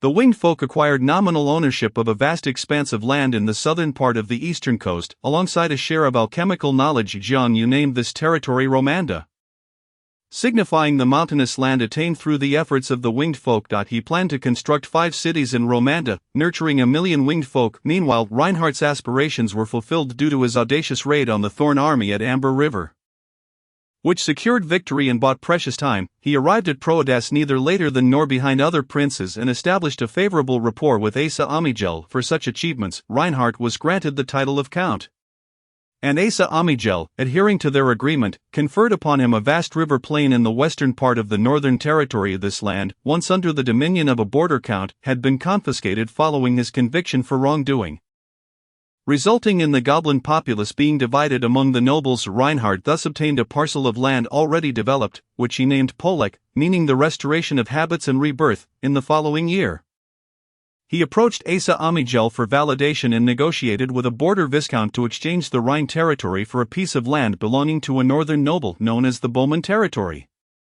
Consequently, the Bowman and Polek territories merged, boasting forests, plains, and rivers sufficient to sustain 500,000 humans. Thus, following the rebellion of the kings, the Goblin Empire began to recuperate. After Asa Amijel's coronation, he adopted a conciliatory policy towards foreign races, yet remained exceedingly wary of domestic nobles. After all, the goblins had suppressed the continent, and he was still oblivious to the dangers posed by foreign entities. Asa's sentiments towards the Grand Sage Azeba were profoundly complex.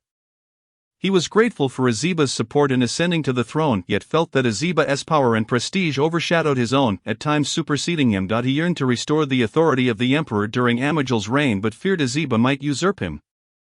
This internal conflict prevented him from ever becoming a legend. In the 350th year of the Goblin Empire, Fiona passed away in the Polek territory. Before her demise, she requested Reinhardt to lay her to rest beneath a laurel tree.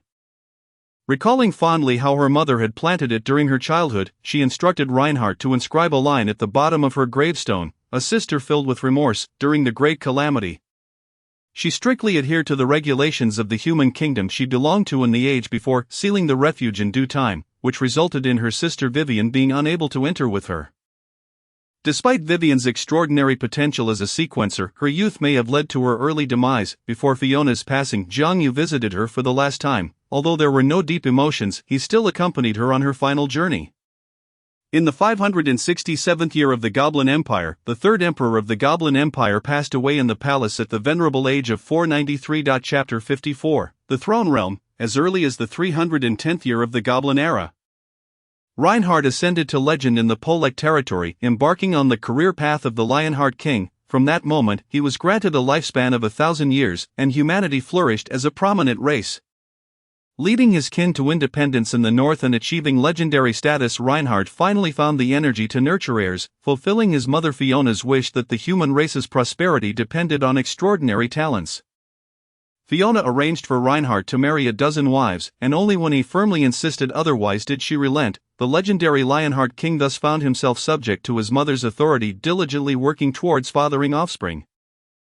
However, the legendary bloodline proved difficult to produce, and it was only after Fiona's passing that he had 3 sons and a grandson. It was not until the death of the third emperor Asa Amijel that Reinhardt's family had grown to nearly 100 members. At this juncture, humanity had amassed a population of 500,000. With the original territories no longer sufficient, Reinhardt had no choice but to venture northward to expand his domain. The northern expanse of the Polek territory was not desolate. Several intelligent races thrived there, including kobolds, centaurs, and trolls, among others. After contemplating for several days, Reinhardt decided to target the kobolds, as they were once subservient to the great dragons and, in the shifting tides of time, were comparatively easier to conquer than centaurs or trolls. While Reinhardt waged war against the kobolds, the winged folk's development along the eastern coast greatly pleased Jiang Yu in the 360th year of the Goblin Empire. The prodigious Sophia of the winged folk, after departing the southern realms, did not return to the eastern coast but continued to traverse the continent. It was not until the 490th year of the Goblin Empire that she returned. Having achieved legendary status and opened the path of the Radiant Saint, after over 500 years, the winged folk finally boasted a second legend, 30 years later, Sophia's sister Erida also ascended to legend, establishing another legendary path of the Radiant Swordsman. The Sword Saint, this legendary profession surpassed her sister's combat prowess and was more suitable for the vast number of winged extraordinary practitioners. The tale of the sister duo achieving dual legends became a celebrated story among the winged folk. As for their eldest sister Limer, she still lingered at the hero level, struggling to progress, burdened by extensive administrative duties. Opportunities for her breakthrough seemed increasingly slim. By the time of Asa Amagil's demise, the winged folk had significantly developed Romanda over the past 2 centuries. 5 winged cities were constructed amidst the mountains, with approximately 500,000 winged folk settling there. Meanwhile, in Losendes and along the eastern coast, the winged population had surged to 1,500,000.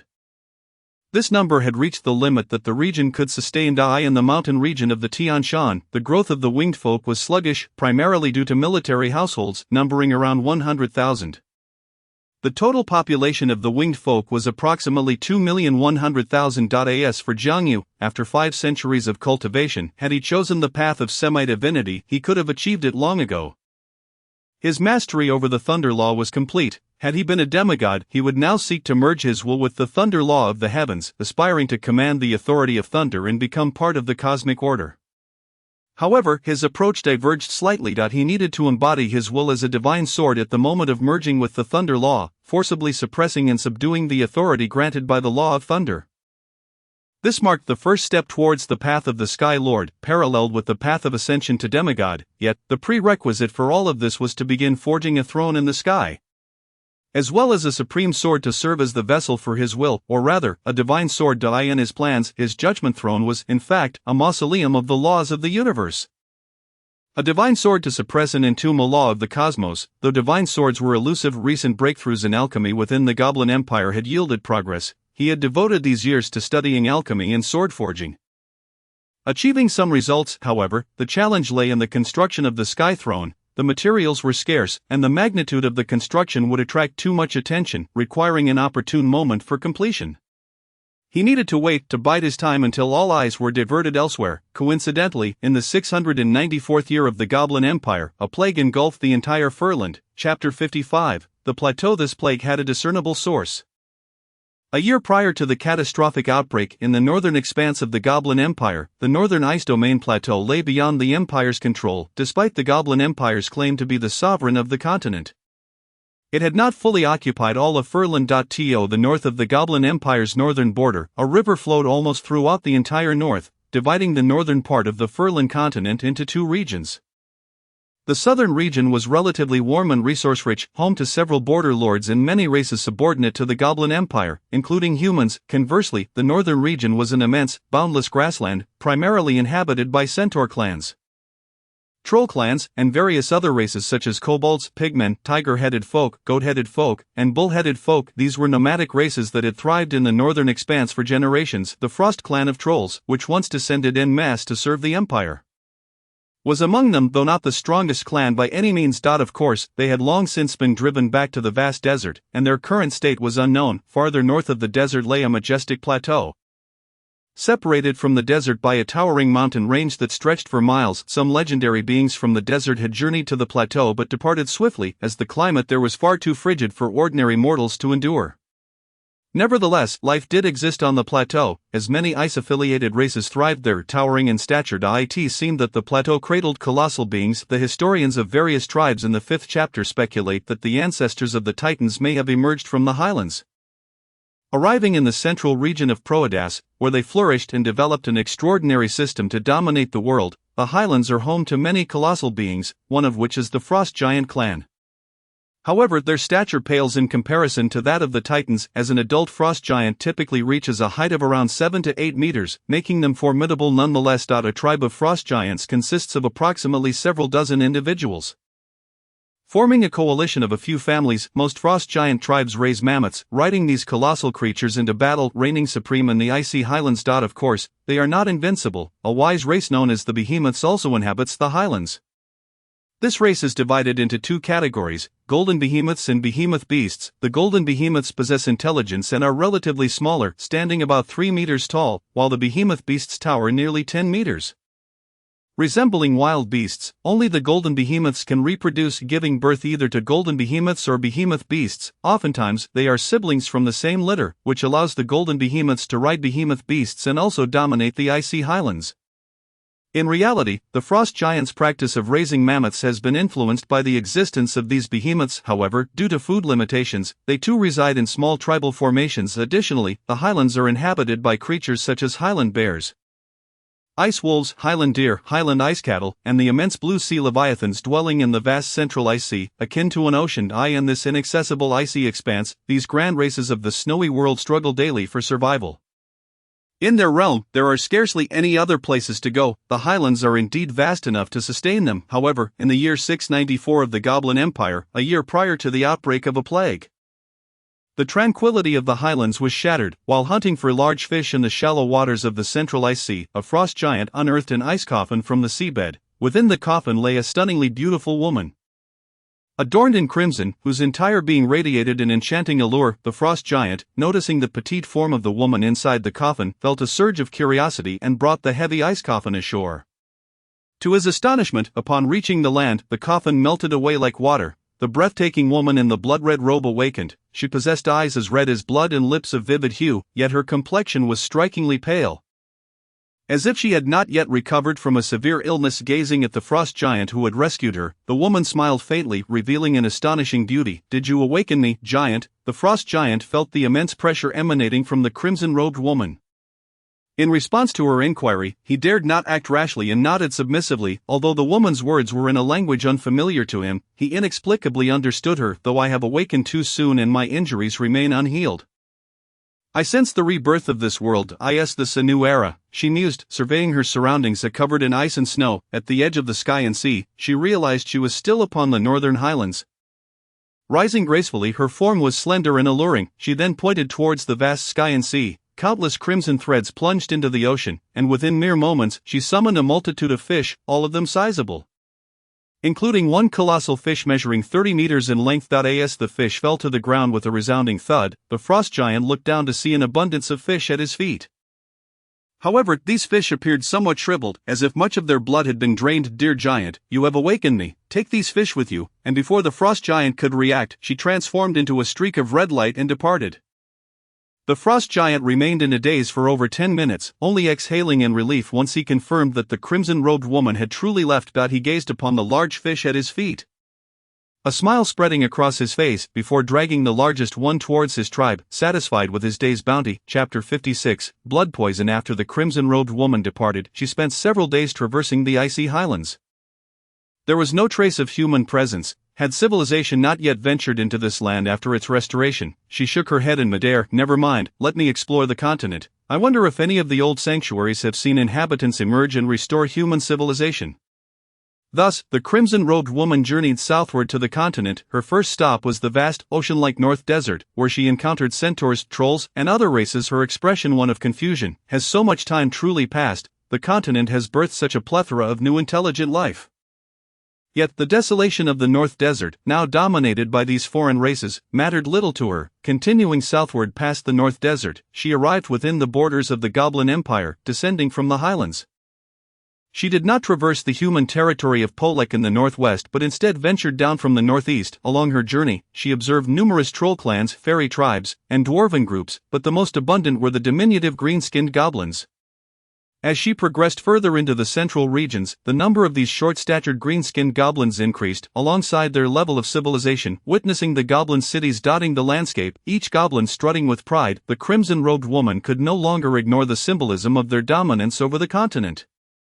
Nevertheless, this was of little consequence. What mattered was that within the goblin civilization she discerned traces of the familiar pre-epic human civilization. The Goblin Empire's alchemy had advanced to a remarkable degree, heavily influenced by the technological remnants of the pre-epic human race. The more she observed, the more alarmed she became, and a murderous intent began to fester within her towards these green-skinned imps. She was unafraid of the presence of foreign races on the continent. For as long as the humans in the sanctuaries emerged, they would inevitably rise again, relying on the technologies and knowledge of the pre-epic. Even though she discovered that the pre-epic's extraordinary system had collapsed, She believed new systems could still be forged. What she feared was that the sanctuaries would be discovered by these foreign races, allowing them to plunder technology and knowledge before the humans could fully develop. Slaughtering the remnants of humanity, with this thought in mind, she hesitated no longer and set out to investigate the sanctuaries she was aware of scattered across the continent. However, reality delivered a crushing blow. The vast majority of sanctuaries had perished before reaching their later stages, with all the humans inside meeting their demise. Even those that had endured to later times were left desolate, seemingly having suffered immense devastation. Finally, she arrived at the northern borders, at the sanctuary most familiar to her, once governed by her sister. She hoped that this sanctuary remained intact, and that she could once again lay eyes upon her treacherous sister. Alas, reality proved to be brutally harsh. The sanctuary known as Number 490 was now guarded by a multitude of green-skinned goblins. This revelation chilled her heart, igniting her fury. The sanctuary was bustling with goblins coming and going, devoid of any human presence, and the structures erected by these goblins bore the marks of age. She deduced that her sister and the inhabitants of the sanctuary were likely in grave peril. Thus, the crimson-robed woman took action. A bloody veil descended upon the entire Number 490 sanctuary, and nearly all the goblins within perished simultaneously. The lone goblin legend left behind, caught off guard, suffered severe injuries and, after a brief skirmish, was captured by the crimson-robed woman. The goblin legend was astonished to learn that his conqueror was a human. A human, once deemed lowly, possesses such strength. Human, lowly. She sensed the implication in the goblin legend's words and quickly inquired, "Are there still humans in existence today?" The goblin legend, eager to survive, detailed the fate of the humans after the sanctuaries were discovered. After listening in silence for a long while, the crimson-robed woman swiftly snapped the goblin legend's neck. It turned out that since their awakening, her sister and the others had been kept captive, used as tools for goblin learning. These feeble goblins did not even allow the descendants of humans to inherit the legacy of the sanctuaries. Her sister had even been forced to marry that accursed goblin emperor. Her blood-red eyes, propelled by intense emotions, turned crimson as blood. "Vile goblins, you shall pay dearly for your transgressions." She initially intended to storm the goblin capital, slay their emperor, and subsequently annihilate the entire goblin empire. However, her injuries remained unhealed, and the presence of several formidable auras within the goblin capital instilled a deep sense of caution in her. She surmised that she would not prevail. As a true ancestor of blood at Sequence 3, comparable to demigods and possessing infinite lifespan, her combat prowess was relatively average, yet she possessed an ability particularly suited for widespread destruction. She could utilize her own true blood as a source to create a highly contagious blood poison. She resolved to exact revenge on the goblins with this blood poison. As for whether it would affect the humans residing in the northern Polek territory, she cared not. Humans devoid of their legacy, and those without her sister, mattered little to her. Furthermore, having learned from the goblin legend that the humans in the sanctuaries had long since perished, she felt no hesitation.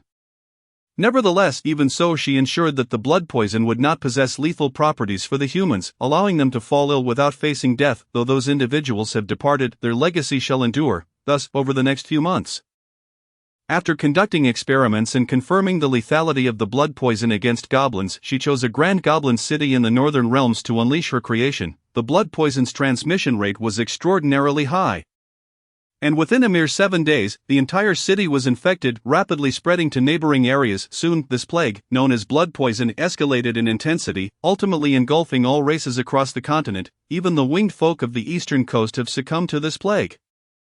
Chapter 57. The response of the various races of the continent. Once infected with the blood toxin, the body begins to exhibit signs of infection. The infected gradually develop crimson eyes, fangs sprout within 3 days, and they spew forth the miasma of the plague, displaying an overwhelming desire to attack, sparing no living beings around them. Within 7 to 10 days, they will succumb to a grotesque demise. This phenomenon has been meticulously catalogued by the goblins.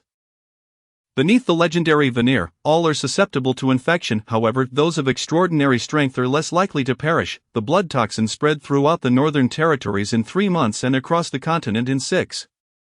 Its ferocity instills dread in all living creatures. The goblin sage, unable to remain idle when the northern territories were engulfed by the blood toxin, realized that this plague was particularly lethal to goblins. Other races, upon contracting the plague, still had a chance of survival, yet for goblins it was an instant death sentence, with no hope of recovery, except of course for the extraordinary goblins, who possess slightly stronger constitutions. As the plague proliferated, Sage Azabar urgently commanded the lords and city governors to shut their gates and prevent the spread of the contagion, yet this malady is insidiously elusive. Wherever it is contained, it re-emerges elsewhere. As if someone were sowing the seeds of disease in all directions, thus it quickly spread across the continent. The goblin sage, in despair, was compelled to research a remedy for the blood toxin. However, finding a solution is not a matter of days.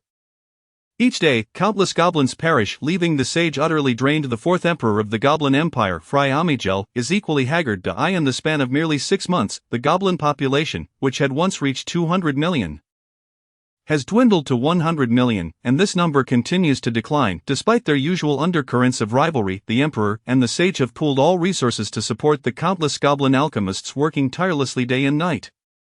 The sage himself is even involved in the effort. At this moment, not only are the goblins in a state of turmoil, but all races of the continent are equally distressed. On the eastern coast, when the plague reached Losenders, Jiang Yu was meditating atop Paradise Mountain. Generally, his meditation schedule is irregular, but he can be awakened in times of urgent need. However, the plague spread too swiftly. The morning messenger had just delivered the news, and by the afternoon, when Limer arranged for officials to investigate, the contagion had already taken hold. The situation quickly spiraled beyond control. Limer and the winged officials had never encountered a plague before and, lacking means to combat it, promptly notified Jiang Yu, who was still in meditation. Upon hearing this news, a sense of alarm gripped him. How careless I have been. He urgently ordered the closure of the 9 passes, sealing Losenders and Romanda, while isolating the infected. Yet, the plague had been festering among the winged folk for some time, proving difficult to contain. By the time he managed to regain some control, half of the winged population had already contracted the virus.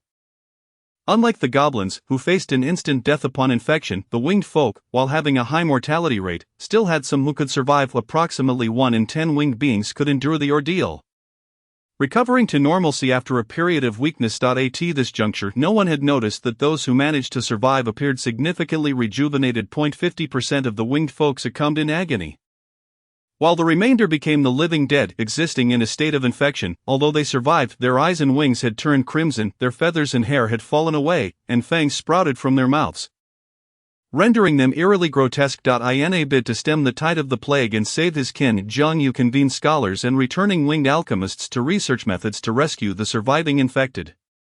Meanwhile, among the humans of the Polek territory, those infected with the blood toxin exhibited peculiar transformations. Such changes were unexpected even for the instigator, the woman in red. Among the more than 500,000 humans, half were infected. However, most of them, after enduring a period of suffering, returned to normalcy. Yet, a few thousand experienced profound changes in both body and bloodline upon contracting the blood toxin. Their eyes turned a deep crimson, and they lost interest in ordinary food, developing a craving for blood while simultaneously fearing direct sunlight. A trace of extraordinary power began to manifest within them, a power linked intrinsically to blood. Several descendants of the Reinhardt family also fell victim to the infection, but their mutations proved more advantageous. Their extraordinary powers surged, accompanied by a certain immunity to sunlight. This appeared to be a remarkable synthesis of their bloodline and the blood toxin. Furthermore, these infected members of the Reinhardt family exerted a degree of intimidation over ordinary infected individuals, resembling a force of bloodline suppression. Although Reinhardt was concerned for these mutated kin, after prolonged attempts to find a solution yielded no results, he was compelled to relinquish the effort. To ensure the safety of the untainted humans, he chose to isolate them, placing them together in a secluded corner of the Polek territory. The centaurs, trolls, dwarves, goblins, pig-headed folk, and bull-headed folk exhibited similar responses to the infection as the winged folk. Chapter 58, Vivian died in the year 697 of the Goblin Empire. The plague lasted 3 years and was ultimately controlled by the various races. Ceasing to spread further, the woman in red discreetly conducted several more operations, but the goblin's vigilance was formidable. Even though she initially managed to infect a few, they were swiftly contained, after multiple unsuccessful attempts. The woman in red decided to abandon her efforts, recognizing that her true blood was not to be squandered lightly. The goblins seemed to sense that this plague was no ordinary affliction. As if it were deliberately targeting them, they too began to seek its origins. The actions of the woman in red became increasingly challenging. She resolved to find a place to recuperate and, once healed, would strike against the Goblin Empire. Although the blood toxin had not annihilated the goblins entirely, it had cost them a significant number of ordinary kin, delivering a severe blow that left the empire gravely weakened. As for her recuperation site, she set her sights on the human territories of Polek in the north, even though time had passed and humans might no longer resemble her previous notions. She instinctively felt that a place inhabited by humans would suit her well. On the third day of the first month of the Goblin Empire, the woman in red finally arrived at Polek. On that day, a remarkably beautiful woman, her visage striking, arrived in the town of Peter within the Polek territory. She wore a red hood that framed her radiant golden locks, which shimmered brilliantly under the sunlight. Moreover, her captivating crimson eyes, combined with her graceful figure, rendered her utterly enchanting. Yet, the townsfolk of Peter regarded her with averted gazes, as if she were an omen of doom. The blood-red eyes were a symbol of the infected. No one wished to associate with the infected, even if they had once been human. In the eyes of the people, they had become something other, just as the woman in red began to feel the strangeness of the situation. 2 human guards approached her, stating, "Infected one, you must leave Peter immediately and proceed to the eastern gathering area for the infected, known as the Demanklin district. That is where Lord Reinhardt has designated your residence." Infected one, how intriguing. The woman in red found the guard's words exceedingly amusing. She was well aware of the term's implication, those who had been infected by her own blood toxin. Logically speaking, she had eliminated the lethal components of the toxin. So even if they contracted the illness, they would merely experience pain and weakness for a time. Could there be unforeseen developments? Eyeing the 2 guards, she smiled. "Where is the Demanklin district? I will make my way there myself."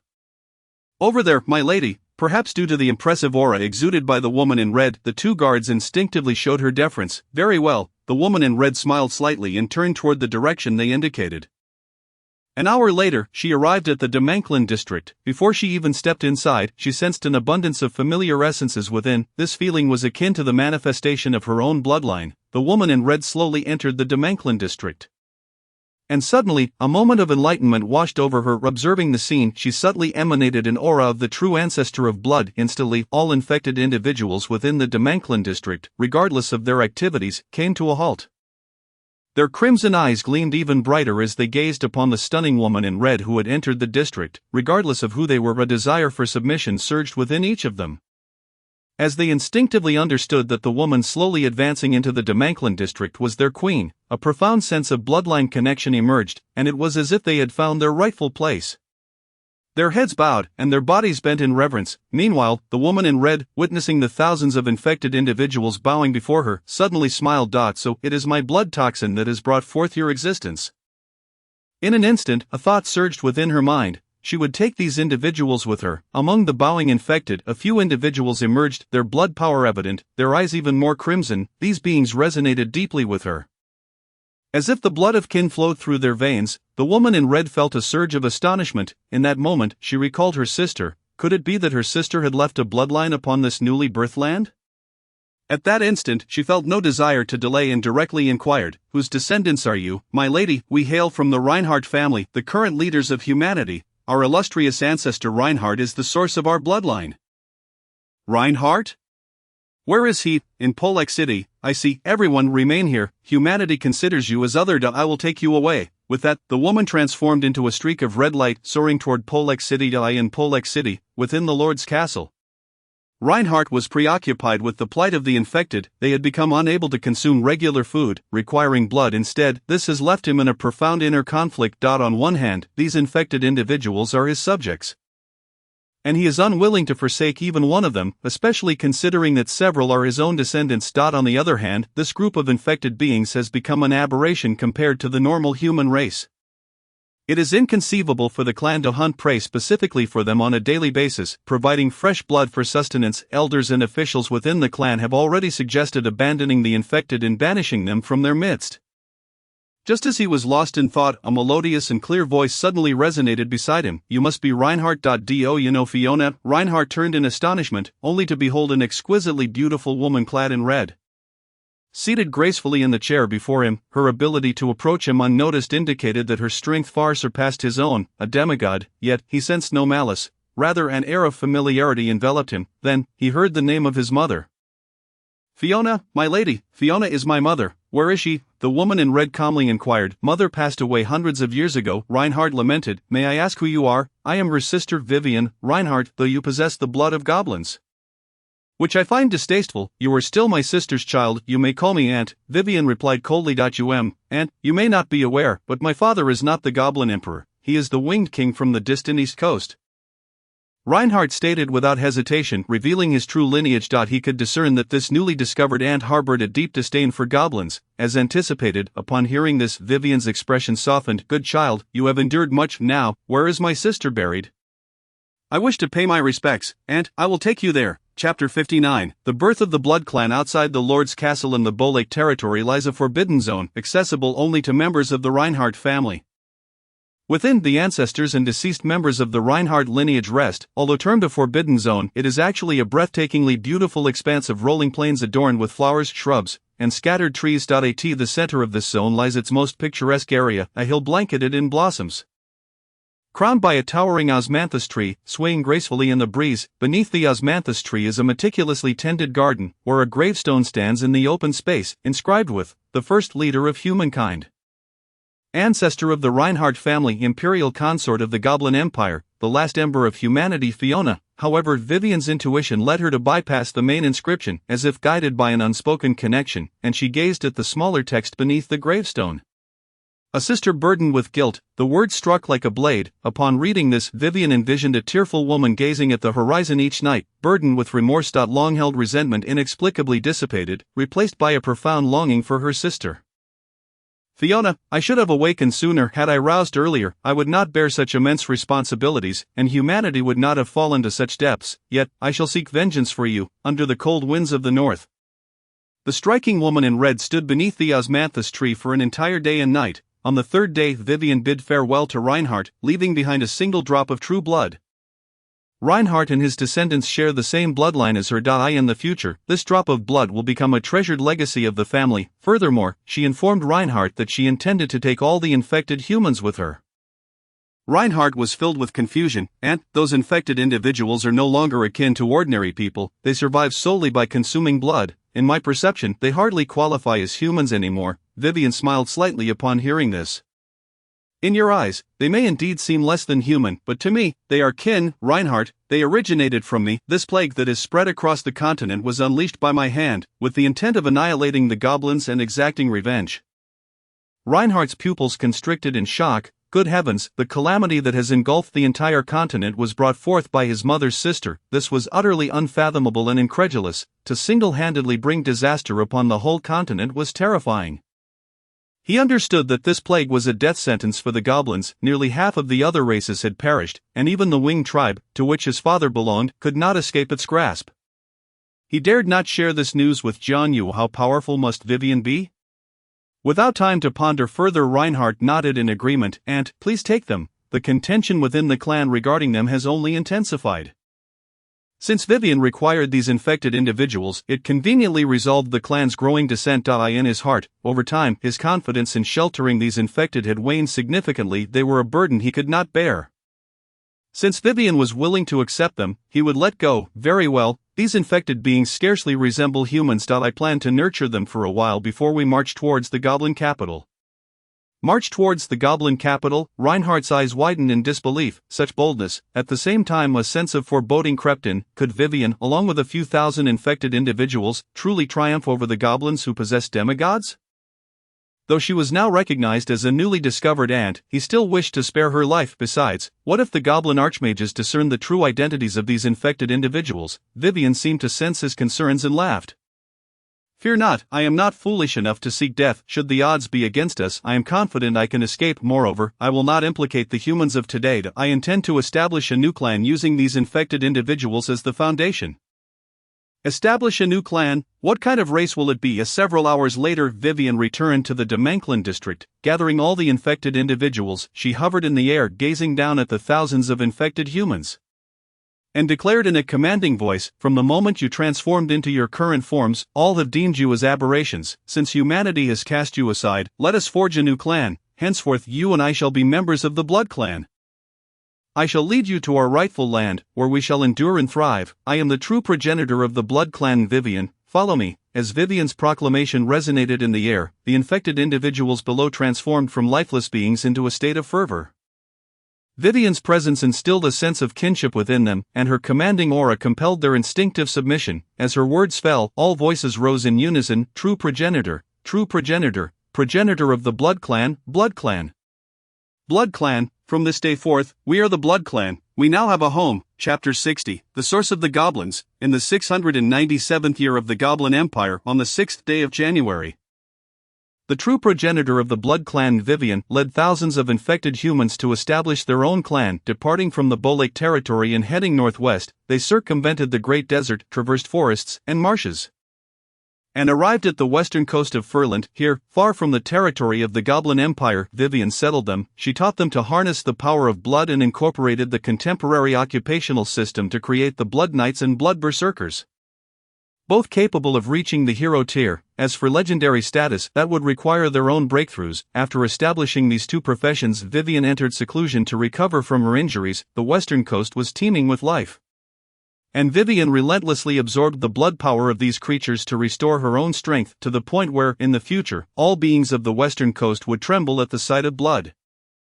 Meanwhile, in the central region of Furland, within the city of Prodas, after years of research, a goblin alchemist finally discovered a substance capable of curbing the plague. This discovery was, in fact, an accidental revelation. At the time, the alchemist, desperate for a solution, decided to experiment with seemingly unrelated materials. During one of these experiments, he stumbled upon a wolf-like creature in a dark cave, extracted a toxic substance from it, and combined it with an alchemical material known as moonlight grass to create a potion. He then injected this potion into a dying infected goblin, initially indifferent to the outcome. The results astonished him remarkably. Within a few days of receiving the potion, the lethal plague was indeed contained. The infected goblin survived. This outcome sent shockwaves throughout the Goblin Empire, sparking wild elation. The alchemist Demaga was hailed as the savior of the plague, receiving accolades, titles, and land from the emperor. Simultaneously, the Grand Sage Azeba ordered the replication of this potion for use by all infected goblins. Thus, within 3 months, the plague within the Goblin Empire was entirely contained. 30 million goblins survived, with 1 million infected individuals fully recovering. Upon hearing this, various races across the continent rushed to procure this potion for their own infected. This was indeed a moment of national jubilation. However, their joy was short-lived as another dire situation emerged. Those goblins cured by the potion underwent drastic changes within 3 months. Their intelligence diminished, their skin turned from green to dark green, and their appearances became grotesque. Their facial features morphed, developing pointed ears, oval-shaped large eyes, flat noses, wide faces, and dim eyes ranging from red to yellow. Additionally, they sprouted sharp, poisonous fangs. Their physiques have become increasingly diminutive, resembling an inverted triangle. With robust arms and legs, they remain in a perpetual state of heat, preferring to reside in dark burrows where they congregate. When their numbers amass, they will recklessly assault any living being they encounter, exploiting the incessant reproduction of female creatures. Recently, a multitude of female goblins have met their demise, barely clinging to life when rescued. Compared to the civilized goblins, they have nearly evolved into an entirely different species. The Grand Sage has repeatedly dispatched alchemists to investigate the causes and potential remedies, yet they have found it exceedingly difficult to effect change in a short time. The efforts to combat the plague have already depleted their vital resources. In desperation, the Goblin Emperor decreed that those who had been cured of the infection be exiled from the cities and villages of the goblins, cast into the wilderness, and dubbed goblins, although the plague has been contained. Its repercussions remain ever present. Chapter 61, Werewolves. Within the borders of the Goblin Empire, in the western region known as the Darkwood Valley, resides the largest clan of trolls in the empire, the Darkwood clan. This clan followed Amigel in the ancient campaigns against the Titans and, due to their contributions to the establishment of the Goblin Empire, was granted dominion over the Darkwood Valley. The clan leader of that era was ennobled as the Marquis of Darkwood within the Goblin Empire. To this day, although the original leader has passed, the successor still embodies the traits of a legendary cultivator. Through the development across generations, the Darkwood clan has burgeoned into a formidable lineage with a population in the hundreds of thousands, even establishing a grand city and several towns at the heart of Darkwood Valley. Within the Goblin Empire, the Darkwood clan occupies a position of significant influence. The various troll clans govern themselves independently, scattered across the land, yet those of greater strength wield more authority. The Darkwood clan is such an entity, with neighboring troll tribes traditionally aligning themselves with them. In the year 696 of the Goblin Empire, Influenced by the rampant plague known as blood toxin that swept across the continent, the Darkwood clan was likewise affected. Despite having received prior warnings, they too suffered substantial losses, although they did not experience the same fatality rates as the goblins. Trolls had a longer infection cycle and a similarly high mortality rate. Alongside many who recovered from the infection, these trolls underwent drastic changes in appearance and physique, becoming frail and emaciated, their fangs elongated.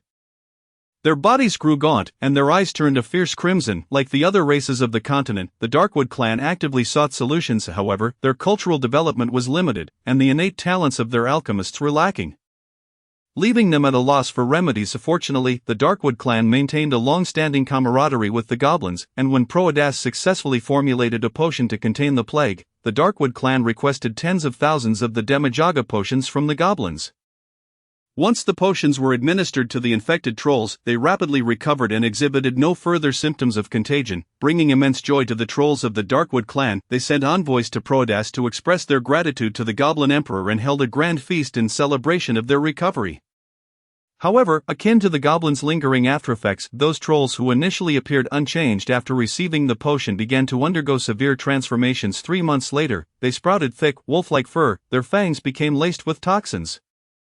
Their eyes took on a predatory glare, and their bodies shrank yet did not weaken. To their kin, they resembled upright wolves. These transformations, while unsettling, were accepted by the trolls. What instilled a sense of expulsion among them was the behavior of those trolls who had received the Demijaga potion. On nights of the full moon, they would succumb to their primal instincts, transforming into werewolves, indiscriminately slaughtering fellow trolls. During the initial occurrence, the troll leader of the Darkwood clan sought to find a solution.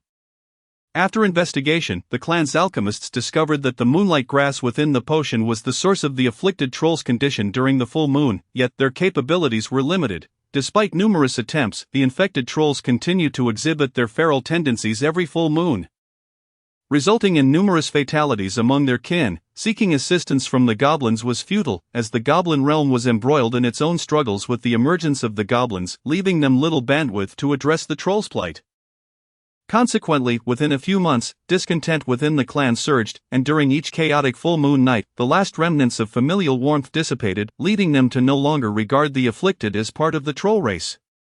In a state of despair, the troll leader of the Darkwood clan had no choice but to follow the example of the Goblin Empire, banishing these infected trolls from the Darkwood Valley into the wilderness, disdainfully dubbing them werewolves. Chapter 62, Gargoyles on the Eastern Coastline. When the Demijaga potion emerged within the Goblin Empire, the winged envoy stationed at the Proadas embassy received this news as well. They promptly transmitted this information back to the winged folk. At that time, unbeknownst to the truth, Jiang Yu personally journeyed to Proadas City, where he met with the Goblin Emperor in exchange for 100,000 doses of the Demijaga potion. He then returned to administer the potion to the afflicted winged folk. Similar to the goblins and trolls, the infected winged beings initially experienced a cessation of the plague's contagion and began to heal. However, 3 months later, a significant number of the infected not only failed to grow feathers but instead underwent grotesque transformations. Their faces became monstrous and hideous, their bald heads smoothed out, and their mouths filled with fangs. Their hands and feet regressed to ancestral forms, sprouting sharp claws. Their physiques grew tall and robust, while their wings transformed into featherless flesh appendages, under the dual influence of the potion and the plague. Their spirits waned during the day, their habits shifted to avoiding sunlight and sleeping like statues, yet, at night, they became active, reveling in the moonlit skies of the city as they hunted for prey. Sometimes they behaved like beasts, at other times exhibiting intelligence. However, every winged individual comprehended that these healed infected beings were no longer one of them. Fortunately, despite their drastic changes, they posed no threat to the winged folk. Because of this lack of harm, the winged community felt only sympathy and pity for them. At this juncture, news of the goblins' emergence reached the winged folk. The backstory of the goblins astonished Jiang Yu, who sometimes felt that the formation of the goblin race had indeed been rather hasty. Regarding the Goblin Empire's decision to exile the goblins into the wilderness, Jiang Yu found it difficult to justify such an action. The infected winged folk were relatively normal, truly pitiable beings. Simultaneously, he became aware of the history of the werewolves, also banished to the wilds. It dawned on him that the side effects of this potion were not isolated incidents but affected all races across the continent. Differing from the approaches of the other two races, after careful consideration, Jiang Yu decided to relocate the transformed winged folk to an abandoned mountain city in Lomanda. He continued to regard them as members of the winged folk. It bestowed upon them a new name, gargoyles. Thus, nearly 100,000 gargoyles slumbered in the mountain city during the day, emerging at night to roam. Those lacking sustenance and vitality could even transform into stone statues. Enduring long periods without food or drink, the gargoyles also acquired extraordinary capabilities as they evolved. To maintain a close relationship with the gargoyles, Jiang Yu stationed 2 of the stronger gargoyles at the White Stone Fortress to guard the castle during the night. He simultaneously established a night guard composed entirely of gargoyles to protect the winged folk during the dark hours. With the plague issue resolved, Jiang Yu began forging a weapon to serve as a vessel for the laws of suppression. In times past, when the Goblin race vanquished the Thunder Titan and established the Goblin Empire, he had received a portion of the spoils, which included a segment of the Thunder Titan's thigh bone. For many years, this thigh bone had rested within the treasury. When he resolved to forge a divine sword, he retrieved the Titan's thigh bone and journeyed to the Dwarven Kingdom, situated before the mountains, to trade for rare metal materials and exchange forging techniques. In the year 700 of the Goblin Empire, during the month of October, Jiang Yu commenced the forging of the Sword of Thunder. Chapter 63, The Sword of Thunder. It must be said that the Thunder Titan met a tragic fate. Having perished, its remains were repurposed into various materials for diverse uses. The Titan's colossal head has been fused into the walls of Proadas, the capital of the Goblin Empire, serving as the most imposing gateway, showcasing the formidable might of the Goblin race. As a bone of the Titan, the thigh bone of the Thunder Demigod is intrinsically suffused with the power of thunderous laws. Jiang Yu first traveled over the Eastern Sea to locate an active volcano still spewing lava. With his formidable legendary power, he breached the side of the volcano and forged a furnace from the red volcanic rock. He then added materials such as purple gold, refined gold, mithril, sky blue stone, magic crystal, grey mist heart, moon spirit stone, earth essence, sunset iron, and molten heart copper into the furnace, melting them into liquid. Finally, he placed the thigh bone of the Thunder Titan within the purple liquid, subjecting it to day and night incineration. After 39 days, the entire thigh bone of the Thunder Titan fused into the golden liquid, which shimmered with a purplish hue and crackled with lightning. Subsequently, Jiang Yu forged daily using his mastery of thunder, and after 10 days, he quenched the sword in seawater, repeatedly adding the essence of cloud and sky, hammering it into shape, a long sword shimmering with a purple gold hue and crackling with electric light materialized before him, hovering in the air. Congratulations, player, for forging a legendary grade weapon. Forging experience 1000. After a long period of silence, the system suddenly displayed this message, which Jiang Yu instinctively ignored. Grasping the long sword, he swung it, and the power of thunder surged forth in an instant. Indeed, a fine sword. Jiang Yu nodded in satisfaction and stowed it away. By this time, night had fallen and the moonlight shone brightly. He gazed at the silver moon in the sky and chuckled softly. To forge a throne, one must create from the heavens. The ancient silvery moon, eternally suspended in the heavens, remains a mystery as to what it is composed of. Since my future throne is destined to ascend alongside it in the celestial expanse, I shall venture forth to behold it. With determination, Jiang Yu inhaled deeply, unfurled his immaculate white wings, and the powerful lift propelled him directly into the sky. He first soared above the billowing clouds, leaping from the sea of clouds to the realm of fierce winds. Here, he found himself soaring at an altitude of 10,000 meters, where even the legendary could scarcely endure. The fierce winds bore the essence of the laws of the wind. The higher one ascended, the more challenging it became for an average legend to withstand. Yet Jiang Yu was no ordinary legend. His strength was nearly that of a demigod. Mere moments away from establishing his throne in the lofty heights, he summoned a protective shield of radiant power and continued his ascent. At 20,000 meters, the air grew increasingly thin, and the might of the laws governing the sky intensified, obstructing his deeper penetration into the celestial realm. The silvery moon began to manifest with increasing clarity, emitting a gentle, ethereal glow. Jiang Yu pressed onward, reaching 30,000, 40,000, and even 100,000 meters, until he arrived at the threshold near the astral realm, akin to a star-studded inkblot. He beheld a colossal silver celestial body orbiting the world at the boundary between the astral realm and the earthly plane. Yet further progress towards the silver moon proved impossible. A powerful surge of lunar laws emanated from the moon, repelling him with an overwhelming force. This potent aura felt akin to facing a deity, deep and unfathomable. Each moment spent in this place drained a fraction of his strength. Truly, this realm was extraordinary. It was no wonder that none wished to venture this way. Why abandon the solid earth to soar aimlessly into the sky? Other legends, including demigods, would not take such risks. Jiang Yu, however, possessed wings. they could only rely on legendary power for flight. Chapter 64. The Silver Moon. Unable to approach the Silver Moon, he veered away into the periphery of its influence.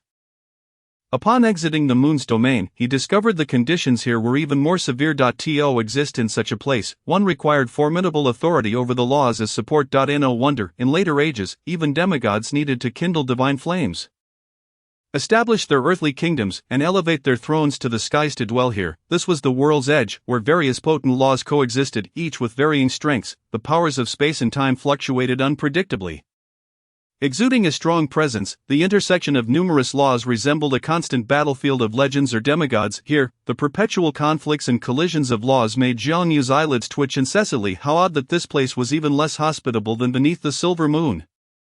Had he embarked on his ascent from another location, he might not have reached this height at all. Previously, he had flown directly towards the Silver Moon, remaining within its protective sphere, thus unaware of the external environment.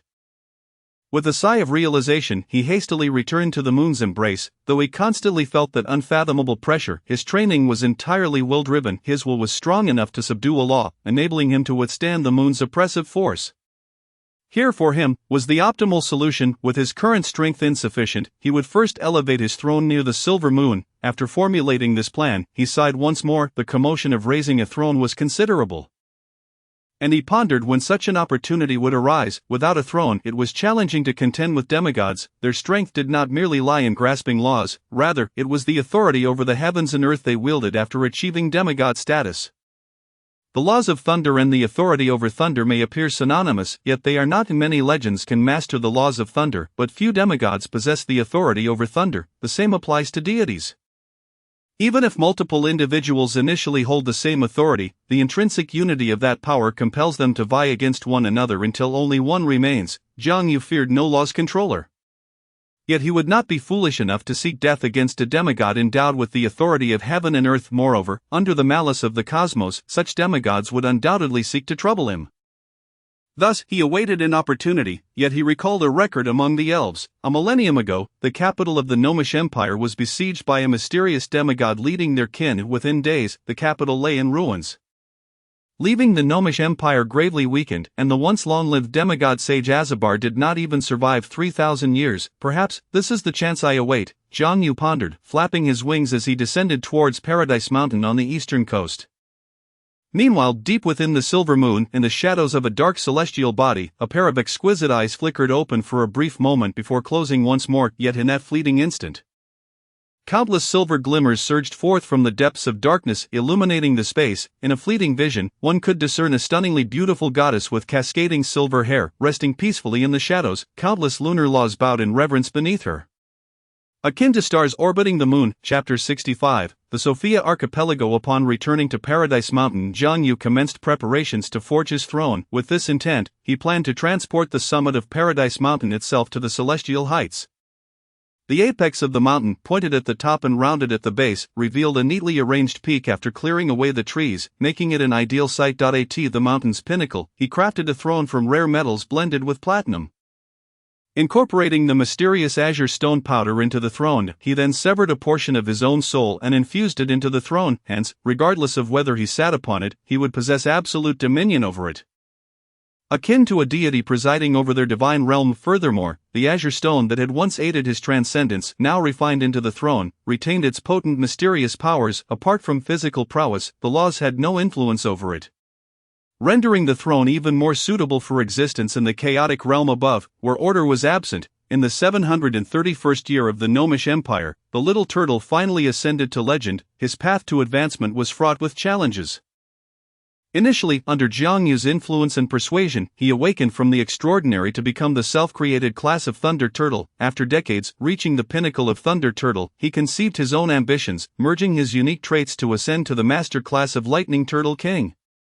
The little turtle harbored aspirations of becoming the sovereign of turtles. After achieving the master class, he sought out numerous turtle species to raise in a wetland at the foot of Paradise Mountain. However, despite his efforts, these ordinary turtles remained devoid of intelligence. His dreams of turtle kingship began to dim, and he settled into contemplating his future path. Eventually, with Jiang Yu's rise to legend, he finally envisioned his next step. A king could be the sovereign of a race or his own ruler. Thus, he advanced to the hero class, becoming the electric turtle hero. Influenced by Jiang Yu, his affinity leaned towards the laws of electricity. Over the subsequent centuries, the little turtle embarked upon the legendary path. Yet, the legendary realm proved too daunting for him. His entire system was self-created, lacking the extensive knowledge and imaginative capabilities of Jiang Yu, as well as an understanding and memory of the future. Nevertheless, during this period, he encountered the prodigious Sophia of the Winged Ones. In her journey of cultivation, the little turtle provided considerable assistance. In the early stages, many of Sophia's resources were sourced through his aid. Later, when Sophia traversed the continent, the little turtle accompanied her. Eventually, upon Sophia's return, she achieved the legendary class of Radiant Saintess. Inspired, the little turtle began to contemplate the path to legend. Subsequently, Sophia's sister Erida also attained legendary status.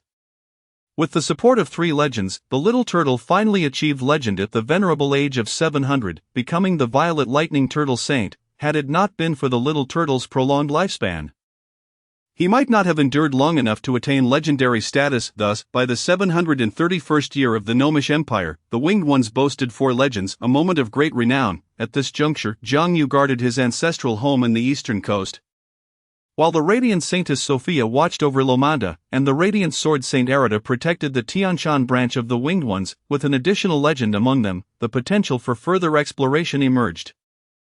In the course of several hundred years of exploration over the Eastern Sea, the Winged Ones discovered a crescent-shaped archipelago lying 10,000 kilometers from the eastern coast. The total area of the archipelago encompassed several 100,000 square kilometers, sufficient to sustain 1,000,000 Winged Ones. In the 735th year of the Gnomish Empire, Radiant Saintess Sophia led a multitude of Winged Ones across the archipelago, migrating and expanding their territory. Henceforth, this archipelago became known as the Sophia Archipelago.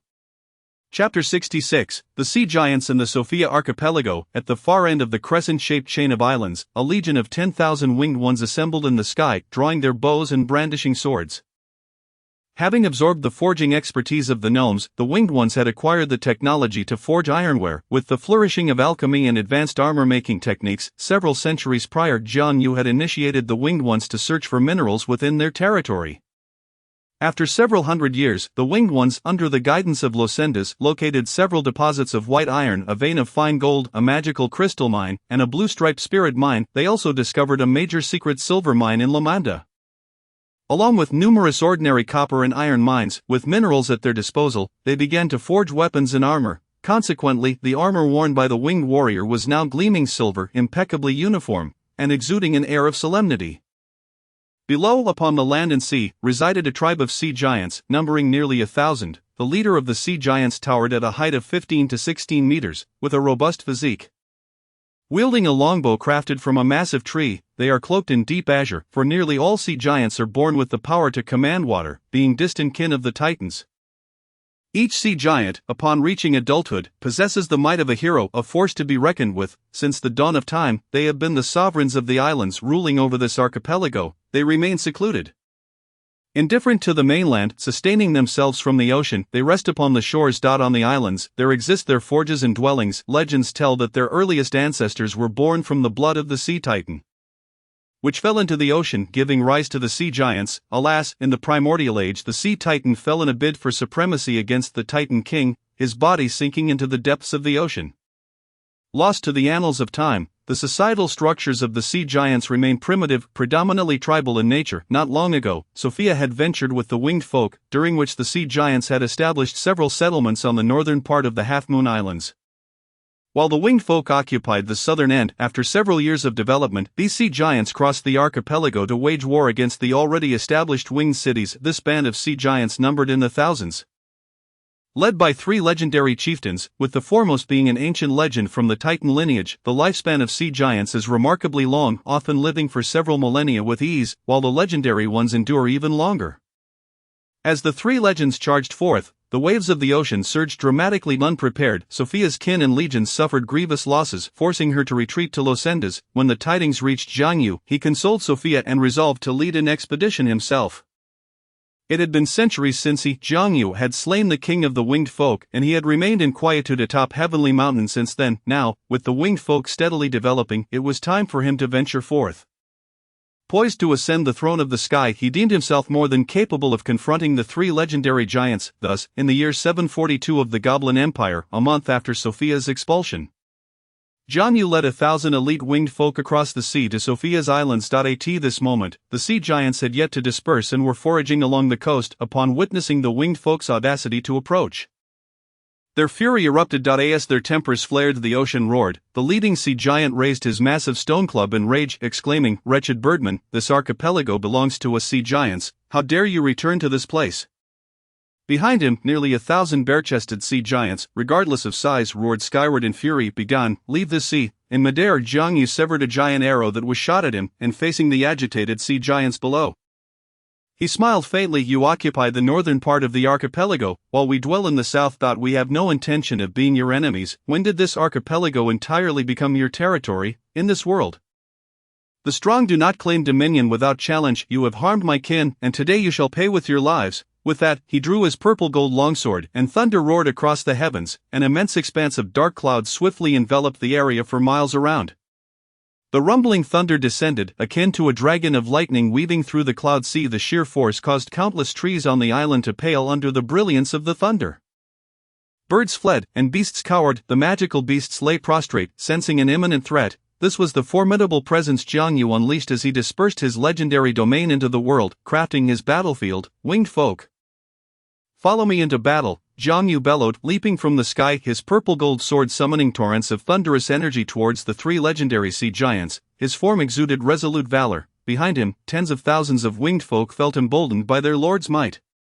Chanting in unison, "Kill, kill, kill," the sound of clashing silver armor resounded, and their swords glimmered like a forest of light, tearing through the darkness as they charged downwards. The orderly ranks soon diverged. Some winged folk circled the sea giants in the air, brandishing longbows ready to unleash arrows. Others, wielding long swords, leaped down alongside Jiang Yu, engaging the sea giants in close combat. Between land and sea, the three legendary sea giants paled at the sight. If the previous legendary winged woman shone like stars upon the sea, then Jiang Yu now resembled a blazing sun poised to bathe the ocean in light. Faced with Jiang Yu's assault, the leading sea giant did not hesitate. He raised his stone club high.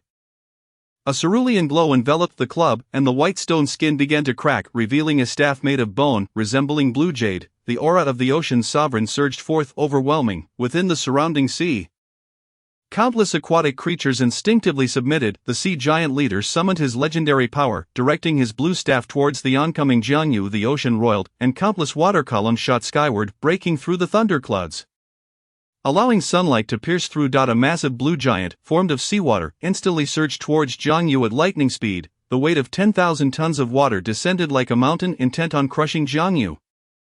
Yet, as Jiang Yu beheld the towering figure of the sea giant, nearly 200 meters tall, his expression remained unflinching, calm as ever. The champion's will, an innate gift from his very soul, coupled with his extraordinary prowess, forged an indomitable battle instinct. Just a second before the colossal sea giant could strike, he predicted the ensuing attack. Rather than retreating, he advanced, stepping into the void, hurling his purple gold sword towards the sea giant leader. With a powerful beat of his pure white wings, he barely evaded the sea giant's mighty fist. In that fleeting moment, the power of light erupted, and he became a radiant celestial body, plummeting towards the ocean, narrowly escaping a second strike. And then, there was nothing more. As he descended into the sea, 100 bolts of lightning crashed into the water, illuminating the vast expanse with violet brilliance, amidst the torrential thunder. Jiang Yu reached the sea giant leader with astonishing speed, grasping the hurling purple gold sword, and with a swift motion, he cleaved through the leader's shield and flesh. Blood gushed forth, and the head fell. The blue bone staff instantly lost its source of power, sinking into the sea. The entire sequence transpired in mere moments. Above the fallen body of the sea giant leader, Jiang Yu gently flicked the blood from his sword's tip, gazing at the two other sea giants, whose faces reflected sheer terror, and chuckled. "Is this all you wretched sea creatures can muster? Do you dare challenge me?" The two towering sea giants swallowed hard, exchanging glances, lowering their heads, kneeling on one knee, and raising their weapons high, emitting mournful sounds. "Your Majesty, your might descends upon us like the boundless ocean, wielding the thunder of judgment. We are willing to submit." With the kneeling of the two legendary sea giants, all the sea giants cast down their weapons and knelt in supplication. The sea giants are not a race known for their unwavering resolve. In later ages, after the emergence of the ancient dragon descendants, they often became servants to many formidable dragons, especially the golden and silver dragons, who particularly favored sea giants and cloud giants as their subordinates. In response to the sea giant's submission, Jiang Yu surveyed the sea of blueskin giants kneeling before him and nodded slightly, asserting with authority, "Very well, from this day forth, the sea giants will dwell at the northern end of the archipelago, while the winged folk will reside at the southern end. We shall watch over and assist one another, sharing our resources. You shall guard the maritime borders for my kin, while the winged folk shall protect the skies. I too shall shelter you." After Jiang Yu's pronouncement, the two sea giants breathed a sigh of relief and declared, "The terms of your majesty are not harsh. We are willing to comply." Excellent, just as the two sea giants thought matters had concluded. Jiang Yu added, "Furthermore, previously you attacked my kin while they were constructing a new city on this island. Although no casualties were suffered, the city was destroyed. You must remain to aid in the reconstruction of the city until it is completed before you may depart." Indeed, the winged folk had suffered no fatalities this time, otherwise Jiang Yu would not have been so lenient. "Understood." The sea giants nodded obediently. Jiang Yu then turned his gaze to the blue jade staff that had fallen between the shallow sea and the shore. Smiling with satisfaction, "This staff, crafted from the demigod's bone of the sea titan, shall serve as excellent material for forging my sword. Andy Cook, gather your kin and retrieve this staff, placing it within the white stone fortress." "Yes, your majesty." In the air, a silver-armored winged folk warrior flew towards Jiang Yu, bowing respectfully to Ai. In the ensuing days, Jiang Yu established his seat at the southern end of the archipelago, naming the largest island Wangji Island. The new city was named Wangji City, meaning the City of Victory.